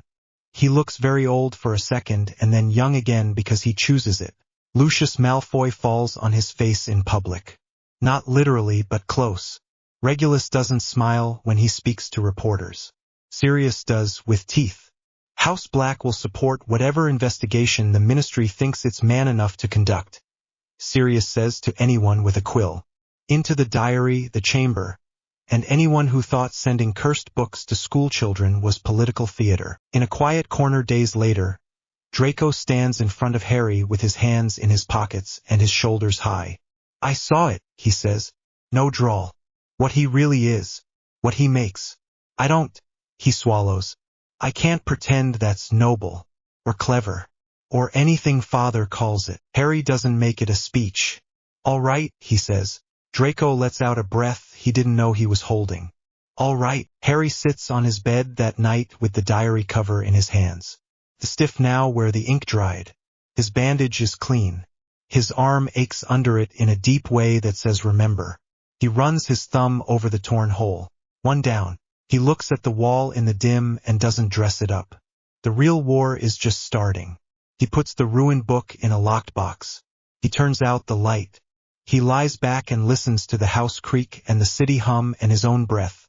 Steady now. He doesn't sleep fast. He doesn't try to. He keeps his eyes open in the dark and lets the choice sit inside him until the weight of it feels like part of his bones. Chapter 9. Shadows of the Past, Year 3 Conspiracy. The headline hits first thing at breakfast. The owl drops the paper into his porridge. Wet ink. Big letters. Sirius Black strikes again? Harry's fork slips and clatters on the plate. The sound turns heads. He doesn't care. He yanks the paper free, shakes porridge off and reads. Witnesses in Nocturne Alley. A black cloak. A flash of curses. 3 injured. 1 or stunned. Looked just like Sirius Black, someone says in the copy. Like they were proud to be named. Harry's stomach flips. He doesn't think. He knows. Sirius was at Grimmauld Place last night. They played chess through the mirror until Regulus told them to get some sleep, saw the wallpaper behind Sirius, and heard Creature banging pans. Sirius didn't leave. He looks up. The Slytherin table has gone quiet around him. Someone at the far end whispers, "Figures?" and someone else kicks them under the bench. Draco leans in. "It's rubbish," he says low. He was home. Father was ranting about Black's new innocence at dinner last week. He'd throw fireworks if this were true. Hermione slides onto the bench beside Harry without asking. She's pale. "They've named sources who won't use their names," she says, tapping the column with a tight finger. "That's not how you build a case." Ron lands across from them, tray rattling. "Dad's gonna lose it," he says. "Ministry'll be all over this." Harry keeps reading until the letters blur. He blinks hard. He folds the paper and sets it down. His hands are shaking. He puts them under the table so the first years won't see. The eyes start as soon as he stands to go to class. They follow him out of the hall, through the corridor, up the stairs. Some students step aside like he's contagious. A Hufflepuff girl drops her books when he passes and picks them up with her head down. In Charms, 2 Ravenclaws whisper and stop when he looks up. Even in Slytherin, a couple of second years won't meet his eye. He files it and moves on. He can't fix what people want to believe with a hallway speech. After Transfiguration, Professor McGonagall calls his name. "Mr. Potter," she says, crisp. A word. Her office smells like tea and chalk. The clock ticks. She shuts the door. Stands behind her desk with her hands flat on the wood. Her mouth is a line. "Have you heard from your godfather recently?" she asks. Harry doesn't flinch. "Yes, Professor," he says. "Last night. He was at home." Her eyes search his face. "You are certain?" "Yes," she exhales through her nose. "The ministry is concerned. They will ask to monitor your movements more closely. I will not allow overreach. However, I must ask that you not leave the castle grounds without proper supervision." "I wasn't planning to," he says. "Professor, they're wrong." Her jaw tightens. "I know what the prophet is," she says. "And I know Mr. Black. If you hear anything, you are to tell me immediately. Anything. Do you understand?" "I understand." When he leaves, a pair of Aurors he doesn't recognize are in the corridor pretending to look at the armor. Their eyes flick to him and back. He files them too. That night he locks his dormitory door, puts up a muffling charm, and pulls out the 2-way mirror from the bottom of his trunk. The glass is cool. His handprint fogs it. "Sirius Black," he says. The surface clouds, clears. Sirius appears. He looks rough, stubble, shadows under his eyes, hair sticking up. The set of his mouth softens when he sees Harry. "There you are. Tell me you didn't leave," Harry says. Sirius snorts. "Haven't left this bloody house all week. Ask Creature. Ask the portraits. I've been here pacing holes in the rug. I swear to you, Harry." The mirror jolts and splits. Another rectangle opens at the edge. Regulus's face joins, neat and sharp. "We saw the paper," he says. "It's coordinated. A Death Eater game or the ministry covering its own errors. Or both." "Bellatrix," Harry says. Regulus's eyes go flat. "She was moved last month. Quietly. I don't like how quiet. If she's out, If she's out, she'd pose as me just to make my day worse, Sirius says. His jaw clenches. She'd enjoy it. We clear your name again, Harry says. His voice is steady now. We find who it really is. We make them say it out loud. Sirius's look is fierce and fond at once. That's my boy. Don't. Harry's mouth twitches. Don't call me that in front of Slytherins. Wouldn't dream of it, Sirius says, smiling for the first time all day. They break the connection. Harry sits with the mirror in his lap until his heartbeat slows. Then he gets up and starts. The library smells like dust and ink. Old glue. Hermione takes a table by a window and builds a wall of books around herself. She doesn't look up when he sits. She's already got a list. Disguise methods, she says, quick. Human transfiguration lasts minutes at most. Glamours vanish under charms. Polyjuice is the best option for a sustained impersonation. Any variations? Harry asks. There's a restricted version, she says. Harder on the body. Requires more than hair. Blood sometimes. The copy lasts longer. Can mimic scars. It's unpleasant, right? He says. He writes it down. Ron shows up with red ears and a bag that clinks. He drops into the chair and leans in. Dad says don't tell anyone he told us, he says under his breath. Azkaban had an incident months ago. Not an official escape. Personnel error. You believe that? A few prisoners moved to a different block. Someone in the Department of Mysteries signed off. Names were redacted. Hermione's quill stops. Names? Ron grimaces. Dad thinks Bellatrix was one of them. He heard the name in a lift. Minister doesn't want panic. So, hush hush. He looks at Harry's face. Sorry, mate. Harry swallows the taste in his mouth. No good. We needed it said. Draco slides into the last seat like he'd rather be anywhere else and isn't leaving anyway. He keeps his voice low. There's a potion, he says. We're not supposed to talk about it. It's like polyjuice but tied to a person. You need their blood. It lasts longer. Looks better. Old families used it to pull off swaps for inheritance hearings. He meets Harry's eyes. If she had even a vial of Black's blood, she might, Harry says.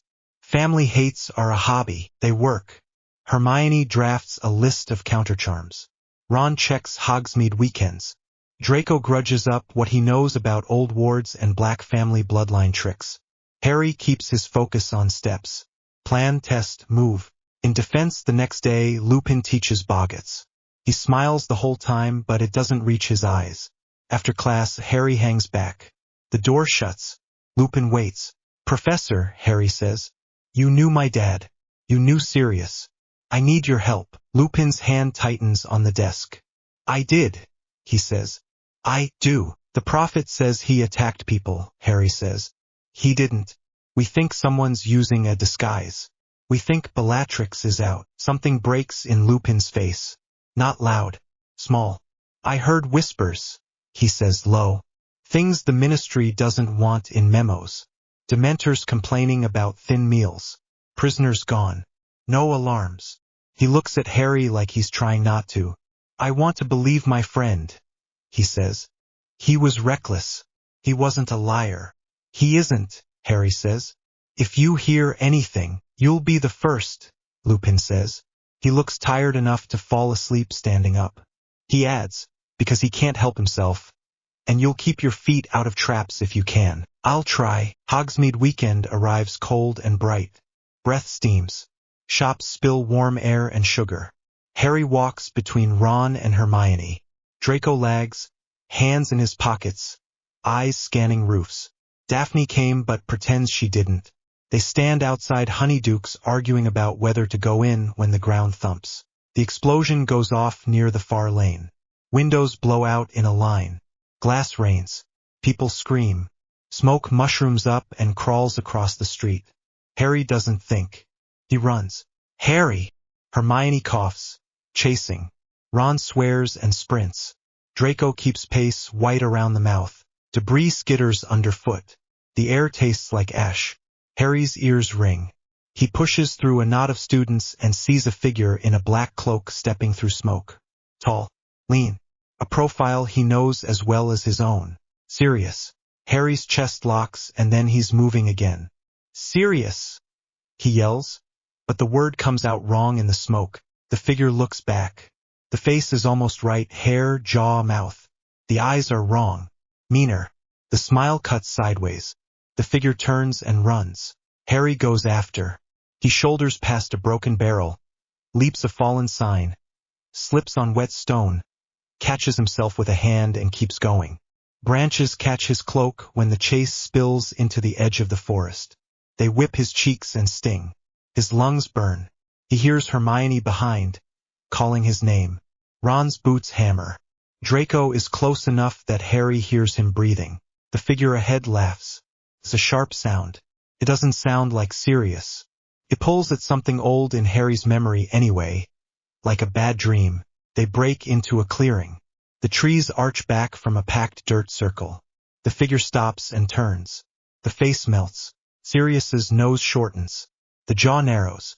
Hair lightens and frizzes. Eyes deepen and go mad. Bellatrix Lestrange stands where Sirius was, gaunt and wired tight, wand already flicking. "Did you like my performance, little Harry?"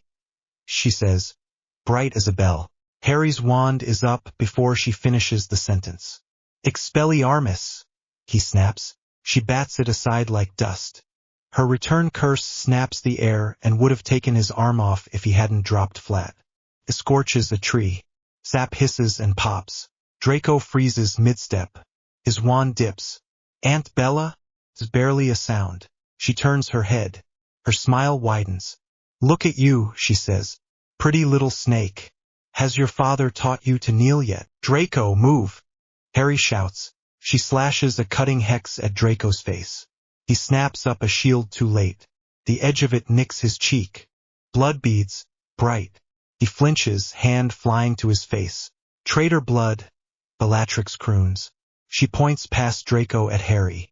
"Let's carve a lesson." Harry fires 3 spells in a row, short and hard stunner, bludgeoner, binding. The first cracks her shield. The second knocks her a half-step back.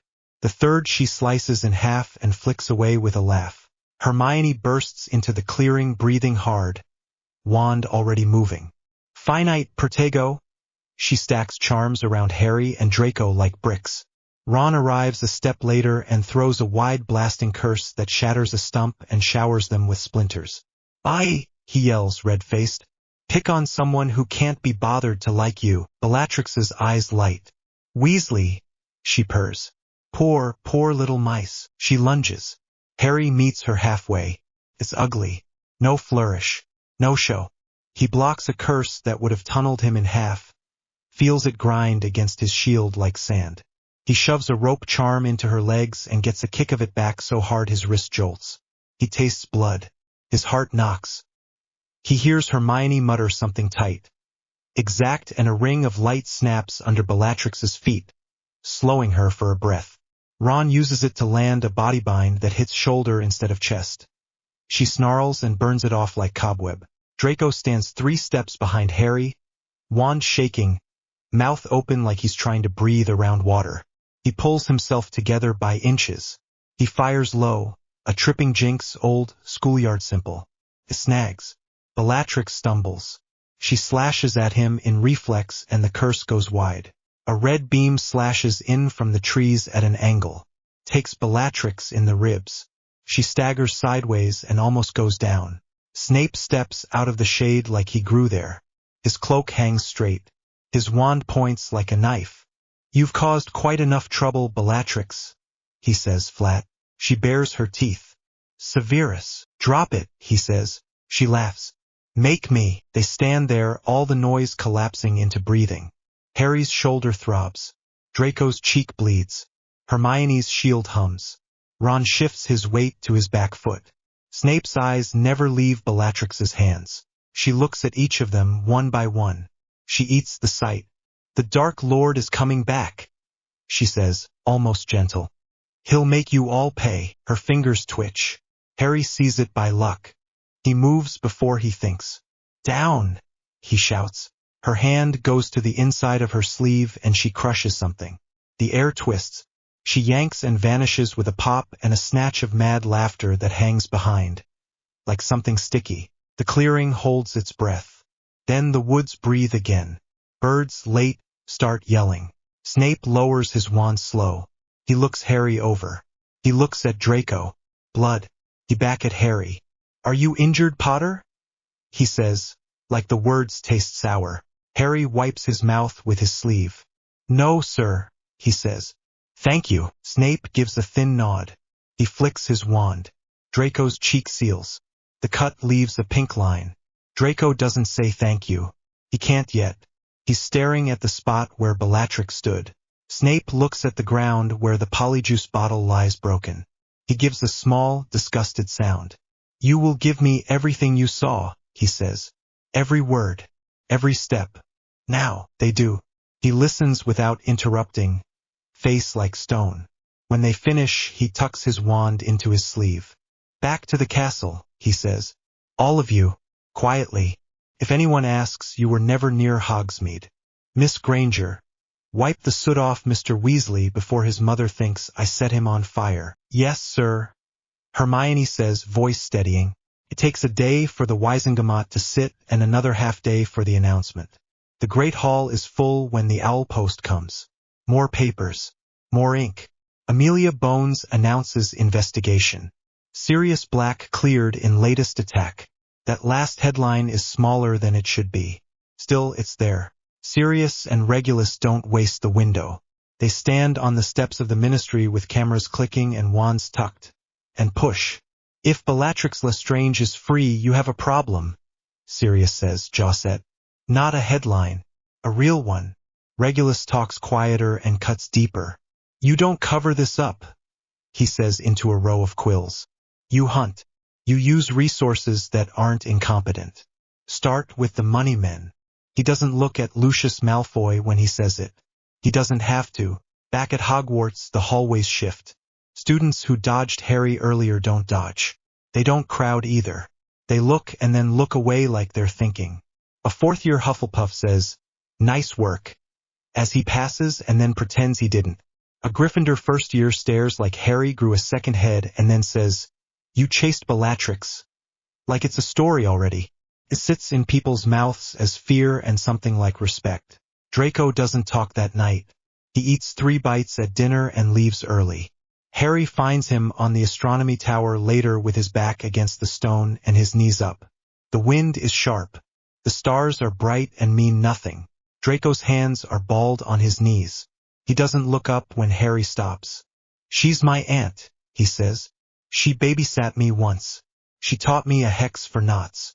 He laughs once and it's not a laugh. "My family is full of people like that." Harry leans on the railing. The stone is cold through his robe. The castle hums under his hands. "You're not them," he says. "You chose different." Draco scrubs at his face. He's angry at the wet on his fingers. He hides it fast. "I don't know what choosing different looks like yet," he says. "We figure it out," Harry says. "Step by step." Draco nods once. He breathes slow. His shoulders come down a fraction. He looks very young and then older than he should. They stand there until the wind cuts through and they can't feel their hands. A school week grinds by. The Aurors at the gates rotate. Howlers arrive and get laughed at or cried over. Lupin teaches proper shields with a focus that makes arms ache. Snape is impossible in class and tolerable in corridors. Hermione lives in the library like it pays rent. Ron writes to his dad every other night and burns the answers after reading them. Daphne makes a list of governors and which way they lean and hands it to Harry like it fell in her lap. Didn't. On Friday evening, an owl taps Harry's window in the Slytherin dormitory. Sirius's owl. Harry lets him in. He unties the letter and feeds the bird a scrap of sausage from the stash Draco pretends not to know about. He sits on his bed and reads. "Pup," the letter says in Sirius's quick hand. "Reg says I should write clear and short so you don't do anything stupid while trying to read a novel and walk at the same time." "Fine. Clear and short." It was Bella. "We have witnesses. Amelia Bones apologized in front of half the Ministry and I didn't even swear. The press still wants a villain in a headline. Let them choke on their ink. Listen to me.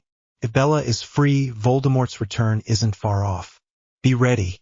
I don't mean paranoid. I mean sharp. Eat, sleep, practice. Keep your friends close and your head clearer than mine ever was at your age. We'll handle our side. You handle yours. P.S. Tell Draco that if he wants to talk about family and knives, I collect both. RB says hello and to stop using fiendfire in corridors, no matter how nicely it sits in your wand. Harry smiles at that last line and then doesn't. He folds the letter once and sets it on the trunk where he'll see it when he puts his shoes on tomorrow. He goes to the window and looks out at the lake. The moon throws a stripe on the water. The wind hisses in the reeds. Somewhere above, an owl hoots. Somewhere below, the giant squid rolls and does whatever giant squids do when no one is watching. He presses his palm to the cold glass. He's 13. His shoulder still aches from a curse in a forest. He can list names of people who want him dead like he's reading from a class roster. He breathes in and out until the air goes all the way down. The line in the letter sits in the center of him like a small iron weight. Be ready, right? He says to the glass, to the room, to the dark. I will. Chapter 10. The Goblet of Fire and Ashes, Year 4. The great hall hums before Dumbledore even stands. Kids lean over tables. Benches creak. Someone drops a spoon. Dumbledore lifts his hands and the noise settles fast. The Tri-Wizard Tournament, he says, voice carrying clean to the corners. Revived with strict safeguards. Harry listens and keeps his face still. He's not entering. He has enough on his plate. War, school, keeping friends alive. He watches the older students vibrate and grin at each other. Fred and George whisper so hard you can see the words forming in the air. Dumbledore gestures and the Goblet of Fire rises out of a carved box. Blue flames licking at the rim. It throws pale light on faces. He lays out rules. 17 and up. 1 champion per school. Put your name in and your word is your bond. Harry doesn't move. He's not stupid. Days pass in a rush of gossip and bragging and quills scratching names. When the hall fills for the selection, the air has a tight feel. The goblet flares once, spits parchment. Victor Crumb. Cheers. Again. Fleur Delacour. Again. Cedric Diggory. Cedric looks stunned and also like he expected it and stands to claps from Hufflepuff and half the other tables. He nods at Harry as he passes. Harry nods back. The goblet burns blue, then white, then a harsh red that doesn't look right. A 4th scrap lifts out and floats down into Dumbledore's palm. He looks at it and his eyes flash, small and sharp. He reads anyway. Harry Potter. Silence drops like a stone. The space between Harry's heartbeat and the next stretches. He doesn't stand. He doesn't move. He feels heat on his face from the goblet and cold under his hands from the table. Every head turns. Whispers hit all at once. He's 14. He can't. He will. He wants attention. The last one is loud. Harry stands because not standing is worse. He scans the room as he rises. Not surprise. Suspicion. Someone put my name in. Someone with access and an angle. He runs through faces. Snape looks murderous.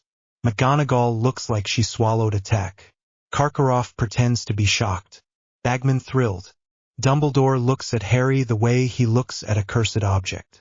Ron's face is the hardest part. It falls and shudders. He stares like he just got shoved out of line for a ride and now he hates himself for caring. He looks away. Harry walks up the aisle. The floor sounds too loud under his shoes. He keeps his shoulders back the way Regulus drilled into him. He steps into the antechamber with the other champions. Cedric opens his mouth. Did you? No. Harry looks him in the eye. I didn't. Cedric believes him at once. Right? Then someone wants you dead. He says it like weather. Harry huffs. Feels familiar. There's arguing in the corridor. Teachers and judges crowd in. Rules and contracts get thrown around like plates. Bagman sweats and smiles. Dumbledore asks calm questions that have knives in them. Moody squints at Harry like he's trying to see through skin to bone. Harry asks for the antechamber fireplace and holds up the two-way mirror instead. It's faster. Sirius Black, he says low. Sirius's face fills the glass in a rush.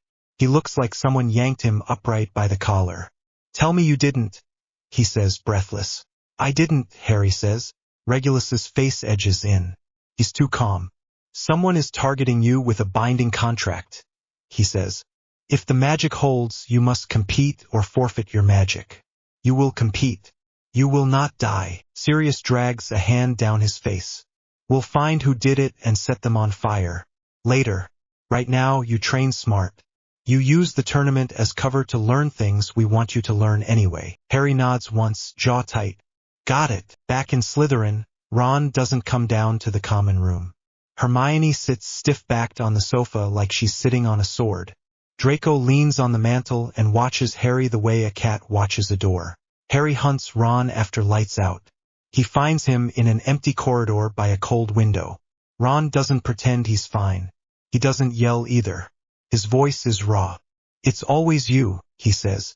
You walk into rooms and the room changes. With everything we've been through, Harry says, quiet. Do you honestly think I'd put my name in a cursed cup for applause? Ron's mouth works. The anger falls off his face and leaves shame. No, he says. I don't. I'm sorry. He shrugs helpless. Everyone always wants you. You know? I don't want this, Harry says. I want you in my corner. Ron breathes out hard. Right. Done. He sticks out a hand. Harry takes it. Ron squeezes. Let's win this thing, they plan. Hermione stacks books about dragons as high as her head and reads until her eyes water. Draco brings a thin, mean book from his father's shelf that smells like mildew. Fear. Old notes on calming spells for magical reptiles. Don't ask where I got this, he says. Just don't say the word snake in front of Umbridge or anyone like her. Harry practices nonverbals until his fingers cramp. He runs through breathing drills Regulus drilled into him, the ones that put your heart rate back in your hands. Draw day. The champions pick their dragons. Bagman beams and calls it fun. No one laughs. Harry gets the Hungarian horntail, the most vicious, of course. The model bites his finger and draws blood.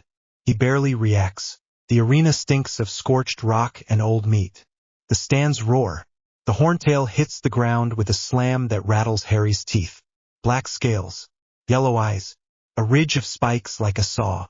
Smoke huffs out with every breath. Harry doesn't sprint for his broom. He walks forward, slow and clear, wand in his hand but low. The crowd doesn't know what to do with that. The noise drops. Harry draws a breath and lets out a soft hiss. Not words at first. Sound and shape. He slides into Parseltongue like slipping into cold water. The sound feels wrong in his throat and right in his bones.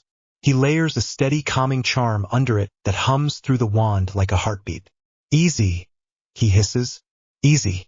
Not here to steal. I'll be quick. The horntail's head tilts. Smoke thins. The eyes blink slow.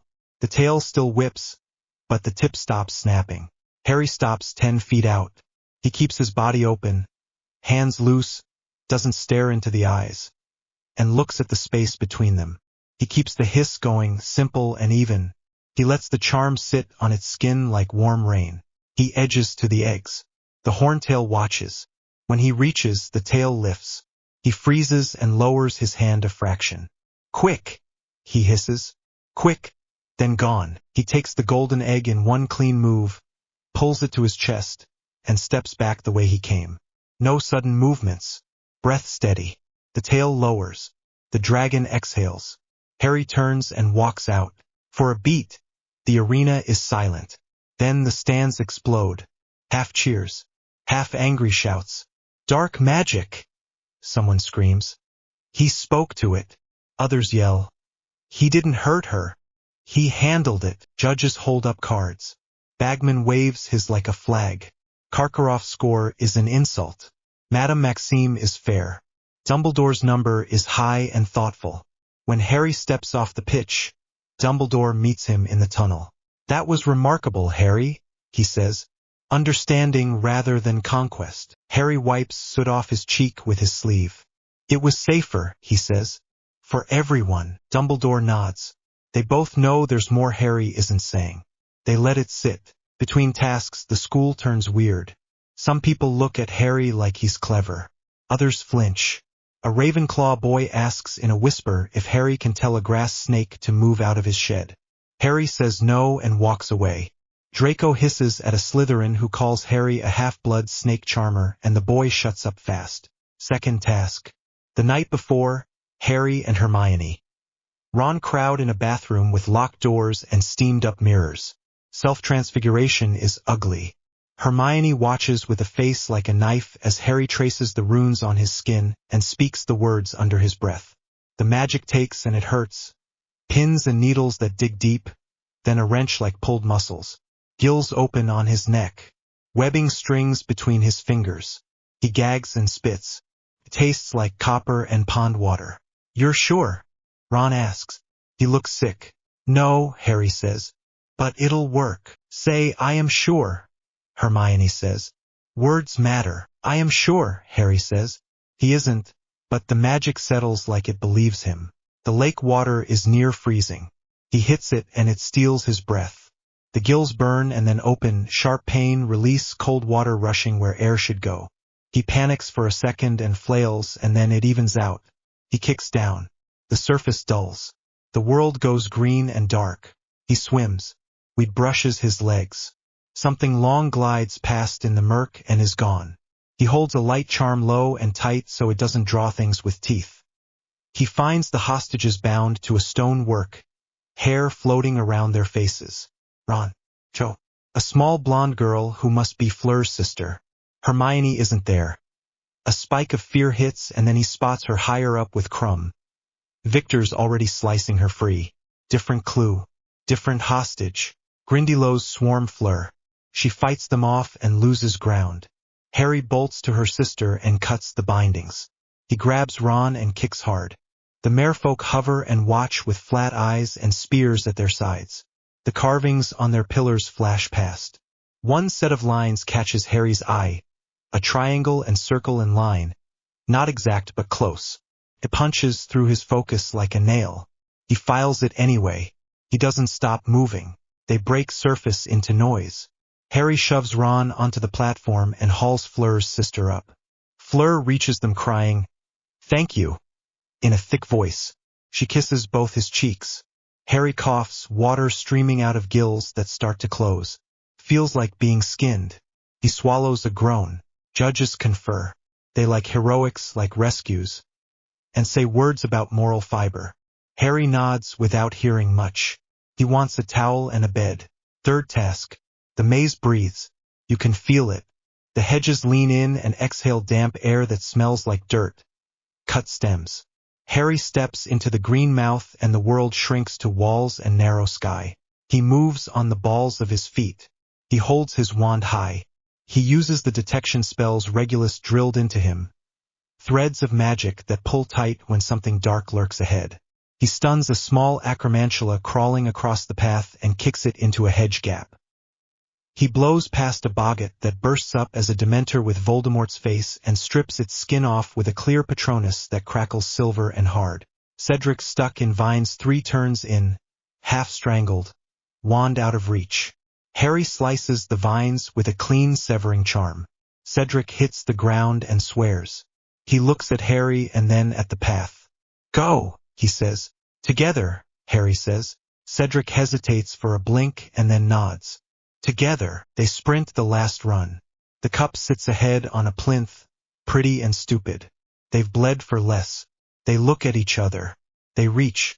Their fingers touch the handles at the same time. The hook yanks them behind the belly button and the world flips inside out. They hit ground hard on their knees. Cold. Damp. The smell of rot. Headstones crowd in like teeth. Harry's scar goes hot at once. "Where are we?" Cedric says. His voice echoes wrong. "Not good," Harry says. "Cup. Now." He lunges back toward it. It's a few feet away, useless and glinting. A figure steps out of the dark.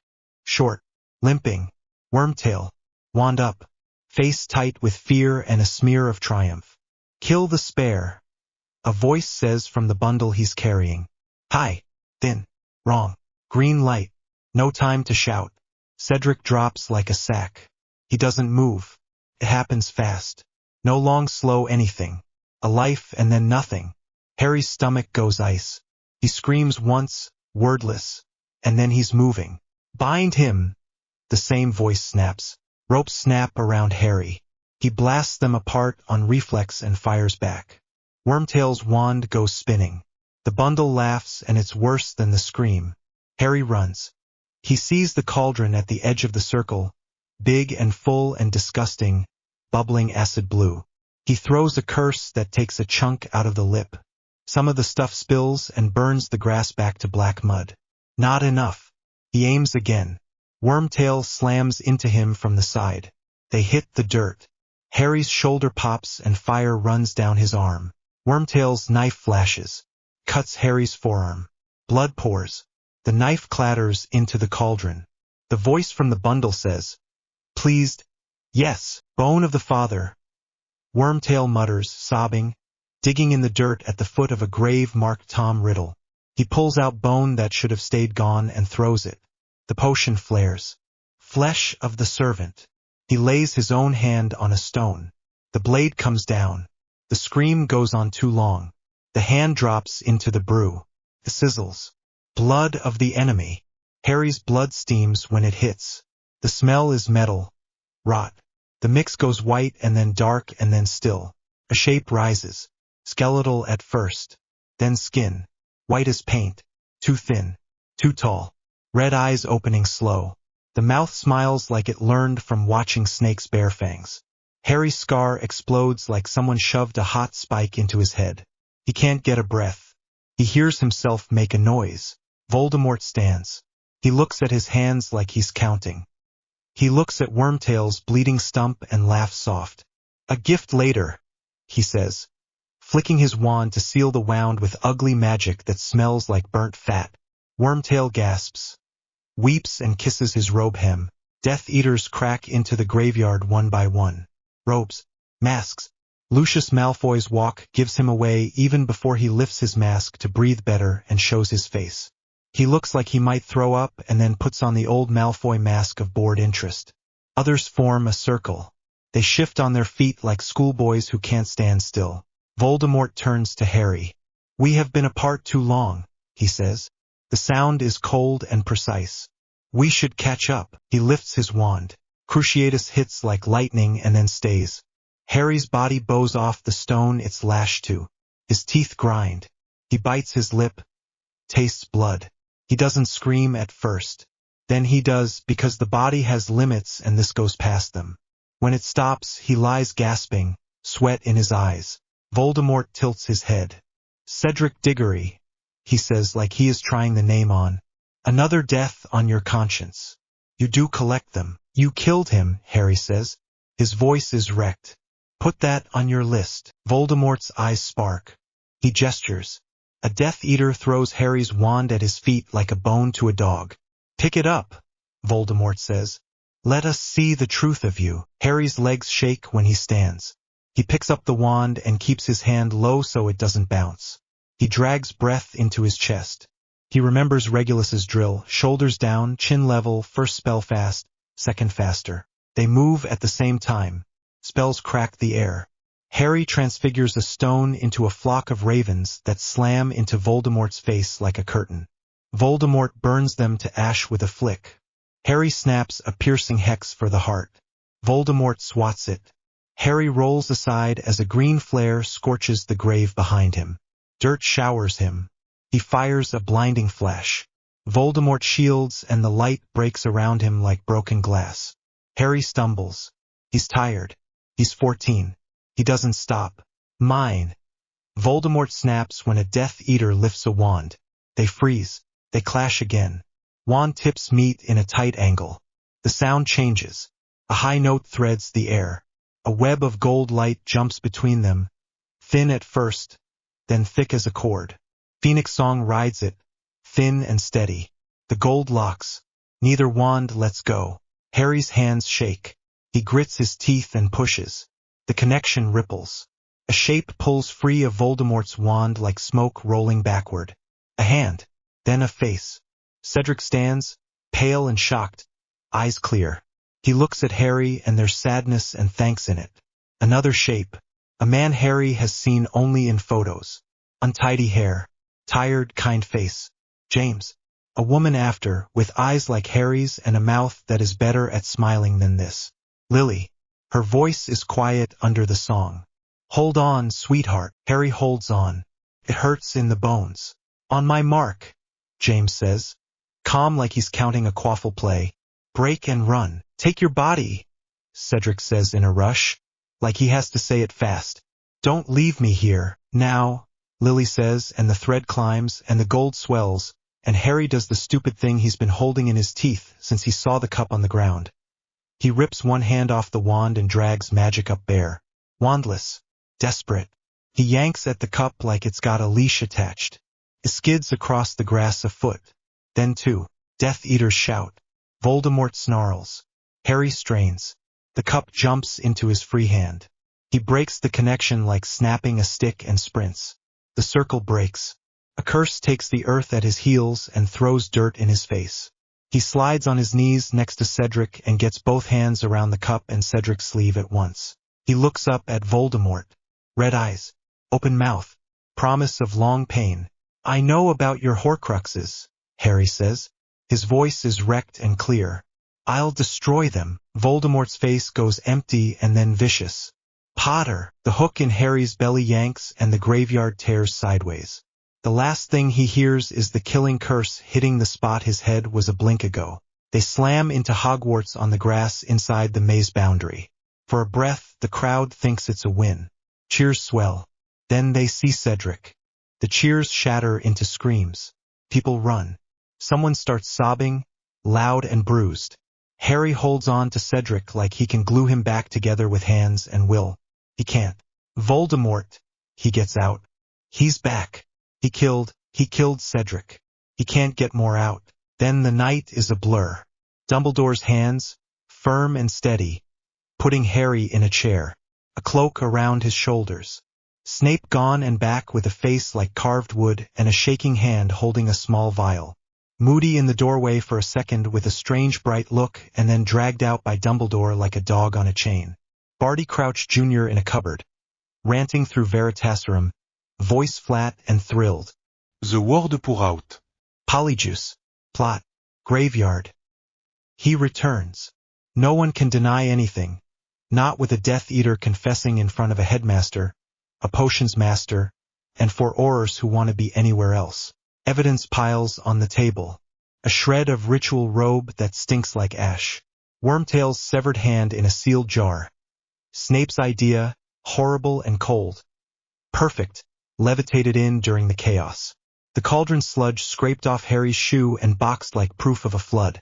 The Ministry tries to dance anyway. Fudge blusters. Bones stares him down with quiet fury. We have a body, she says, indicating Cedric, voice tight with control. We have a confession. We have a child who lived through it. Do your job. They hold the memorial 2 days later on the lawn. Hufflepuffs sit together with faces washed white. Cedric's parents stand like glass. Dumbledore speaks first and keeps it short and clean. He says Cedric was kind and fair and brave and that none of that saved him and that's why it matters. Harry steps up because he has to. His shirt collar scratches. His hands won't stop shaking, so he keeps them tight on the podium. His voice cracks. Cedric died because Voldemort is back and he kills, he says. It wasn't a duel. It wasn't fair. It was murder. I'm sorry. I brought him to that graveyard. I couldn't. He swallows. We won't let it mean nothing. He steps down and almost falls. Ron is there. Hermione is there. Draco stands a step back, eyes red, chin up. Daphne has a handkerchief she pretends is for herself and shoves it into Harry's fist without looking at him. Sirius and Regulus get to him after the crowd thins, in a room with a shut door and curtains pulled.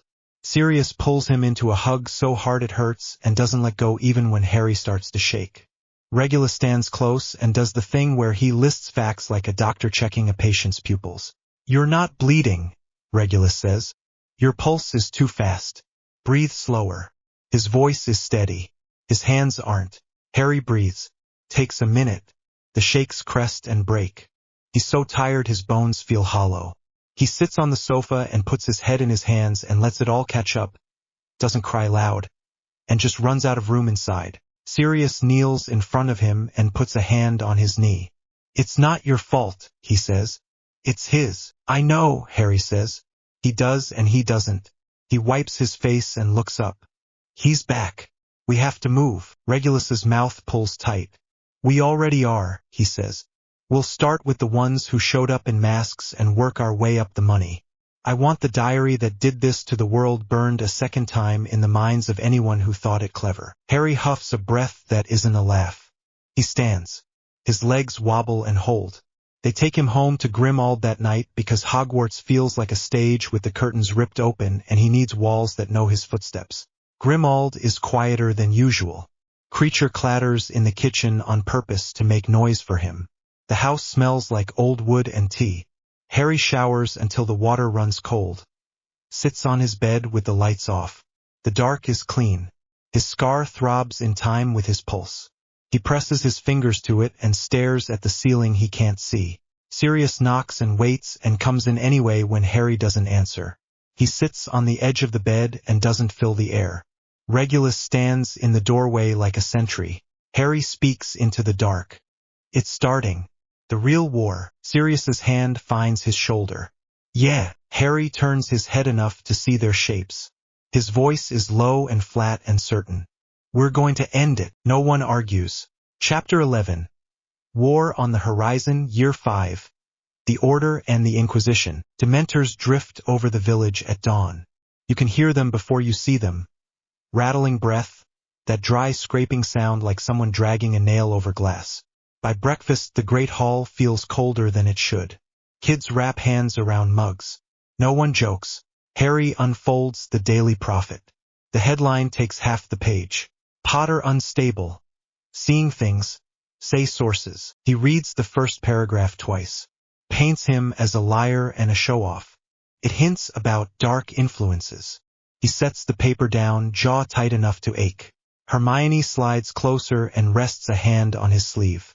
"They're scared," she says. "Scared people lash out." "Yeah," Harry says. He wants to tear the paper in half, doesn't. And stacks it under the milk jug so he doesn't have to look at his own name. Dumbledore stands. The room hushes.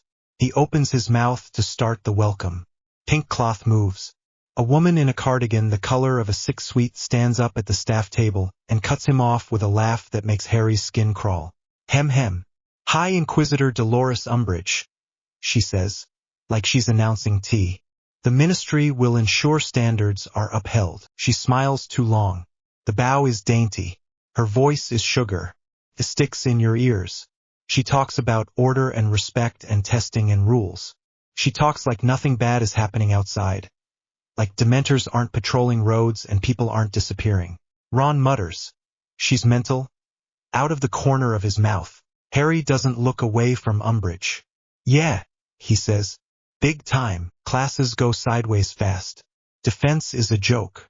You sit in rows and read a book about the theory of defensive spells, while Umbridge smiles and tells you practical magic isn't appropriate. When Harry raises his hand and asks what they're supposed to do when someone tries to kill them, she writes him up for disruptive behavior and gives him detention. He shows up that night and she hands him a black quill and a sheet of clean parchment. "You'll write lines," she says. "I must not tell lies." "Fine," he says, voice flat. He picks up the quill. It has no ink. "Begin," she says. He writes. The words cut into the back of his hand as he makes each stroke. Skin splits. Blood wells and then the spell pulls it away, like the quill drinks it. The pain is sharp and simple. He keeps his face blank, watches his eyes the whole time, and doesn't give her anything. Back in the common room, he turns his hand palm up for Ron and Hermione. The words are a raised welt, slick with fresh blood. Hermione's breath catches and turns into anger so fast her cheeks flush. "That's illegal," she says. That's torture." "Keep your voice down," Harry says. He flexes his fingers and hisses between his teeth. Kingsley needs to see it. Kingsley Shacklebolt looks at the cut the next afternoon in a quiet corridor, his big frame blocking anyone else's view. His jaw clenches. "Understood," he says, deep and calm. "Don't put anything in writing. We'll handle the rest." The year grinds like that for a while. Cold. rules, inspections, quills scratching, the smell of chalk and dust. That sweet perfume Umbridge wears until it sits on the back of your tongue. On the first Hogsmeade weekend, the prophet runs another piece. Fudge is quoted. The boy is so confused, he says. He nearly trips over the word. Harry closes the paper and walks away before he throws it into the fire. Christmas comes as a relief and isn't one. Grimmauld Place is warm and loud and still feels like a place that remembers old curses. The meeting starts after dinner. Molly tries to keep Harry upstairs. Voices rise anyway. He's just a child. Molly shouts behind the closed door. Sirius snaps back, voice shot through with something close to panic. He faced Voldemort in a graveyard. When does he stop being just a child to you? Harry turns the knob and walks in. The room goes quiet. Heads turn: Moody, Tonks, Kingsley, Lupin, Dumbledore with lines cut deeper into his face than last year. Regulus sits straight-backed on one side, black hair neat, eyes like slate. Regulus stands. My nephew has dueled the Dark Lord twice, he says, plain and cold. He's earned this seat. Dumbledore nods without drama. Sit down, Harry. Harry sits. His heart is banging. He keeps his hands still on the table. He can feel Sirius's hand on the back of his chair, grounding and jittery at the same time. They start with basics. Death Eater sightings. Ministry denials. Dementors far from Azkaban. Then Harry tells them the thing he hates saying out loud. There are Horcruxes, he says. He doesn't dress it up. More than one. We've destroyed one already, the diary. The locket is out there. Others exist. Faces shift. Tonks goes pale. Moody doesn't blink for too long. Kingsley sits back slow and steeples his fingers. Snape makes a sharp sound and then stops it like he bit his own tongue. You knew, Snape says. He looks like the room tilted and he's correcting it in his head. All this time, I knew enough, Harry says. He doesn't look away. We're sharing it now. Regulus lays out what he learned before he tried to die for it. The cave, the lake, the potion, the inferi. Dumbledore adds details in a voice that doesn't shake even when his hand does. They sketch a plan between them. No speeches. No drama. Just who, where, how. Storm night. The coast hits them in the face with rain the second they apparate. Wind tears at robes. Waves slam the cliff and throw spray 20 feet up. The cave mouth is a dark cut that only looks like a cave if you already know it's there. It has to be me, Harry says at the door. Blood for blood. He planned it that way. Regulus doesn't argue. Sirius looks like he wants to. Harry slices his palm with a clean charm and lets blood drip into the slit in the rock. It drinks, stone grinding, door opening slow. The cut stings. The smell of iron mixes with salt. Inside, the dark is absolute until they light wands. The ceiling sweats. The lake lies black and flat. Nothing moves. It looks like a hole cut into the world. The boat will only take one, Regulus says. Then it'll take me, Harry says. It will take what the magic counts, Dumbledore says. We count as one if we go together right. He shows them the trick in a few clipped words. They crowd close, wands low, breaths tamped down to make less sound. The crossing is cold enough that it hurts joints.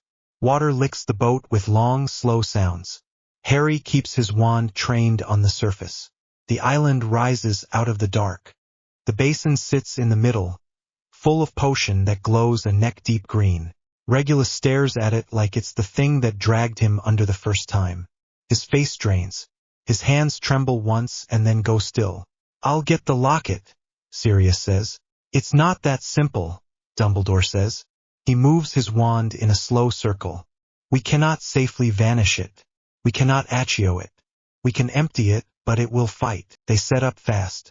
Moody and Kingsley on the edge with curses ready. Tonks near the boat. Sirius beside the basin. Dumbledore nods to Regulus. On my mark. Harry plants his feet and pulls Fiendfire into his wand in a tight leash. It's a horrible spell. It burns wrong. It makes the hair on his arms lift. He keeps it small. He keeps it his. Dumbledore whispers the first counter to the basin's locks. The potion thrashes, quiet and then boiling like a hand slapped the surface. Sirius scoops with a conjured goblet. The first dip burns his skin through charm work. He grits his teeth and keeps going. The glow lowers just an inch. The lake sighs. Hands break the surface behind them. Dead hands, pale and steady. Faces rise after. Eyes empty. Water pouring out of mouths. Tonks screams. Moody fires curses that hit and slow but don't stop enough. Now, Dumbledore says, voice sharp. Harry lets the fiend fire go. It uncoils into a long serpent of flame and eats the dark with light. The heat blasts his face. The first Inferius that touches it shrieks in a sound that isn't a sound anyone living should hear and goes under. The ones at the edges hesitate. They hate the fire. Keep it tight. Kingsley barks. It'll eat the cave if you let it. Harry keeps it tight. Sweat runs down his back. His burned palm throbs under the bandage. Sirius scoops, dumps, scoops, dumps. The glow sinks. The locket shows at the bottom like an eye. Inferi push close at Tonks's ankle. They drag. She slips. Water closes over her head. Tonks! Harry snaps the fire aside, dives over the edge, and grabs a fistful of her cloak. She fights him. It's reflex, a drowning person's panic. He locks an elbow under her arm and shoves up with both legs. Kingsley leans in and hauls them both out in one clean movement. Harry coughs up lake water. Tastes like rot. He wipes his mouth with the back of his wrist and turns back to the flame. Regulus's breath is loud. His eyes don't leave the basin. Got it, Sirius says, voice raw. He reaches in, fingers smoking, and yanks the locket out with a snarl. Go! They don't run so much as lurch to the boat, stumbling, boots slipping, people swearing. Inferi claw at rocks and at legs. Harry sweeps fire low. The smell is awful. They pile in, weight rocking the little craft hard. They row. Tonks shakes. Whispers sorry into her hands. Then grips the oar and pulls like her life depends on it. The door grinds open onto storm again. They spill out into wind and rain and blessed air. They apparate away soaked and shivering. In Grimald's basement, the locket sits on the stone like a live thing. Tick soft. Regulus stares at it as if it might speak. He looks at Sirius, looks at Harry, and doesn't say anything, just takes the fiendfire wand with a steadying breath. Sirius stands next to him and doesn't move away. Harry grips the edge of the table, knuckles white. Regulus speaks the incantation. Fiendfire comes out in a narrow stream and wraps the locket. It screams with Voldemort's voice. High, furious, promising things he can't actually promise. It throws visions hard and fast. Harry sees his parents for a blink, hears Harry in Lily's voice, and nearly steps into the fire on reflex. Sirius's hand clamps his arm and holds him still. The locket cracks open. Smoke pours out and is ripped into shreds by the flame. The sound cuts out like someone pulled a plug. The metal slumps. Silence. Everyone breathes. Regulus's legs go. Harry catches him and eases him to a chair. Thank you, Regulus says after a long minute. His voice is thin. He looks at Harry and Sirius both. For everything, they don't celebrate. There's too much left. Hogwarts grinds worse when they get back. Umbridge posts educational decree after educational decree. She bans clubs, bans notice boards, and bans subversive attitudes. She teaches nothing. Harry shows his hand to Kingsley again. This time the words are scar tissue, white and raised. Kingsley's mouth goes a hard line. We'll make it public, he says. Not now. Soon. Sirius sneaks onto the grounds as Padfoot on a gray, wet afternoon. He finds Umbridge walking alone by the greenhouses, humming to herself. He steps out of the hedge and growls low. She freezes, then squeaks, then stumbles backward into a puddle and sits in it with a splash. Padfoot bares his teeth. He doesn't touch her. He lets her feel small for 10 seconds, then trots away with his tail high. Harry, Hermione, and Ron start the DA anyway. They don't hide it like a secret society. They just don't advertise times on the wall where a pink toad can see them. The room of requirement gives them a long space with soft floors, target dummies, and a set of shelves with exact books they need the moment they think of them. First night, The room fills with faces from all houses. Harry stands up front and doesn't speechify. This isn't for exams, he says. It's to survive. They train. It's messy. It's loud. It works. Neville fails shield charms 19 times and then nails one so clean it rings. He grins like he can't help it. Again. He pants. Right before the charm falls and he yelps and laughs. Luna comes up with hexes no one has seen before that do weird things to angles and sound. She hums as she casts. Half the room underestimates her twice. No one does it a third time. Daphne and Hermione end up shoulder to shoulder with chalk and parchment, arguing layering tactics and protection paths. Left flank first, Daphne says. Right? Hermione says, frowning, and then they blink and both say, wait, and adjust together. Harry circles and fixes people's wrists and stances. No, like this, he says gentle. Keep the elbow in. Breathe. Try again. He's patient in a way he didn't know he could be. It feels good to be useful in a straightforward way. Ron lays out formations with chess logic, pushing desks into rough shapes and walking people through why you don't bunch and why you don't stand where a single curse can take 3 of you. He jokes while he does it. Right, you lot, don't be daft, he says. We aren't lining up to be bowling pins. Ginny, stop smirking. You know I'm right. People leave limping and laughing and come back anyway. The vision hits Harry at 3 in the morning on a Tuesday. He sits bolt upright with his heart punching his ribs. He sees a dark room and a stone arch and Sirius on his knees. Wand ripped away. Bellatrix's laugh, Voldemort's voice saying, "Come save him," feels off. Cold in the wrong way. The edges blur like cheap glass. Harry presses fingers to his scar and breathes through the pain. He swings his legs out of bed and fumbles for the mirror. Sirius. His voice shakes. Sirius. Sirius's face appears. Hair stuck up. Eyes bleary. Harry? It's 3 in the morning. What's wrong? Harry sags.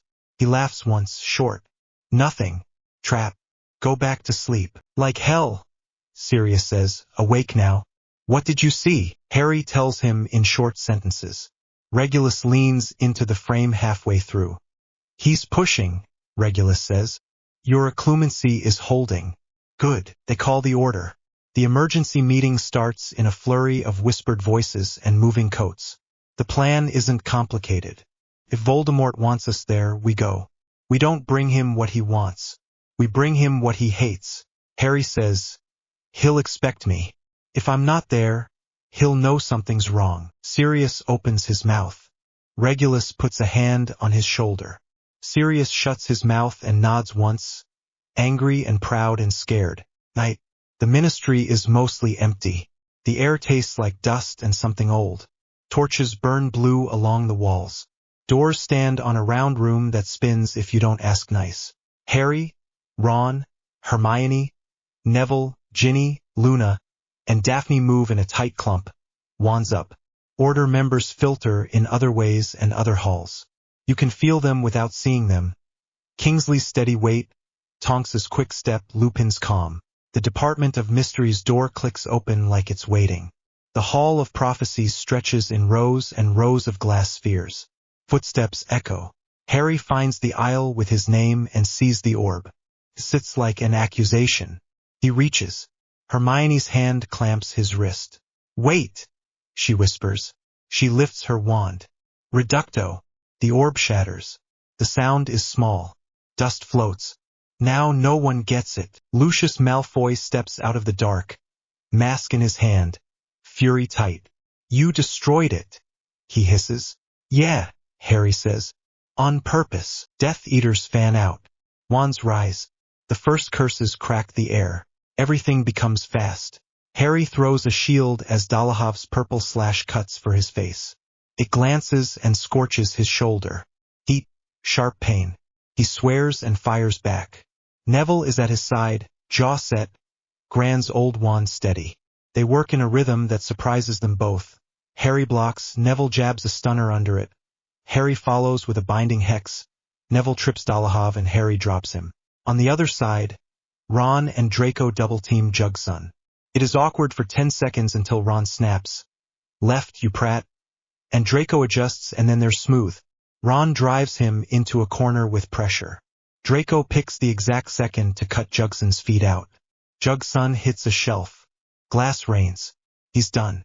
Hermione bodybinds Crabbe Sr. with a clean, efficient wand movement and then drags Ginny out of a line of fire with both hands, scolding even as she pants. "You don't stand in the open like that," she gasps. Ginny flips hair out of her eyes and grins and says, "Yes, Mom," and swings back into the fight. A Dementor slides out of a dark arch and the temperature drops like a trapdoor opening. Luna lifts her wand and a bright hair leaps into being and slams the Dementor back into the nothing it crawled out of. She smiles like it's a good joke. Bellatrix finds Harry with a sound between a laugh and a scream. "Baby Potter, let's play." He ducks behind a shelf. Her curse punches through where his head was half a second later and blows out 3 spheres behind him. He pops up and sends a banishing hex that takes her legs. She rolls and comes up laughing harder. "So quick," she sings. Sirius hits her from the side like a storm. Regulus comes in a half-second after, quiet and lethal. The 3-way duel spirals at once. Bellatrix throws curses that stink of old basements. Rot. Sirius answers with raw power. Regulus slides angles and cuts strings. Harry doesn't breathe for 5 seconds. Bellatrix's eyes go hot and narrow. She throws a killing curse at Regulus in a line so clean it draws a gasp out of Harry. Sirius dives. He takes it on the edge of a conjured shield and the blast throws him backward toward the arch with the fluttering veil. He windmills, heels skidding. Pad foot. Lupin's shout tears his throat. He lunges and catches Sirius's arm with both hands. Tonks grabs Lupin's belt from behind and they form a chain that jerks taut. Sirius hangs there for a half-breath, robes flapping, face white. They haul him back. He collapses onto the floor, limp, alive. Bellatrix shrieks like a kettle and vanishes with a crack before Regulus's curse can take her head off. They fight down the stairs and into the atrium. The golden fountain lies in chunks, water pooling, coins everywhere like someone threw money at a problem and ran. A handful of ministry workers who stayed too late cower behind a pillar. Cold settles on the skin first, then a hush. Voldemort appears in the space like he stepped out of the air. He looks around like he owns it. Dumbledore is already there. He doesn't pose, doesn't raise his voice, and just moves his wand and the room answers. Fire roars. Water rises. Transfigured statues rip themselves off pedestals and march. Voldemort laughs without humor and cuts the air in lines that make it scream. Harry stands to the side breathing like he ran 5 miles. He keeps his wand up anyway. The duel is nothing like class. It's silent in a way that hurts. You can feel power like heat off a forge. Voldemort turns his head slightly and Harry's scar explodes. The world pinpoints. Cold slides into his chest and digs claws. Words crawl up his throat that he doesn't think. Bow. Beg. Give me all your hurt and I'll make it stop. It is quiet and total. Harry stumbles. He slams the occlumency wall into place the way Regulus taught him. Shove the thoughts away, build a wall, hold. The cold tries to slide through cracks. He doesn't push back with words. He pushes back with faces. Sirius laughing. Regulus's rare small smile that he thinks no one sees. Hermione snorting when a footnote is wrong. Ron saying mate like it fixes things. It burns the cold out. It hurts. He does it anyway. Get out, he grinds. Voldemort recoils. It shows in his face for a blink. Then he's gone with a whip-crack of air. Bellatrix grabs his arm as she whirls past, a portkey dragging them both away. Fudge runs into the ruin late with 4 Aurors who look like they got pulled out of bed. He stands in the middle of broken stone and broken rules and stares at the place Voldemort stood. His face goes the color of paper. He's back, he says, voice small. Merlin, help us, he's really back. He resigns within a week. Amelia Bones takes the ministry like someone who came to clean a mess with rolled sleeves. Umbridge is removed in disgrace. Aurors walk her out of Hogwarts between rows of students who cheer and clap and stamp. She tries to smile and it looks like a grimace. Peeves follows playing a kazoo, which is somehow worse. They count captured Death Eaters in neat lines. Lucius among them, face blank, eyes wild. The prophet prints names and for once doesn't make Harry the headline. The Dementors drift back toward where they belong because someone with a spine signs a paper. The hospital wing fills with the team. Hermione sleeps sitting up with a bandage on her ribs and a book open on her chest. Neville's nose is broken and set and he grins anyway. Ginny has her ankle on a pillow and keeps poking Ron with a quill when he snores. Draco sits by the window like he's not waiting for anyone and looks relieved when Harry walks in. Sirius wakes with a grunt and a joke. "Mate, if you wanted me to take a nap, there were easier ways." His laugh is thin and then steadier when Harry smiles. Regulus stands at the foot of the bed. He doesn't smile. He meets Harry's eyes and says, quiet so only Harry hears, "You did well." It lands like a weight and a promise both. Dumbledore talks to Harry in a small room that smells like tea and broom polish. He looks 10 years older. "I was wrong to keep you distant," he says. "No speeches. No riddles. Just that. You have proven yourself again." Again. Harry shrugs because he doesn't know what to do with that. "We don't have time to be awkward about it," he says. "We've got work." Dumbledore's mouth twitches. "We do, Knight." The castle is quiet in a way it almost never is.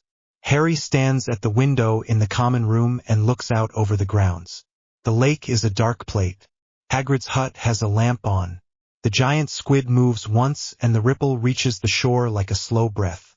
The glass is cool under his fingers. He thinks of Cedric, thinks of the locket cracked open, and thinks of kids in the room of requirement with bruises and grins. He thinks of Umbridge walking out while the school roared. He thinks of Voldemort looking surprised for a second, and how good that felt and how dangerous that is if he starts chasing it. His chest loosens a notch. Ron drops onto the sofa behind him and kicks his feet up on the table. "Well," he says, "that was a week." Hermione, from the chair, without looking up, says, "Was." "Don't do that." Ron rolls his eyes. "That was a week," he says, exaggerating the word, and smirks when Hermione huffs. Harry keeps looking out. "We can do this," he says, soft, to the glass, to the grounds, to the dark. "We can actually win." He believes it enough that the tight place under his ribs finally lets go. He breathes in, slow, and it doesn't hurt. He breathes out. The castle holds. Chapter 12. Alliances and Betrayals. Year 6. The Dark Prince's Gambit. War isn't a rumor anymore. It's on every front page and in the way people stand when they cross a street. Mass breakout at Azkaban. 12 dead Muggle-born family vanishes in Devon Ministry steps up security sweeps. Aurors in pairs guard the Hogwarts gates. The carriages are checked twice. Suits of armor on the main staircase don't just creak now. They turn their heads and watch. Filch carries a list instead of a broom. Even Peeves is quieter. Not by much, but you notice it. Harry folds the prophet and pushes it away. His stomach is tight. He hasn't finished toast in a week. "You've got the session at 10, Hermione says, tapping her watch. "Robes pressed." "Yeah."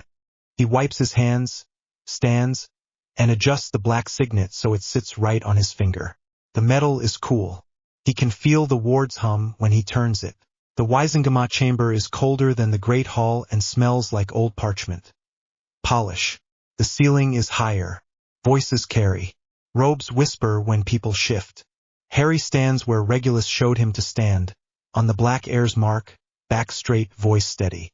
"Madam Bones," he says into the quiet, "we need funding for defensive training in schools. Not just theory. Shields, first aid, evacuation drills. Also legal protection for students who use defensive spells in public. No prosecutions for underage, if it's life and death." Some of the old wizards in the back make faces. One of them mutters. Another nods along as if he's been saying this for years. Bones listens without blinking and then says, "Write the draft with Shacklebolt. Bring it to the committee by Friday." The black ring warms against his skin. It means the old wards acknowledge his words. He doesn't smile, nods, and leaves feeling a little sick and a little older. Back at Hogwarts, defense is different before you even sit down. Snape's name on the timetable sits where defense against the dark arts should feel safe. It doesn't. But the first class starts on time. Desks in rows. cauldrons replaced with dueling lines chalked on the floor. Snape's eyes find Harry the second he steps in. Snape's face doesn't change. "Mr. Potter," he says, the drawl low and even. "Let us see if your practical experience translates to actual knowledge." Half the class glances between them. "Ready," Harry says. They start with counters and move to layered shields. Snape fires a silent hex. Harry feels it like a gust and slides a half-shield at an angle so it glances. Snape's eyebrow twitches. The next one is a cutter aimed at thigh height. Harry blocks, steps forward, breaks the line with a stunner and a bind chained inside it. Snape knocks it aside with an impatient flick and presses. Harry keeps up. His lungs work hard. His wrist aches. He doesn't drop his wand. "Again," Snape says, and the word almost sounds like approval. That night Slughorn holds court under floating lamps and too many platters of sugared pineapple. The Slug Club is mostly names and potential, but Slughorn can talk for hours without you noticing time pass. Harry doesn't love the room. He understands its use. "Your godfather tells me you've developed quite the political instinct," Slughorn says, drink in hand. "Very like your mother in other ways. Brighter than brilliant, she was." He sighs. "And then there was Tom." Harry waits. He doesn't push, lets Slughorn tell the story he wants to tell, and encourages at the right spots. Pure blood manners help. He says sir like Regulus taught him, polite without sounding soft. Hermione drifts in later with a book at just the right time. "I read one of your papers on crystallization of memories," she says, as if it just occurred to her. "Fascinating. Your notation on unstable vials was so neat." Slughorn preens. "Dear girl." Harry slides the question in once Slughorn's laughing and the sugar has done its work. "Professor, did Tom ever ask you about soul magic?" "Not in those words. In numbers." He keeps his tone light. He watches Slughorn's eyes. The old man's smile dips. His gaze skids. We all say foolish things when we're young." "Please," Hermione says. "This matters." Slughorn sets the glass down. His hands tremble. "He asked if a soul could be split more than once," he says, voice low. "He asked about 6. Harry doesn't blink. Hermione goes still. Ron swears under his breath. Slughorn presses fingers to his mouth. Shame sits heavy on his shoulders. "I didn't know," he says. "I didn't know what he was." "Thank you," Harry says, and means it. They lay out the list on parchment in the library later, between stacks and the scratch of quills. Diary destroyed. Locket destroyed. Ring. Dumbledore before the start of term. The blackened hand was proof enough. That leaves the cup, the diadem, the snake. And the scar none of them name out loud yet. For the cup, Hermione says, "Gringotts, dragon." Ron says, hopeful and horrified in the same breath. "No dragon," Harry says. "This time we do it clean." Sirius sits across from goblins in a room that doesn't have windows and doesn't need them. Torches throw steady light. Goblin blades hang on the walls. Griphook watches every small movement as if he's grading it. Harry sits beside Sirius with his ring uncovered. "We'll push reforms when this is over," Sirius says. "Representation, property rights, wands for those who pass certification. No more raids without due process. It's not charity. It's overdue." Griphook's expression doesn't change. "Promises from wizards are paper. Put it in blood and magic," Harry says. "Signet bound. Today." Griphook studies him for too long. Then he nods once. "There will be an escort," he says. "No tricks. No violence. You touch what you came to touch. You leave. If you try to steal, you die." "Fair," Harry says. The Lestrange vault's door is a mouth of iron and runework. The escort doesn't speak a word beyond directions. The cart rattles until your teeth feel loose. The air gets hotter the deeper they go. Inside, treasure lies in heaps. Light reflects off gold and off something that looks like teeth. Harry's neck prickles. "Gemino," Hermione whispers. "And burning hexes on the metal. Don't touch." "Brilliant," Ron mutters. "Treasure that turns into more treasure that burns you alive. Classy." The cup sits high in a nest of chalices like someone hid it and then wanted to admire it every day. Hufflepuff's badger gleams through dust. Every step they take sets little ripples through the pile. Coins jitter. Rings shift and clone. Hermione casts a spread of cooling charms that make the air steam. They move slow. Harry focuses on the cup and nothing else. He threads a levitation charm through the air like a needle through cloth and lifts. The pile shivers. Gold replicates and spills and hisses as the burning curse triggers and dies in Hermione's cold breeze. The cup rises a handspan, then two. He pulls it through a small space without brushing the sides. His throat is dry by the time it hangs in the air before him. He wraps it in a conjured cloth and lowers it into a thick dragonhide satchel Sirius holds open.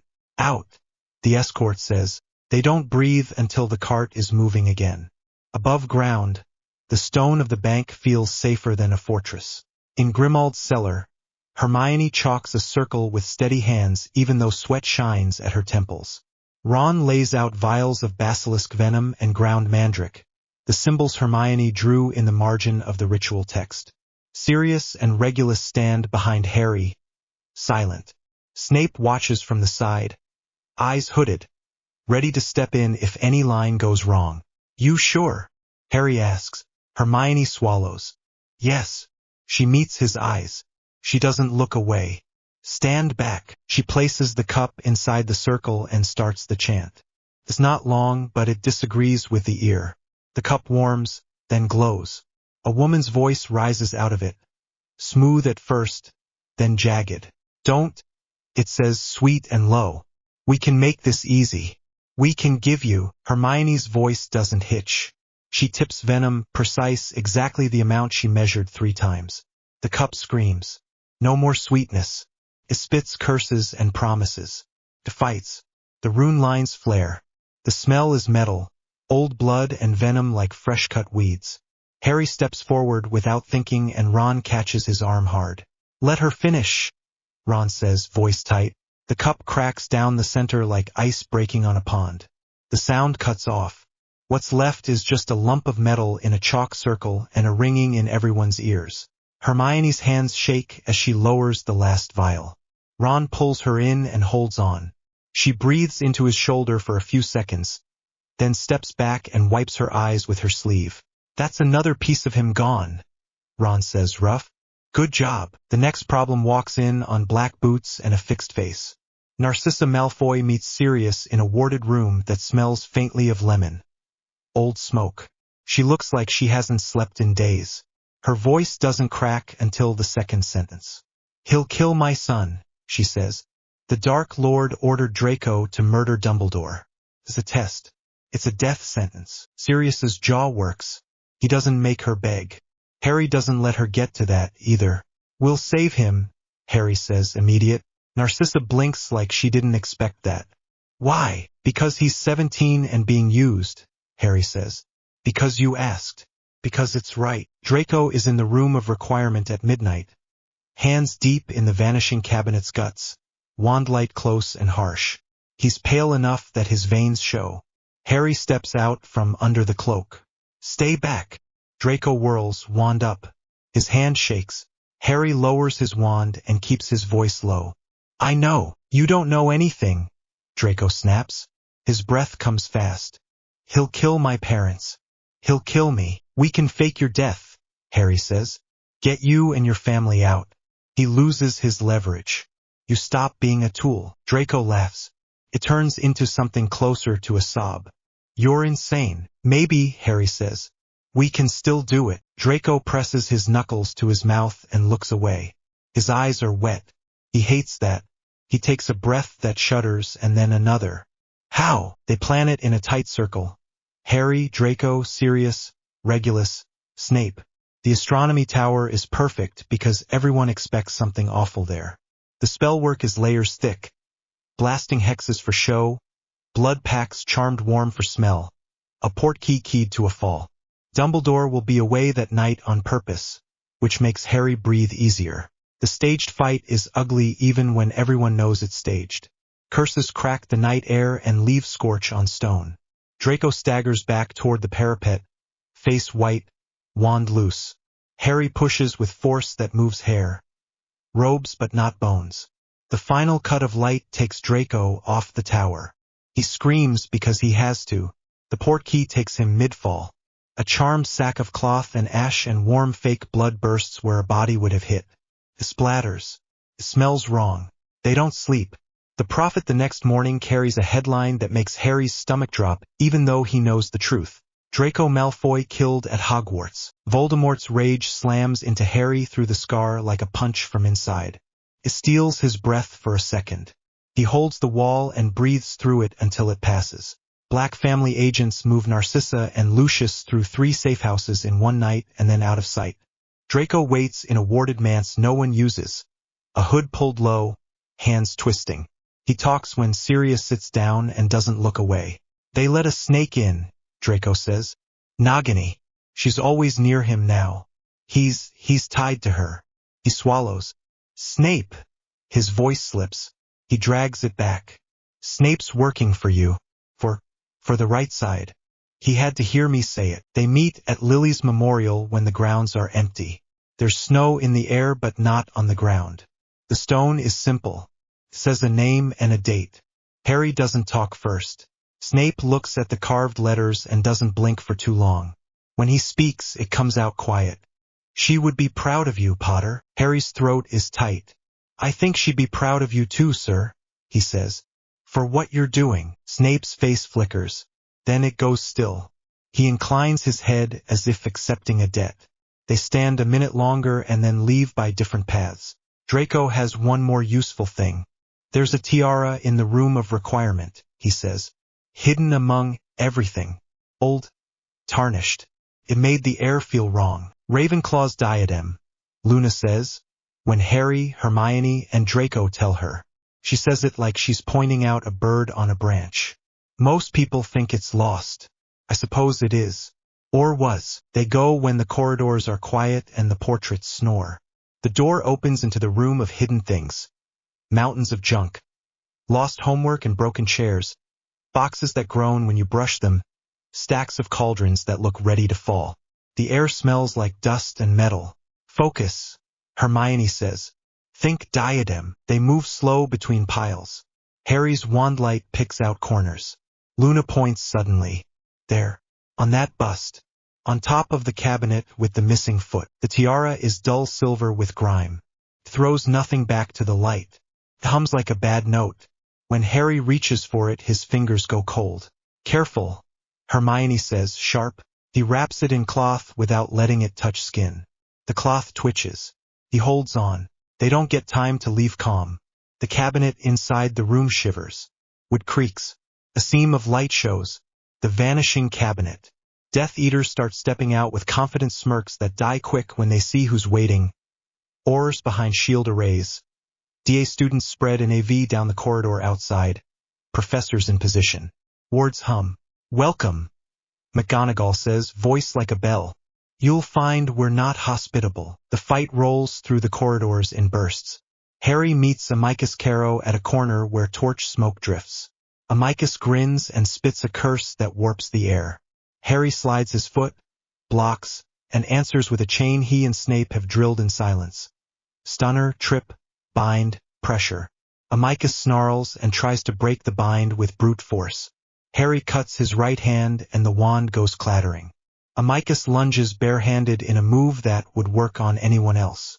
Harry drops him with a body lock and keeps moving. Alecto goes for Ginny. Bad idea.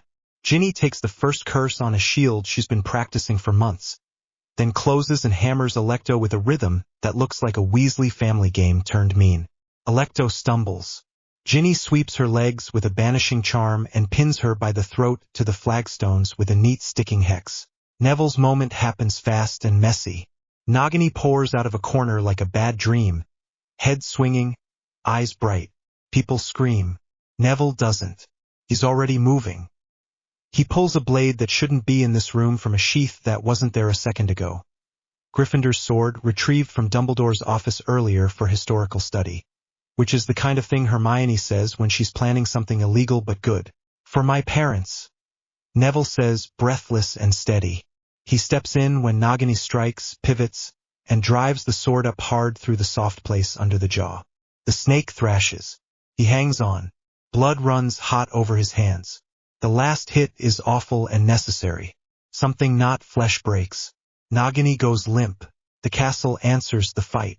McGonagall wakes armor with a single command and they march. You can hear the ring of metal on stone 3 floors away. Flitwick moves like a dancer and drops 3 masked Death Eaters with precision cuts that barely singe robes. Sprout turns the floor under a group into grabby vines and then throws compost in their eyes and swears in a way that makes Ron choke on a laugh even while bleeding. In the middle of it, Harry pulls the cloth off the diadem just enough to jam a basilisk fang into the rim. The tiara screams in a sound no human throat could make. It detonates in dark pressure and smoke that tastes like pennies. Old magic. He staggers into a wall, vision white for a heartbeat. When it clears, there's nothing left of the diadem but slag and a scorch mark. By the time the cabinet is jammed and sealed, Death Eaters are dragging the injured and trying to portkey.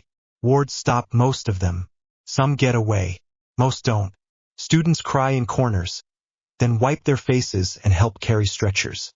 Dumbledore is alive. He stands in the entrance hall under broken windows, wand in hand, hair damp with sweat.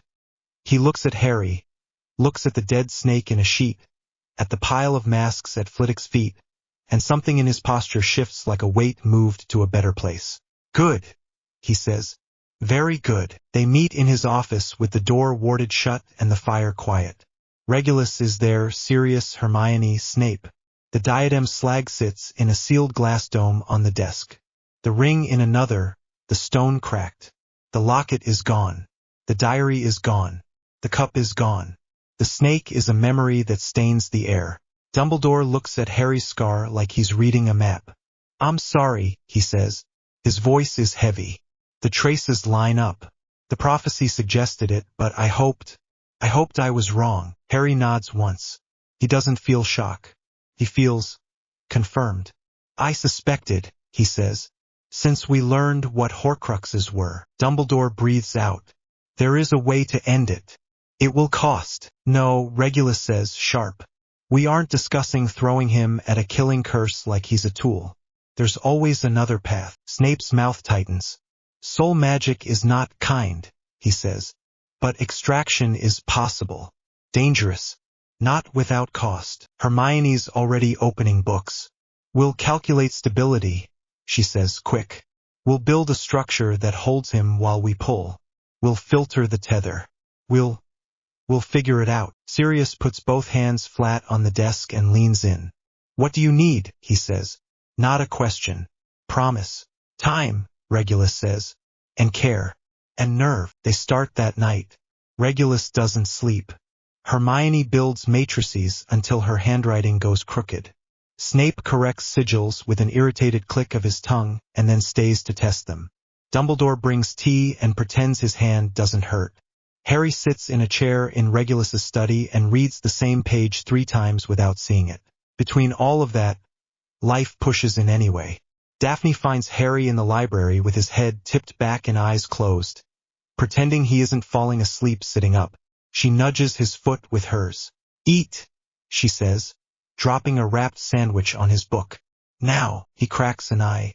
Bossy, you look like death, she says, matter of fact.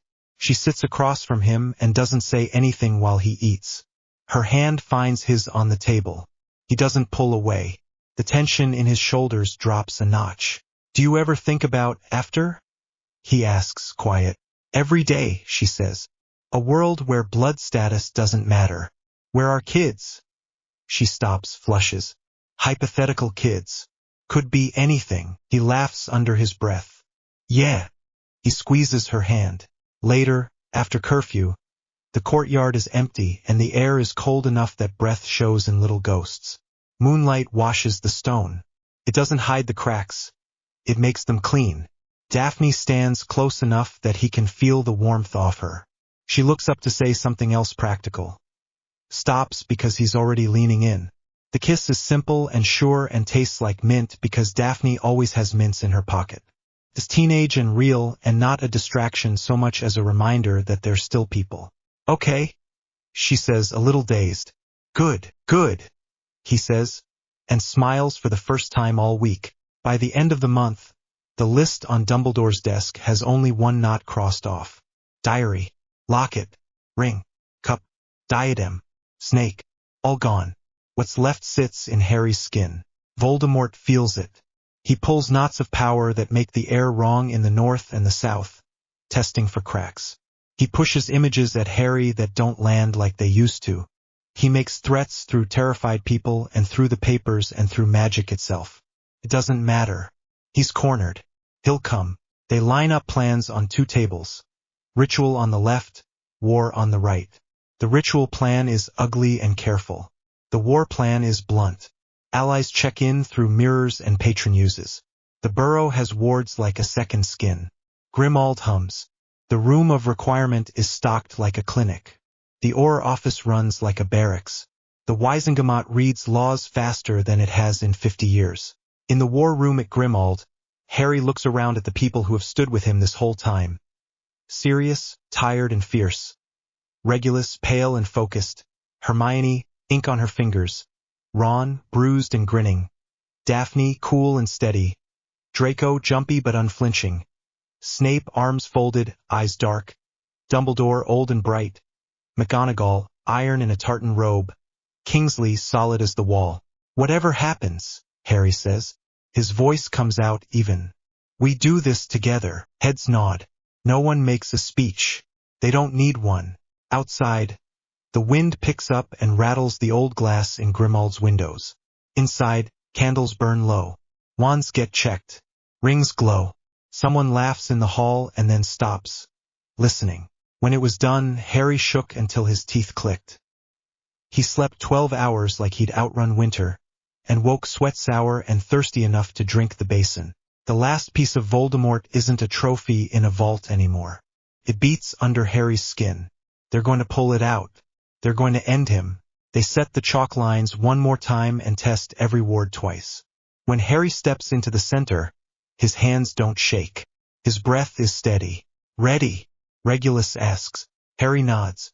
Let's finish it. Chapter 13.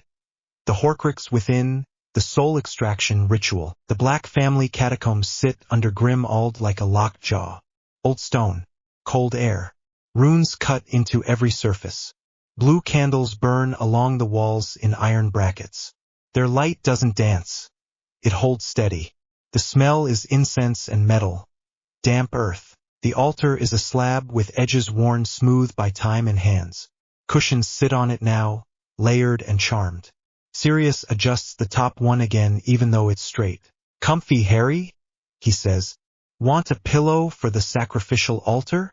His grin is there, but his fingers won't stop fidgeting with the cushion seam. Harry sits anyway. This is fine, he says. His voice comes out steady. He lays his back on the cushions. The slab is still cold under the charms. He doesn't flinch.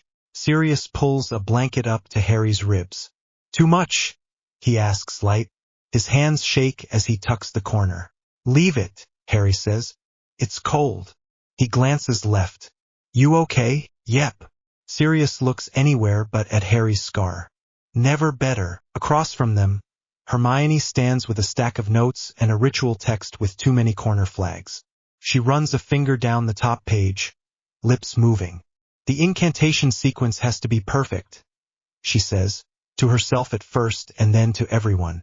If we're off by even a syllable, we won't be, Ron says, moving up to her shoulder. He squeezes once.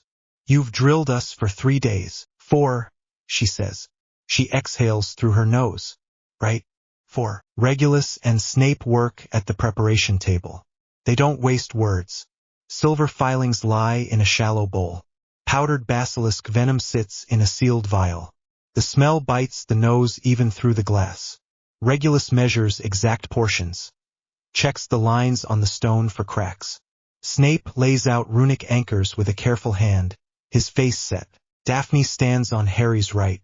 She wraps both hands around his right hand. Skin to skin. I'll keep the link, she says, meeting his eyes. I'll be in your head. If it drags, I pull you back.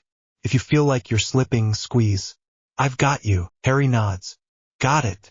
His palm is already sweating. She doesn't let go. Ron moves to the left side and checks the leather restraints at Harry's wrists. He winces as he buckles them. Sorry, mate. Just, if you start thrashing, it's okay, Harry says. Do it. He flexes once, tests the give. The straps hold. He nods. Good. Midnight sits in the room like another person. There's no clock down here, but the air changes when the charm on the arch ticks over. You feel it in your chest. The candles tremble once and then hold steady again. Regulus steps into the first circle and lifts his wand. Begin, he says quiet. Then he starts to chant. The Latin rolls up from his chest and fills the room. Lo, even. The runes along the walls answer with a dull glow. Snape joins on the next beat. His counterchant threads under and through Regulus's lead. His tempo never wobbles. Sweat beads at his temple anyway and tracks down his cheek. Hermione takes the third line. Her voice comes in clean and clear. Crisp consonants. No stumble. The theoretical shape she drew in ink hours ago is a living thing now, running along the cut grooves in the stone. Sirius stands at Harry's head. He rests one hand on Harry's shoulder and one on the strap. I'm here, he says. You're not alone. Ron stands at the other shoulder. You mess this up and Hermione will make me do extra drills, he says, voice too bright. So don't. Ron, Hermione says, without looking up. Encouragement. That was encouragement. Regulus tips the bowl of silver filings. They pour into a circle around the altar, bright against the old stone. Snape opens the basilisk vial. The acrid stink makes eyes water. He sprinkles the powder over the silver. It dulls to gray and then shines again. The temperature drops. Breath shows. The blue flames draw in and then flare. The ward lines in the floor pick up the light and carry it. Harry feels the first tug in his scar like someone reaching under skin with cold fingers. He grits his teeth. The tug becomes a pull. Heat follows, sharp and wrong. Smoke lifts off the old lightning bolt line in a thin thread. Ready? Daphne whispers, and her voice moves through his head as well as into his ear. The link is there. Steady pressure, steady breath from her into him. The pull becomes a hook. Harry's back arches against the cushions before he can think. His lungs lock. The scream tears out of him without words. It hits the stone and comes back at him. The straps hold his wrists. His heels drum the slab once and then he gets them flat because Regulus said, clipped flat is safer. Sirius leans over him. I'm here. Stay with us. His voice breaks on the last word. Tears run down his face and drop onto Harry's cheek. He doesn't wipe them. Ron's voice comes from the other side. Too loud at first and then smoother. Remember first year? Troll in the loo? You saved Hermione and she told us we did everything wrong. He coughs a laugh that isn't a laugh. She was right. You were an idiot. We were all idiots. Hermione doesn't look up from the chant. Keep talking, she says, jaw tight, and then goes back into the next line. Her voice doesn't crack. Daphne drops deeper into his head. She doesn't push. She lays images down one after another like steps on a path. Their kiss in the courtyard. The library table with her hand on his.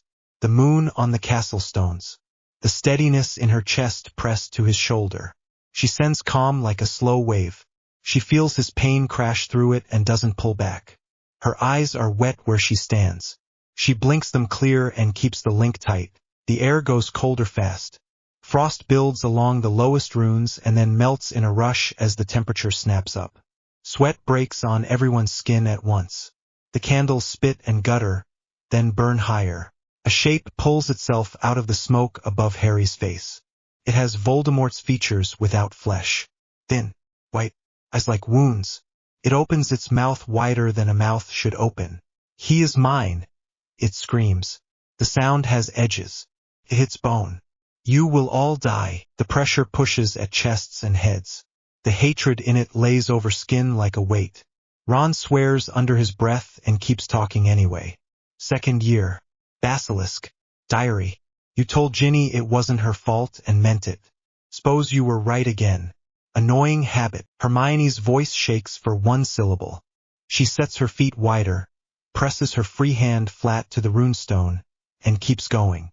I won't stop, she says out loud between lines, then louder, into the chant. I won't stop. Snape's volume rises to match the surge. Regulus's tone goes hard. Sweat runs down both their faces. The circle around the altar flares bright enough to leave afterimages. Regulus steps into the inner ring at the count they set in practice. It's the dangerous part. He moves careful, shoulders tight. When he reaches the head of the altar, he tips his wand down until it hovers over Harry's scar. Ready, he says. His hand is steady. Daphne squeezes Harry's hand. With you, she says, in his ear and in his thoughts. Regulus speaks the old curse. The word is low and short and ugly. It drags along the floor and up through stone. Pulls on something that isn't muscle and isn't blood. Something rips. Not flesh. Feels worse. It feels like losing air and light and weight all at once. Harry shrieks with it. The sound tears his throat raw. His vision whites out. The pain spikes white and then red and then a flat noise. Dark force blasts out from the scar like a kick door. It hits the circle and wobbles. It sees the nearest shape that heard it and lunges. Straight at Regulus. Sirius moves before the thought finishes forming. He slams his shoulder into Regulus and knocks him sideways out of the ring. The dark mist hits Sirius full in the face and pours faster than breath into mouth and nose and eyes. Sirius drops to his knees and then to his hands. His back bows like someone's knee is in it. He coughs and something dark spatters the stone. His eyes go wide, then glassy. His hands claw at his own throat and then flatten on the floor. The mist tries to settle in his skin. No, Sirius says. His voice is wrecked and low. He grinds his teeth. Blood runs from his nose. No, not me. Not mine. His whole body convulses. He retches and coughs again and again. The room fills with the sound of it. He shudders once like he's throwing himself against a wall inside his own head. Now! Ron shouts because the count they plan says now or never.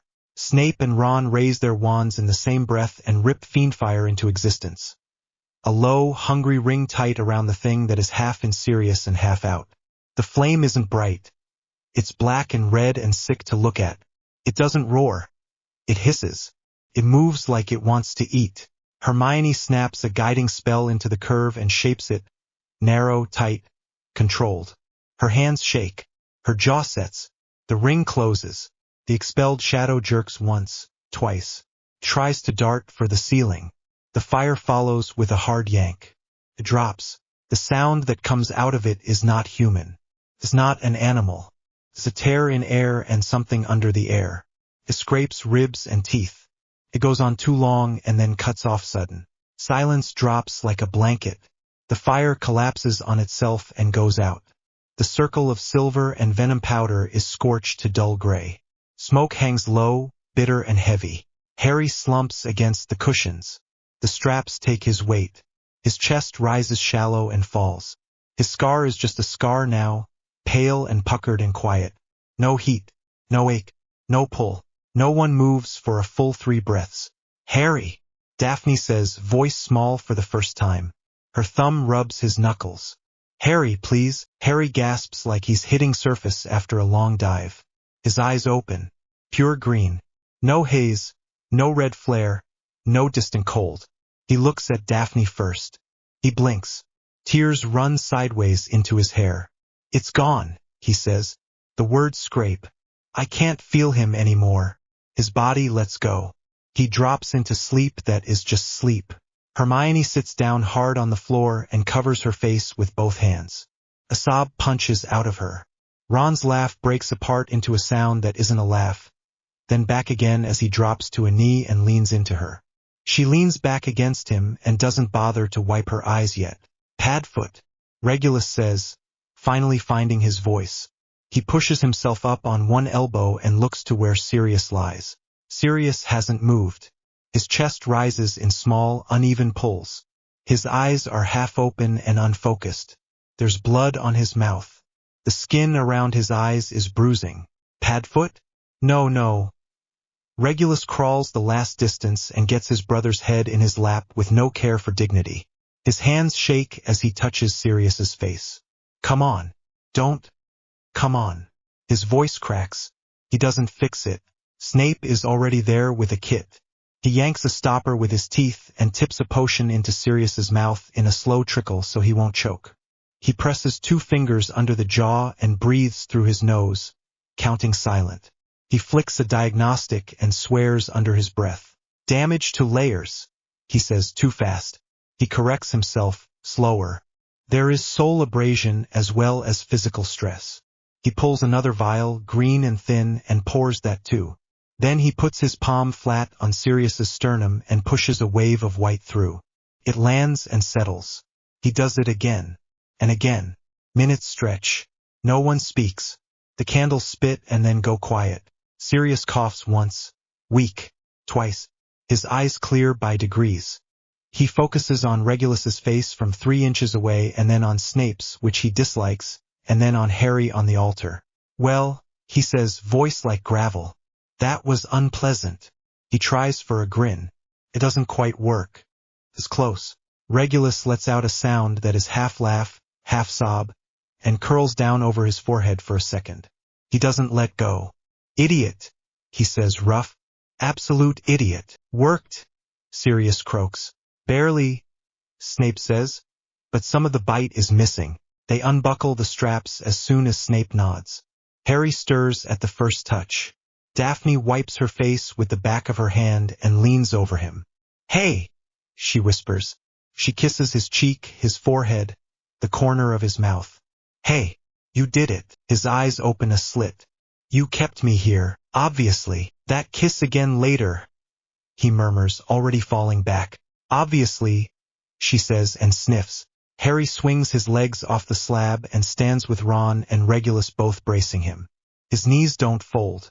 He crosses the 2 steps to Sirius and drops to the stone at his side because standing is overrated.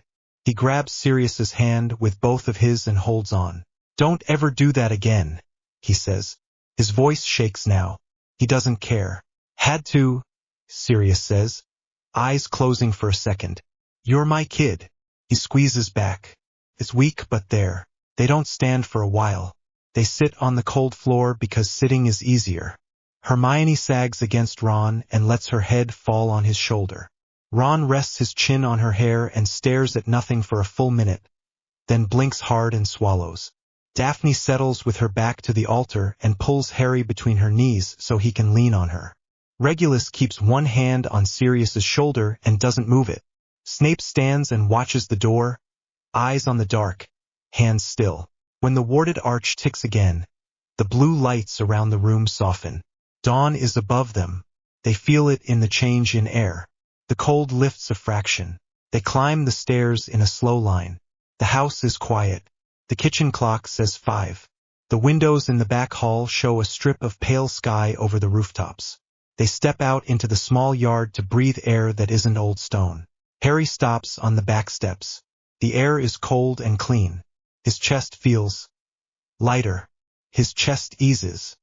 The pressure behind his eyes is gone. The constant pressure that lived behind his eyes is gone. The itch inside his scar is gone. The hum in his bones is gone. He stands still and notices the quiet in his own head and doesn't know what to do with it for a second. Daphne drops beside him and leans into his side. Her head finds his shoulder like it belongs there. It's really gone? She asks. Really gone. He lets the words sit in the morning air. He says them again. Really gone. She exhales and shivers and laughs once. Wet. Wraps an arm around her and pulls her closer. And stay there until the strip of pale turns to actual sun. A silver cat pads into the yard and sits. McGonagall's Patronus looks up at them with calm eyes and opens its mouth. Voldemort knows. Her voice says, clear. He felt the Horcrux's destruction. He's mobilizing his forces. The cat stands, flicks its tail and vanishes. The quiet ends. They move because that is what comes next. The kitchen turns into a war room in under 10 minutes. Maps on the table. Pins. Charms. Mirrors angled so 3 faces can fit in a frame. Kingsley on one, already dressed, already moving people. Amelia Bones on another, hair-pinned, voice flat and fast. Dumbledore appears in the third, calm as always but with no softness left in his eyes. Hogwarts will be his goal, McGonagall says, joining by Patronus and then in person 10 minutes later. He'll want a symbol. He'll want us afraid. He won't get either, Harry says. Weapons first, Ron says, practical. Stock rooms, tria, evac routes. I'll draw the corridors by choke point. Wards, Hermione says, flipping pages. Layered, not stacked. We can't let friendly magic bounce. Call the allies, Sirius says, already halfway to the hall. Anyone who owes us a favor. Anyone we've saved. Call them. Regulus sets a fresh sheet down. Deployment plans. Reserve lines. Dueling pairs. Snape lifts a brow. Potions, he says. I will need access to the dungeons if we fight at Hogwarts. You'll have it, McGonagall says. Da call up? Ginny says, slipping in with hair tied back and eyes sharp. You say the word, we move. Word, Harry says. Messages go to Hogsmeade, to the Burrow, to St. Mungo's, to a goblin office where Griphook will scowl and still send blades, to a werewolf pack that owes Remus and hates Death Eaters, to centaurs who will not promise anything but might come anyway, to old families with new ideas. By afternoon, crates sit under the kitchen windows. Spare wands, salves, bandages, water, blankets. By evening, a line of brooms leans against the wall, and a stack of dog-eared floor maps shows every corner of the castle. By night, there's a watch on every door and a charm over every window. When the house goes quiet again, it isn't real quiet. It's the quiet of people lying down with boots next to beds and cloaks within reach. Harry stands at a window on the landing. The street outside is normal for now. Cart passes. A woman walks a dog. The sky sits heavy and low. The glass is cold under his palm. Daphne joins him without a word. She leans shoulder to shoulder. They look out together. Tomorrow, she says. Yeah, you scared. Yeah, me too. He breathes in and out, slow. The lighter feeling in his chest is still there. He doesn't feel a cold watcher at the edge of his thoughts anymore. Feels tired and sore and angry and steady. And glances at her mouth and thinks about the kiss he asked for. She smiles once without looking and bumps his shoulder. After, she says. We'll have time after. After, he says and lets the word sit. He closes his eyes for a second, thinks of the catacombs and the smoke and the scream ending, and thinks of Sirius opening his eyes. He thinks of Ron's hand on Hermione's shoulder, of Snape's steady voice, of Regulus's face breaking and then pulling back together. He thinks of McGonagall's calm, of Dumbledore's nod, of Kingsley's quiet commands. He turns from the window and goes downstairs to finish the lists. When he speaks to the room, his voice is even. We're finishing this, he says. We have every advantage now. We have something he'll never understand. He looks at the faces turned toward him. Family, friends, people who chose this. We have each other. Chairs scrape. Wands check. The plan runs one more time. The house settles around them, old and steady. Tomorrow changes everything. They're ready anyway. Chapter 14. The Battle of Hogwarts. Dusk lays on the castle. The air is cold and smells of wet stone. Smoke. Wards shimmer over the towers in layers you can see with bare eyes. Thin sheets of light bending and locking, then settling again. Flitwick stands on a parapet with both hands up, his wand steady, his mouth moving without pause. Dumbledore works beside him, slower but stronger, setting a final anchor into the ward lattice. The stones under their feet hum. On the lawn, McGonagall walks the line of animated statues. The great armored figures turn their heads as she passes. Positions, she says. Their iron feet grind against the paving as they split and take points at the main doors, the courtyard arch, the eastern side steps. Aurors line the battlements. Some wear fresh uniforms. Some wear old robes with patched sleeves. Kingsley calls sectors and checks talk mirrors. South approach ready. West rampart ready. Wands tap stone in answer. Short, tight taps. At the edge of the forbidden forest, goblins wait in file. Their armor is dark, low-shining. Blades sit across their backs and at their hips. Griphook meets Harry's eyes once and nods once. Nothing else. A debt is being settled. No one says that out loud. Inside, 7th years tie sleeves tight and strap bracers and check wand holsters. 6th years who were granted permission do the same. The rest shuffle in a close line toward the flues the elves have opened in a row. Creature stands on a bench and points with a ladle. 1st years and 2nd years to the left flue. 3rd years next. Keep your hands in. Do not scream in the hearth. He grumbles under his breath about soot and order and, Master Harry said quick, serious moves like someone who's still bruised inside. Pale. Determined. He wears house black formal dueling robes under his cloak and carries a spare wand tucked into his sleeve. Regulus walks at his shoulder, black on black, quiet and sharp. Narcissa stands with them in gray. No mask, no wig, no jewelry. Her hair is pinned hard off her face. She looks at the doors and the gathering crowd without blinking. A Malfoy fighting Voldemort in the open changes something in the air. People see it. No one says it. They don't have time. The great hall is stripped down to benches against walls and tables shoved aside. The high windows show the last strip of orange sky. Everyone stands. Everyone is sweating. Everyone is trying not to look at the doors. Harry climbs onto a bench so they can see him. His heart bangs hard. His hands shake once and stop. He keeps it short. Voldemort's coming, he says. No preface. He wants me dead. He'll kill anyone around me to get there. Here's what he doesn't know. He looks at the faces. Gryffindor red, Hufflepuff yellow, Ravenclaw blue, Slytherin green, goblins in iron, centaurs at the door, elves by the hearth, professors along the wall. He's mortal now. He's afraid. And we're together. He lifts his wand. We fight for each other. He'll never get that. Wands go up. The sound that comes back is not neat. It is voices and boots and fists on wood. It is enough. The first horn comes from the edge of the grounds. It is low and long. The second answers it from the opposite side. The third is not a horn. It is a roar. The front doors shake in their hinges. People move to places. They move fast and quiet. Phase 1, the siege. Giants step out of the trees across the lake and onto the lawns. You feel the ground thud before you hear it. Clubs rise and fall. The first club hits the outer shield and bounces. The second dents it. The third cracks it like thin ice. Wards flex and strain. The lattice Dumbledore set takes the load and bleeds power into Flitwick's anchor. Both men hold and bleed more power in. Breach at South Lawn, Kingsley says, already moving Oris down the inner stairs. The nearest giant's second swing breaks a hole big enough for 4 men in a line. Oris fill that space with white and red light in a sheet. The giant yells and staggers. The hole seals. Another club hits 5 yards down.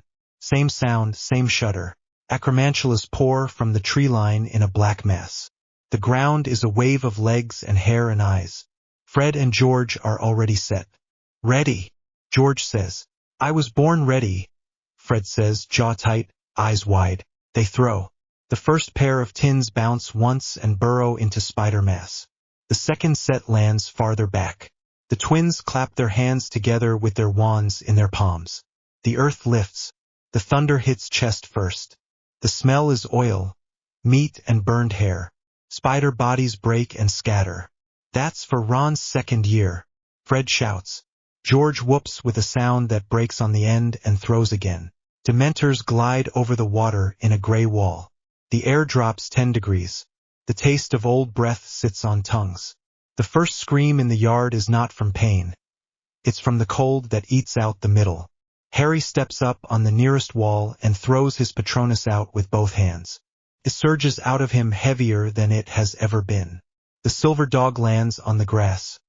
Runs. It hits the Dementor front and shocks them back. Otters, horses, a hare, a lion, a badger, a swarm of brighter shapes join it. The line of light holds. The breath in the yard lifts again to something you can stand. Sprout's devil's snare bursts from soil in 3 beds she prepared at dawn. It spreads over turf and grabs at boots and ankles. Death Eaters who apparate too close go down and don't get up fast.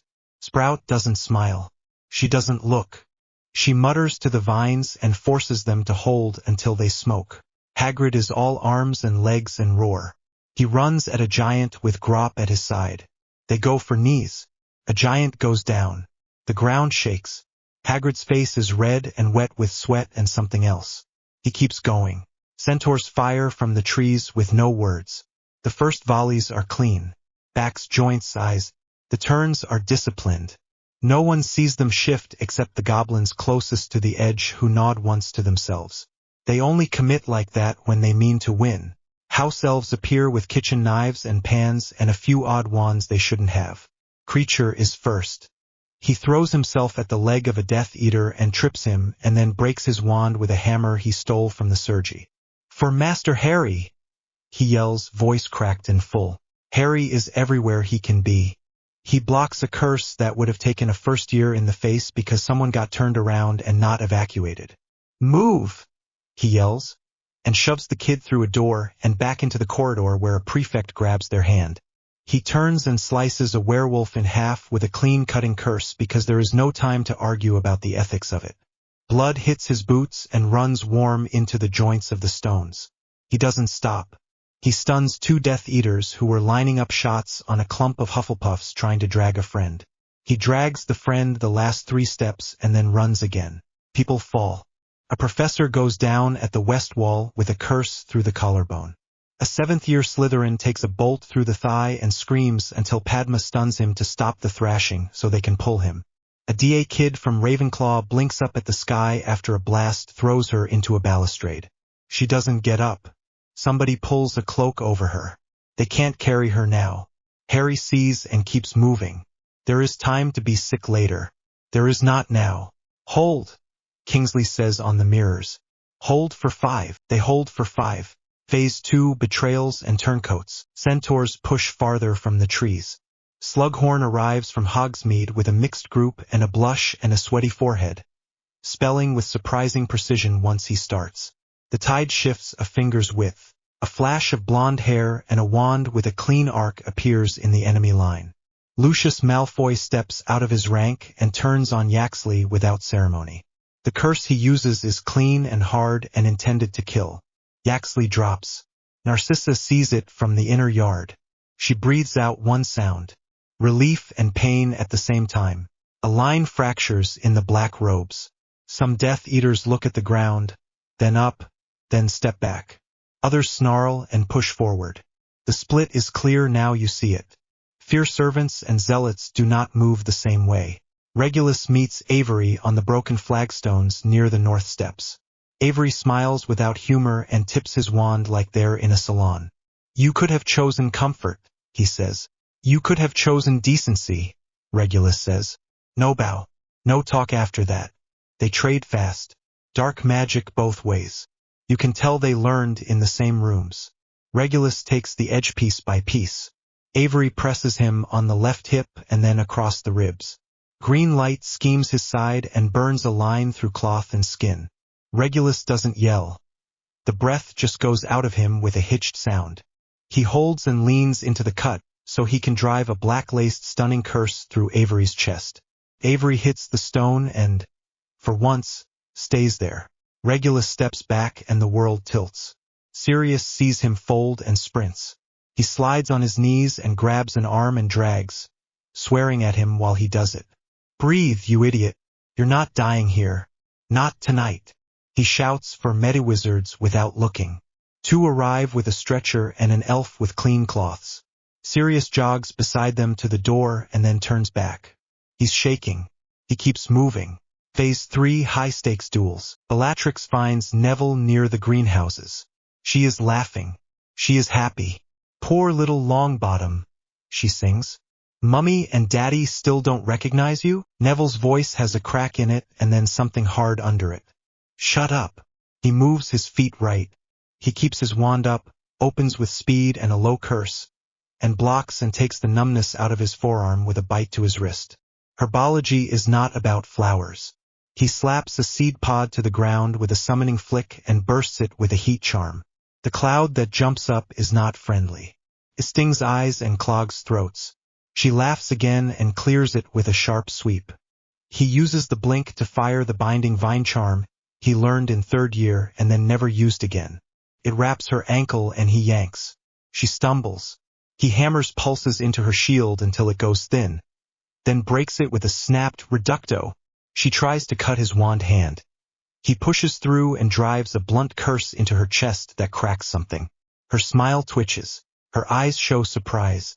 He drives one more stunning curse, point blank. She drops. He stands there with his wand still up and tears running without sound. "For Frank and Alice Longbottom," he says. He doesn't shout. He says it to the body and to himself, and then he moves because 3 more are coming at his flank. Ron and Hermione fight like they practiced for months because they did. "Queen to Bishop 3, Ron says, snapped between spells. Hermione shifts right without thinking. Their red and blue cross at just the right angle and roll the shield on the left Death Eater. Ron hits the opening. The man drops. "Knight Fork," Ron says.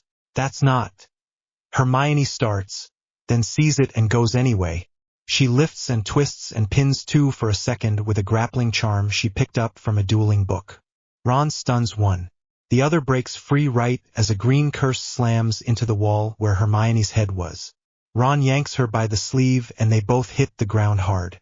The curse sings past and takes a chunk of a bench. They roll, protect their heads with their arms, and come up together. Hermione's eyes are huge. Her hands shake. "Don't you dare die on me, Weasley," she says, and kisses him fast and fierce and then blasts the last one in the chest. He sucks air and grins and says, "Same to you, Granger." And then they run again. 2 robed figures aim at Lucius from a balcony. Draco sees them. He's not supposed to be here, but of course he is.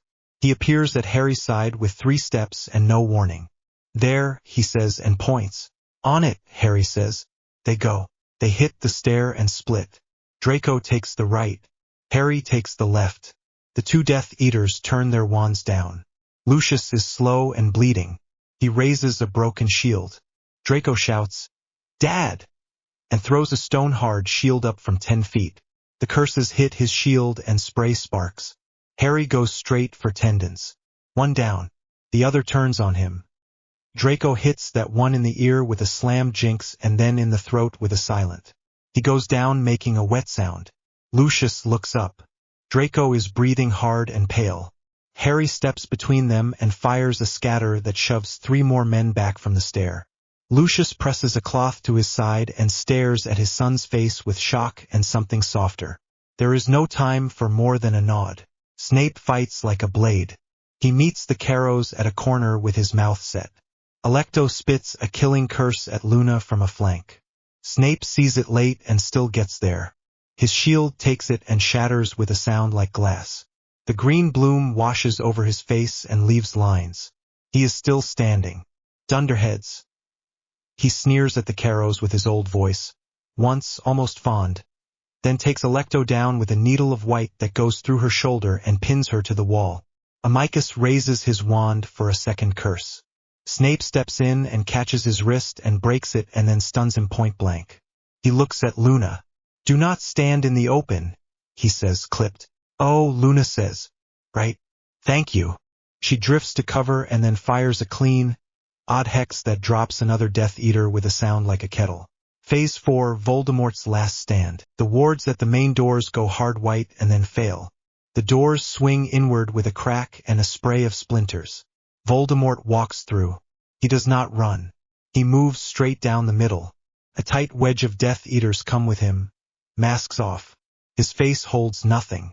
The air in the hall shifts colder again. A different cold than Dementors. This one is a choice. Dumbledore meets him in the Great Hall because where else would they meet? The roof shows a storm that is not the one outside. Clouds boil. Lightning crawls along the ribs of the ceiling. Stone gargoyles step off ledges and take 4-legged stances along the wall. The first exchange is not slow. Fire and water. Shield and crush. Dumbledore bends a stone table into a barrier with a flick and then turns it back into chips into the eyes of 2 men on Voldemort's right. Voldemort blows the chips into dust and then pulls the dust into a cutting sheet and sends it back. It eats a strip out of Dumbledore's sleeve and the skin under it. Dumbledore hisses and pushes a wall of clear force that picks 3 men up and places them into the far wall. There are dents where they hit. Dumbledore is tiring. His back aches. His breath is loud in his own ears. Every wand movement costs more than it did an hour ago, and he's been casting for hours. He blocks a killing curse by millimeters and feels the heat on his cheek. Voldemort sees the falter and presses. A third green streak snaps for Dumbledore's heart. Harry hits it with his shield from 10 feet. The impact runs up his arms and into his shoulders and down his spine. He almost drops, doesn't drop, and takes one step forward. The hall goes quiet in the way rooms go quiet when everyone holds breath at the same time. "Hello, Tom," Harry says. "Potter," Voldemort says. His lip curls. "Finally ready to die? You first," Harry says. They circle because fights do that even when you don't plan the shape. Harry's heart is too fast.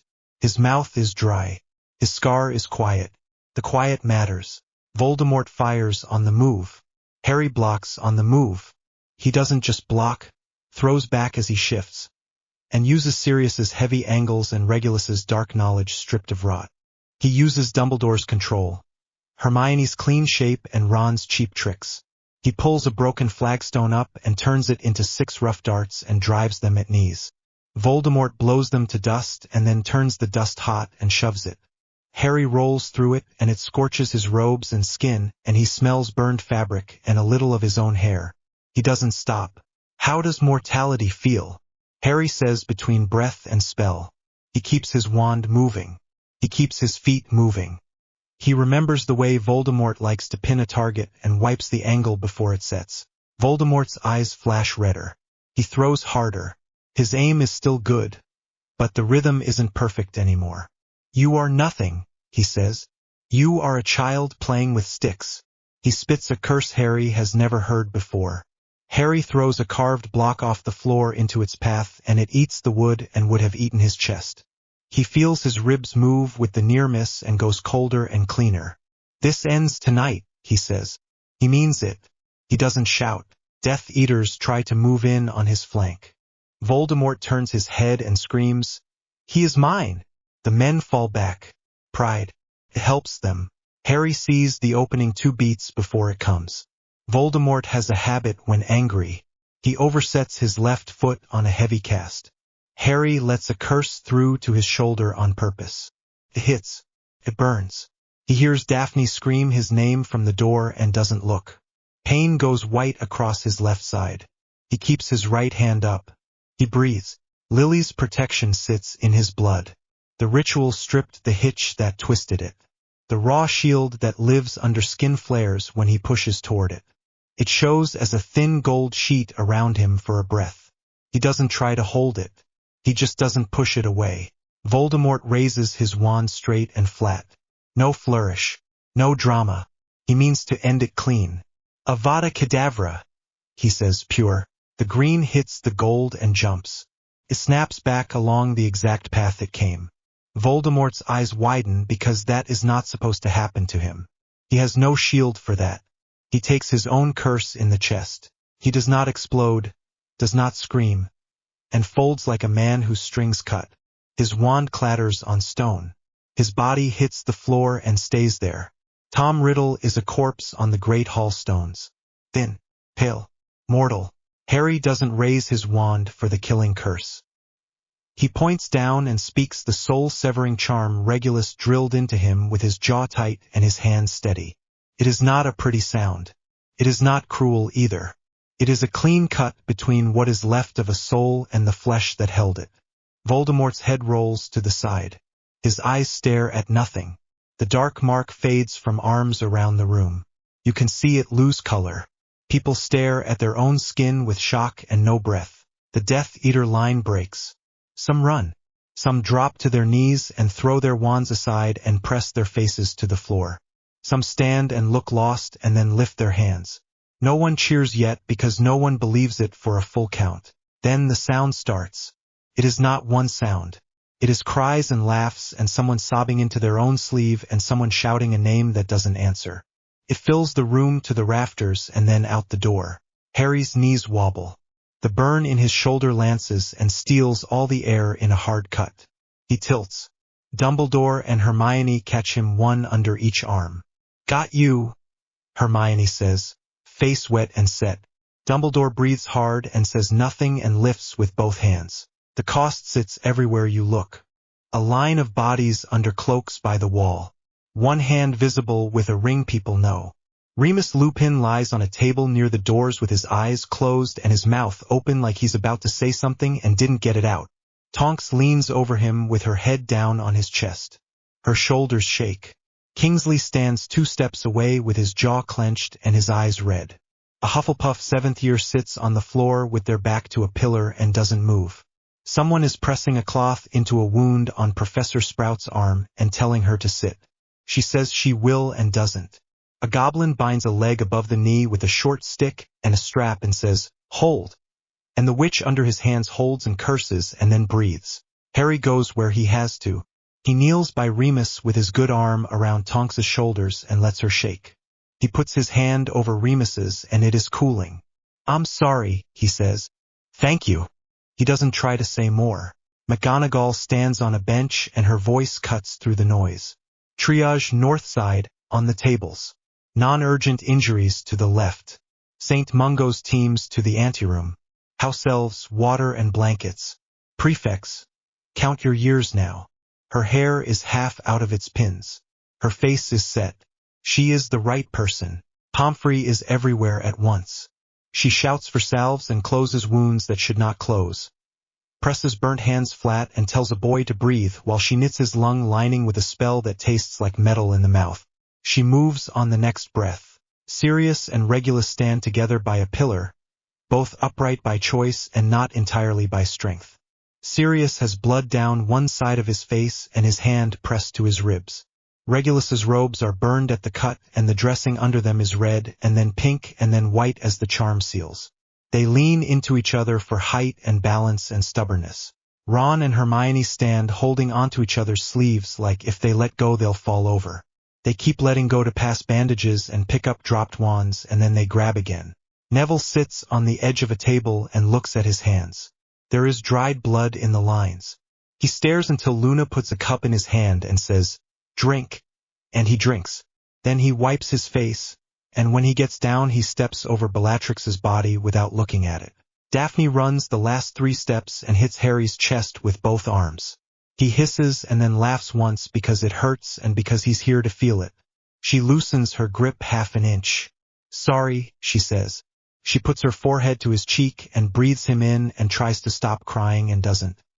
He holds her with his good arm and closes his eyes and lets the weight of the last 2 years climb down off his back 1 inch. Draco stands with his parents a little apart from the main crowd.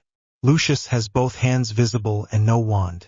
Narcissa's hand is on his arm and on Draco's shoulder. They say nothing out loud. Kingsley glances at them and then at Harry. Harry nods once. Not a pardon. Not a sentence. A hold. Later they will sort what leniency looks like. Not now. The sky lightens in the high windows. The great hall doors stand open on a lawn that is torn and black in long lines and pitted with craters. The lake is gray and flat. Smoke hangs low. Crows land on the far wall and tilt their heads. Harry steps outside. The cold hits the burn and makes his teeth clack. He walks anyway. The air smells of ash, damp grass and iron. He looks at the castle. Stones are missing. Roofs have holes. The front steps are cracked and scorched. It is still standing. Dumbledore joins him with a slow step and a hand on his back that is gentle. His eyes are old. His voice is low. "You did it," he says. "Not just victory. The right kind." Harry nods and swallows. Words don't come easy right now. He looks at the damage again and then down at his own filthy sleeve and bloody hand and ash-covered boots. Sirius and Regulus bring a folded banner from a box creature fetched from Black Storage. It is the old house Blackfield. It would have had a motto. They don't show that. They fix the banner beside the school crest on a cracked pole over the steps. The 2 marks hang side by side. Students who are shivering come out in a knot and stand under it. Harry shrugs off his cloak and wraps it around 2 at the end because they are shaking too hard to hide it. He takes another cloak from a hook and puts it around another. People move closer without speaking and share heat. Voices settle. The light is more blue than black now. The sun pushes up over the line of the forest. Daphne squeezes his hand. He squeezes back. Harry looks at the faces around him. Sirius, tired and grinning true this time. Regulus, pale but upright. Ron with his arm over Hermione's shoulder. Neville with his jaw set. Luna with a soft, far smile. McGonagall giving orders even while her mouth trembles when she thinks no one can see. Snape leaning against a pillar with blood on his sleeve and a look that is not quite a scowl. Kingsley already making lists. Narcissa with her hand still on Draco's shoulder. And Lucius with his eyes down. Creature on the steps, chin up. Goblins packing their blades with clean cloths and no fuss. Centaurs fading back to the trees without a word. Harry breathes and lets it out slow. "It's over," he says quiet. Daphne hears it. Ron and Hermione hear it. Sirius hears it and huffs a laugh that breaks and then steadies. Really over. The words sit in the cold morning and don't melt away. They hold. The piece starts in small places. Hands, breaths, a bench where two kids share a blanket and spreads. The rest will take time. They have time now. Chapter 15. Aftermath and Epilogue. Part 1. Immediate aftermath. Hogwarts turns into a hospital and a command post overnight. The Great Hall smells like smoke, healing potions, sweat. Benches become cots. Tables become triage stations. House elves carry water and blankets without stopping.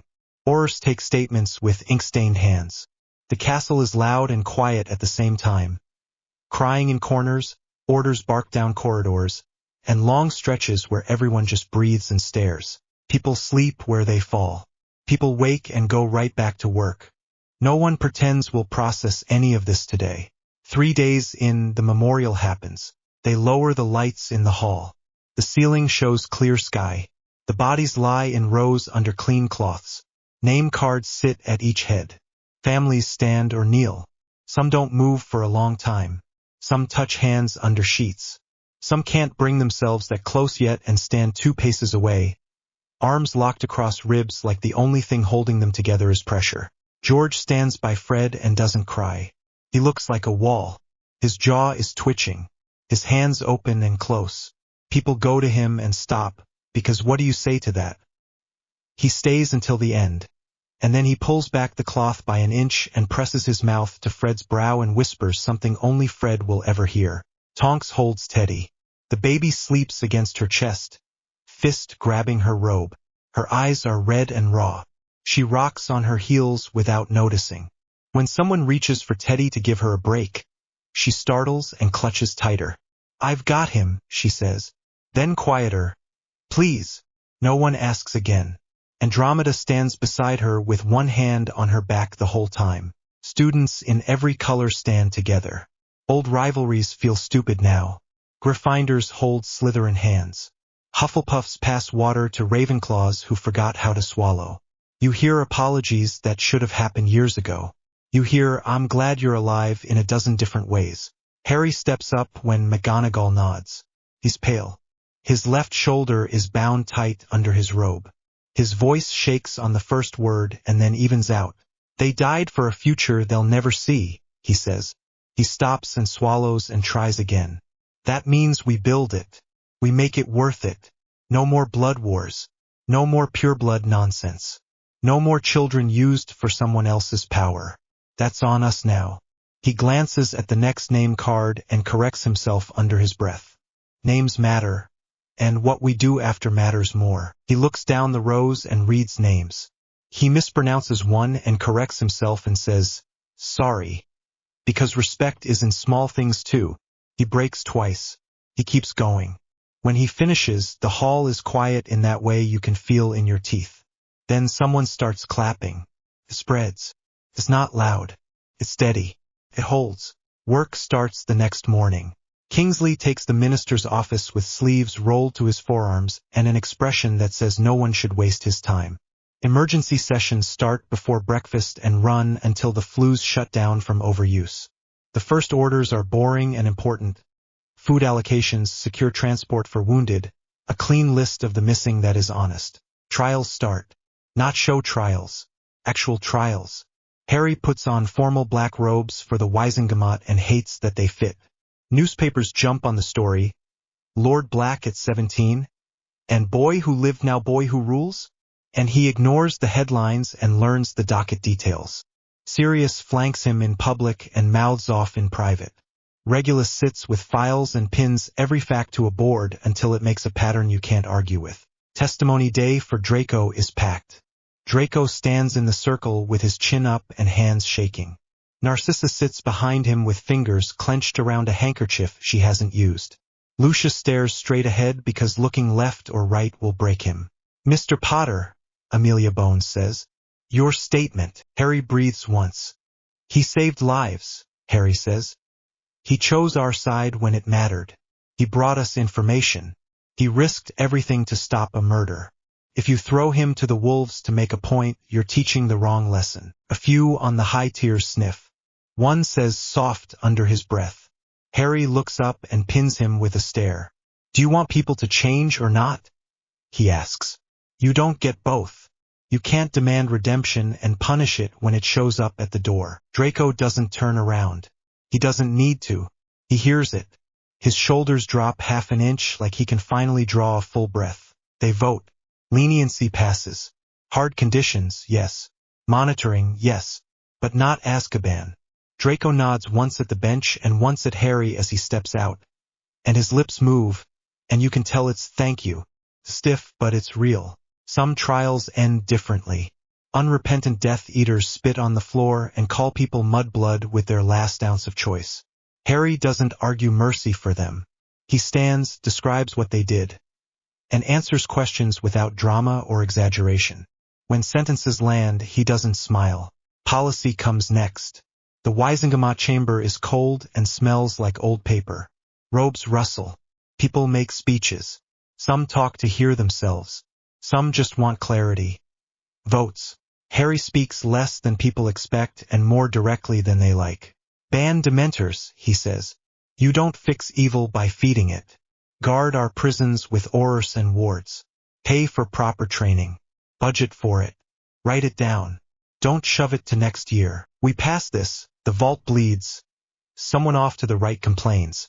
Then cut somewhere else or raise a tax, Harry says. That's the job. Fair trial standards. Hermione says from the bench beside him, voice crisp, notes neat. She's not an elected member yet. She sits as a special advisor and doesn't care about the glares. No more closed-door verdicts with no counsel. Evidence rules. Appeals. Independent oversight. Muggle-born protections, Sirius adds. No registration. No school quotas. No temporary measures that turn permanent. Right teeth into it. Fines. Suspensions. Jail. Creature rights, Regulus says, jaw tight. Start with goblins and elves. Property rights. Wands in limited, licensed contexts. Contracts enforced both ways. He doesn't smile when goblin observers in the gallery nod. He looks like someone repaying a debt and making sure it sticks. Some members mutter. He's too young, too powerful. Others nod. He's exactly what we need. Harry hears both. I don't want power, he says. I want justice. That's a difference. If you think I'm enjoying this, you haven't been paying attention. Votes crawl forward. Compromises happen that make everyone grumble, which means they're working. The Dementor ban passes by 3. Trial standards pass by more than half after a midnight speech from a half-blood who watched her brother vanish into the system during the war. Muggle-born protections pass when Kingsley shows 3 case files and says, this will not happen again. Creature rights expansion takes 3 sessions and 1 very sharp goblin brief. Passes. A goblin in the gallery thumps a fist once over his chest. No one pretends they didn't see it. The House of Black shifts in the public mind like a door closing on one room and opening on another. Old articles run side by side with new ones. Once the pure-blood supremacists. The papers say, now the loudest reformers. People roll their eyes at headlines and read the details anyway. They see Sirius at rallies telling jokes until the crowd relaxes and then hammering a point until it sticks. They see Regulus at committee tables drilling into lines of text and finding the trap 3 clauses down. Irony hangs over all of it. People talk about it in pubs. People shrug and say, good. About time that name did something useful. In the headmaster's office, the portraits snore. The phoenix perches with its head tucked under a wing. Dumbledore stands by the window and watches the grounds, which look scarred and alive at once. You've outgrown needing a mentor, he says without turning.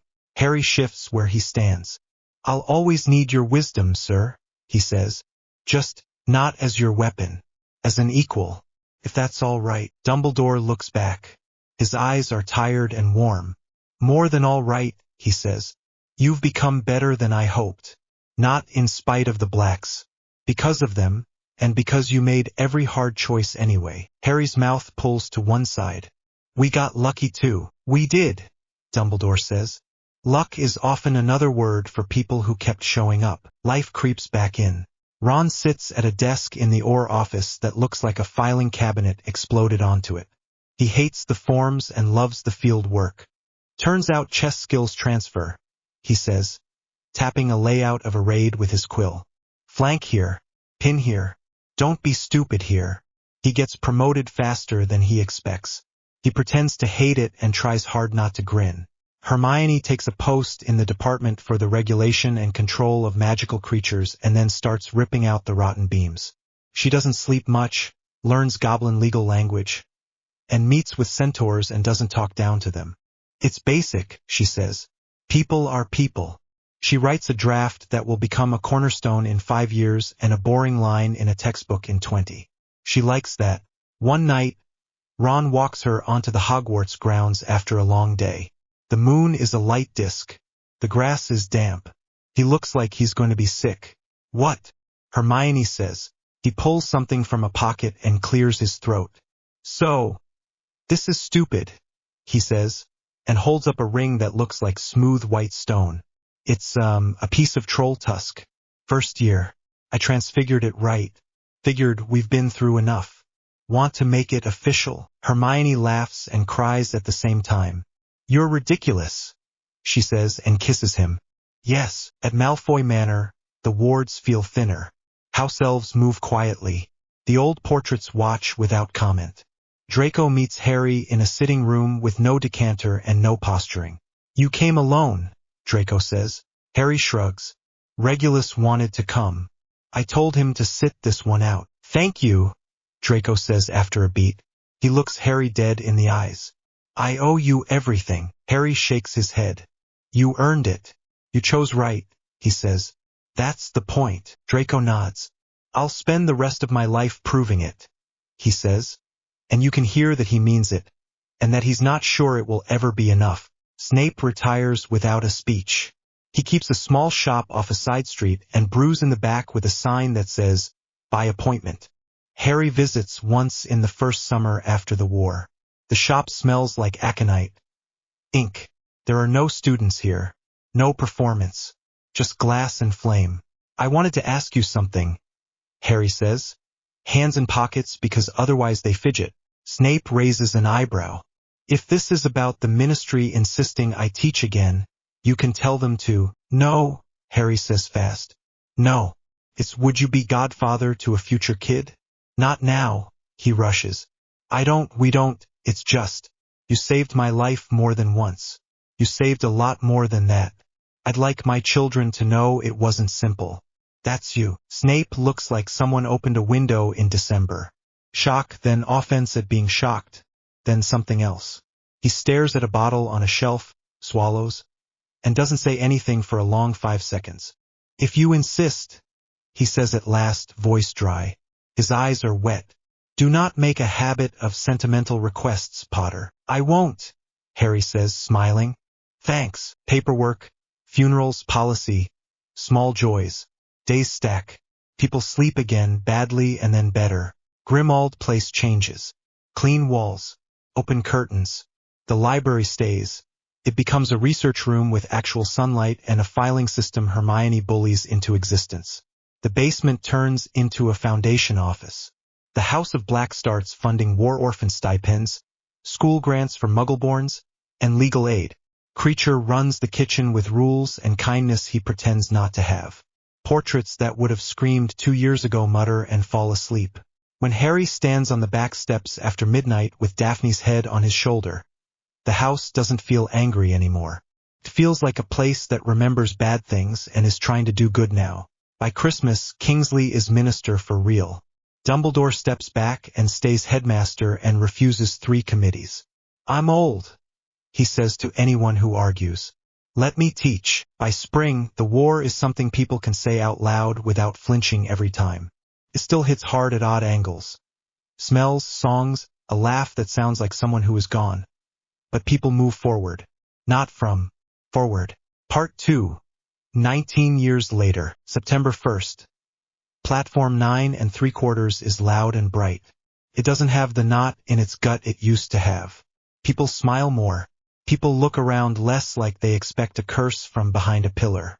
Muggle-born and pureblood families stand in the same lines with the same impatient kids.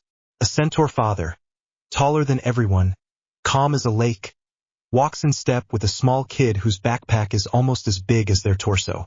The kid points at the train and talks without breathing. The centaur nods and listens like every word matters. A stand sells pasties and the Daily Prophet in a bundle. The headline reads, Minister Granger announces further reforms. Under it, Wisengamot approves expanded Patronus training in schools, and Goblin Wizard joint venture funds apprenticeships. Pictures move, but no one needs them. The words are enough. House scarves of every color pile on the same arms. A group of kids with mixed scarves joke with no edge in it. A Hufflepuff kid high-fives a Slytherin. Nobody rolls their eyes. Harry is in his late 30s. His hair is still hopeless. There are lines at the corners of his eyes that come from squinting in sun and laughing at dumb jokes, not from pain. He wears a jumper and a coat that's more practical than stylish. A small scar on his cheek catches the light when he turns his head. His left shoulder twinges in damp weather. He can tell rain before it arrives and grumbles about it like an old man because it makes Daphne laugh. Daphne stands with one hand in his. She's steady and warm. She does the check pockets for wallet, wand, spare handkerchief, pat on their kids like she's done it 100 times. Because she has. Their oldest, Sirius Regulus Potter, is 13 and trying very hard to look bored. It doesn't work. He's got Harry's hair and a black chin and a habit of glancing to his left to count his siblings every other minute. He pretends not to. He's already at Hogwarts, 3rd year, and thinks he knows everything. He does know a lot. He hides the rest. Lily Narcissa Potter is 11 and buzzed on nerves. She smiles too wide, then clamps her mouth shut, then laughs at herself. She's in brand new robes that she tried on 3 times last night and once this morning. She keeps touching the letter in her pocket like it might vanish. "I know it's real," she says. "I just..." and stops because the words run out and the feeling doesn't. James Remus Potter is 9 and bouncing. He has a list of questions in a small notebook that he flips to in between sentences. Do the boats still happen? Are there boats? What if the boats sink? Do they sink? If they sink, does the giant squid help? Or does it ignore us because we're small? Should I learn to swim right now? Dad, can I? You can learn to swim, Harry says, fighting a smile. Not right now. And the giant squid doesn't eat children anymore. Daphne says deadpan. Mom, she's joking, Harry says, and bumps Daphne's shoulder with his. She grins. The crowd shifts. Ron waves like he's signaling a ship. He has a head Auror badge clipped inside his cloak and ink on his fingers. Paperwork is a curse, he says as a greeting. I'm drowning in forms. Kingsley invented 3 new ones and called it streamlining. Good morning, Head Auror Weasley, Hermione says, squeezing his arm with affection and annoyance mixed. Her hair is still Hermione hair, only a little tidier. The lines on her face come from staying up late over drafts and waking early for kids. The crowd around her gives her space without stepping away. Respect sits there like another person. Minister, Harry says, and bows with a flourish that makes her roll her eyes. Don't start, she says. I'm late. Again. She tucks a parchment into a folder and then reaches for Lily. Look at you, she says, taking Lily's hands. You're going to love it, even if I get sorted wrong? Lily blurts, then winces. I know. There isn't a wrong. There isn't, Hermione says, firm. And there never was. Houses help you find your people. You can have people in all of them. Ron leans down to James. Boats still happen, he says in a stage whisper. No one's drowned in, what, a century? Ron, Hermione says. Fine, he says, grinning. Draco stops a few paces away. He's in good robes with a foreign ministry pin at the collar. Ambassador work suits him. He nods to the group, a hair formal, then relaxes when Harry bumps fists with him like they're still 17 and on a staircase talking about politics that used to get them punched.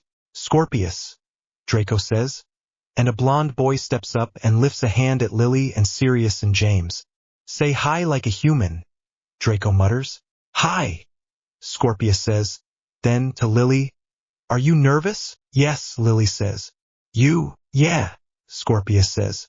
I'm not telling my father that, though. Smart. Draco and Harry say together and then glance at each other and laugh.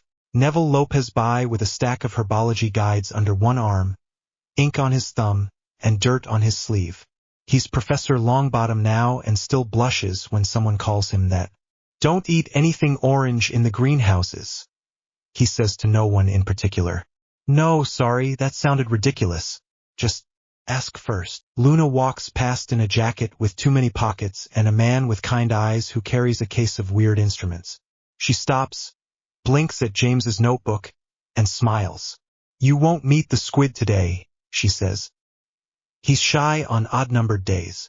She patters James on the head and moves on, humming. Snippets float up all over. The new Muggle Studies program actually brings Muggle parents into class. Can you imagine? They had a dentist talk about drills last term. Wisengamot passed the Mixed House Club's charter. My gran fainted. I told her to sit down before she cracked a tile. Goblin apprenticeship placements doubled.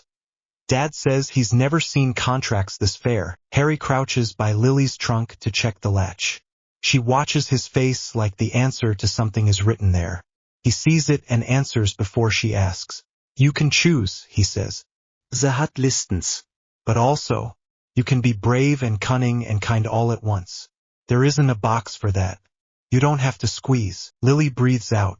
Maybe I'll start a new house, she says, chin up. People who read, duel, and bake. Please do, Daphne says. I'd like your biscuits. Harry smooths Lily's hair back. Your name, he says, and his voice catches just a bit. Honors brave women. Lily, my mum, who gave everything. Narcissa, who chose her son over a monster. Never let anyone tell you blood matters more than choice. Narcissa arrives then, slower than she used to move but steady, with a small wrapped box. She looks at Lily like she's seeing two people at once. For luck, she says, passing the box over. Inside is a thin chain with a simple charm, an old Malfoy ward token reworked with black sigils and a tiny lily etched on the back. Don't lose it. I won't, Lily says, eyes glossy. Sirius Black comes down the platform with a cane he doesn't really need and a grin that takes everyone back 20 years. He's gray at the sides and his laugh is the same. The crowd notices and parts.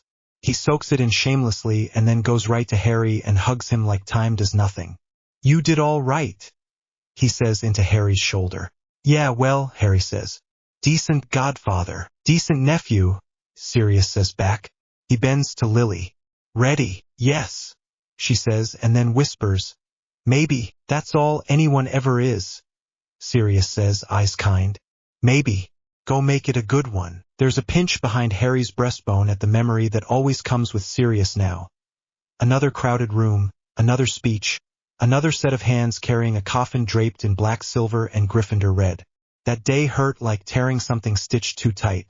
It ended with laughter and bad whiskey and stories that made the grief sit softer. He swallows, squeezes Sirius's forearm, and lets the pinch pass. Regulus's funeral was quieter.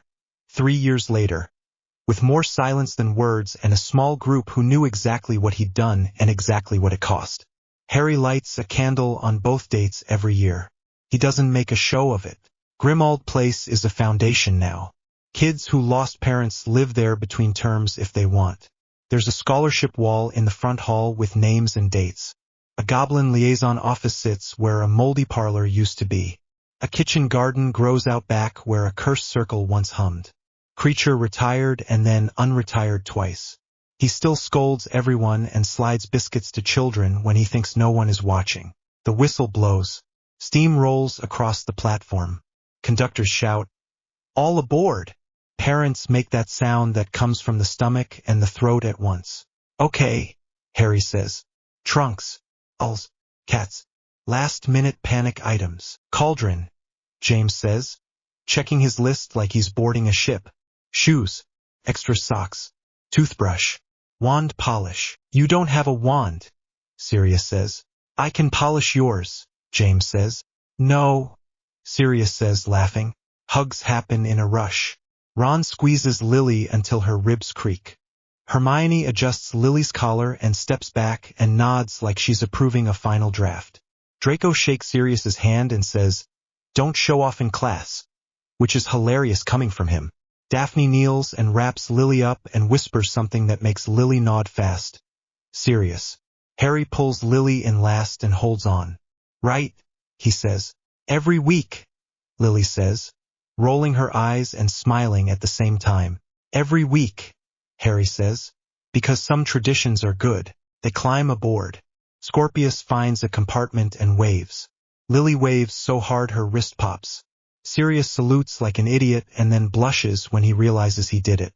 James can't sit still even though he isn't going.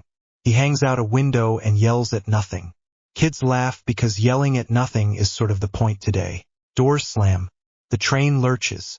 Wheels grind. Parents step back in that synchronized way people do when they've done this before. The Hogwarts Express pulls out.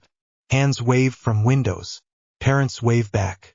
The line of red paint narrows and curves, and the last car slides around the bend. Harry keeps his hand up until the corner swallows the last bit. He lets it drop. He wraps his arm around Daphne's waist. Hermione takes his free hand and squeezes it once. Ron slings an arm over Harry's shoulder and leans his forehead on Harry's temple for a second and then straightens like nothing happened. They stand there a while. The platform settles. The sound fades. Someone laughs. Someone cries. Someone argues about a forgotten scarf. Harry thinks briefly of a cupboard. He can still smell dust if he wants to. He thinks of the boy he might have been. Meaner. Smaller. How easy it would have been to become something hard and empty. He doesn't dress it up. He doesn't pretend he won that fight alone. I was loved, he thinks. I was prepared. He wonders if that makes him better or just luckier. He decides it doesn't matter now. He made the most of it. That's what counts. He looks at Daphne. He looks at Ron and Hermione. He at Sirius, who is telling a joke to a clerk and making the clerk snort tea up his nose. He looks at Draco speaking to a nervous first year and not making it awkward. He looks at Neville waving a book over his head because someone asked a plant question and he can't help himself. He looks at Luna, who waves at a cloud like it waved first. He looks at kids in every color scarf walking and talking like the future is a normal place you can just go. This is what we fought for, he says. Not loud. Not for effect. Just true. They turn off the platform together. Prophecy set the stage. Blood gave him power. Choices wrote the rest. Sirius chose to take him. Regulus chose to atone. Harry chose to trust, to learn, to hold back when revenge would have been easy, to push when comfort would have been safer. Voldemort chose fear and hatred until there was nothing left of him but a scream and a body. The wizarding world learned what Voldemort never could. Love plus knowledge, tradition plus change, choice over blood. That's the real magic. Houses still mean something, but they don't trap anyone. Laws still matter, but they don't crush the wrong necks anymore. A black banner flies beside a school crest. Not over it. Harry Potter, raised by the noble house of Black, helped build a world where character beats lineage, where kids can wear whatever scarf they like and still sit together, where a centaur dad can kiss his child's forehead on a crowded platform and no one stares. It isn't perfect. It's better.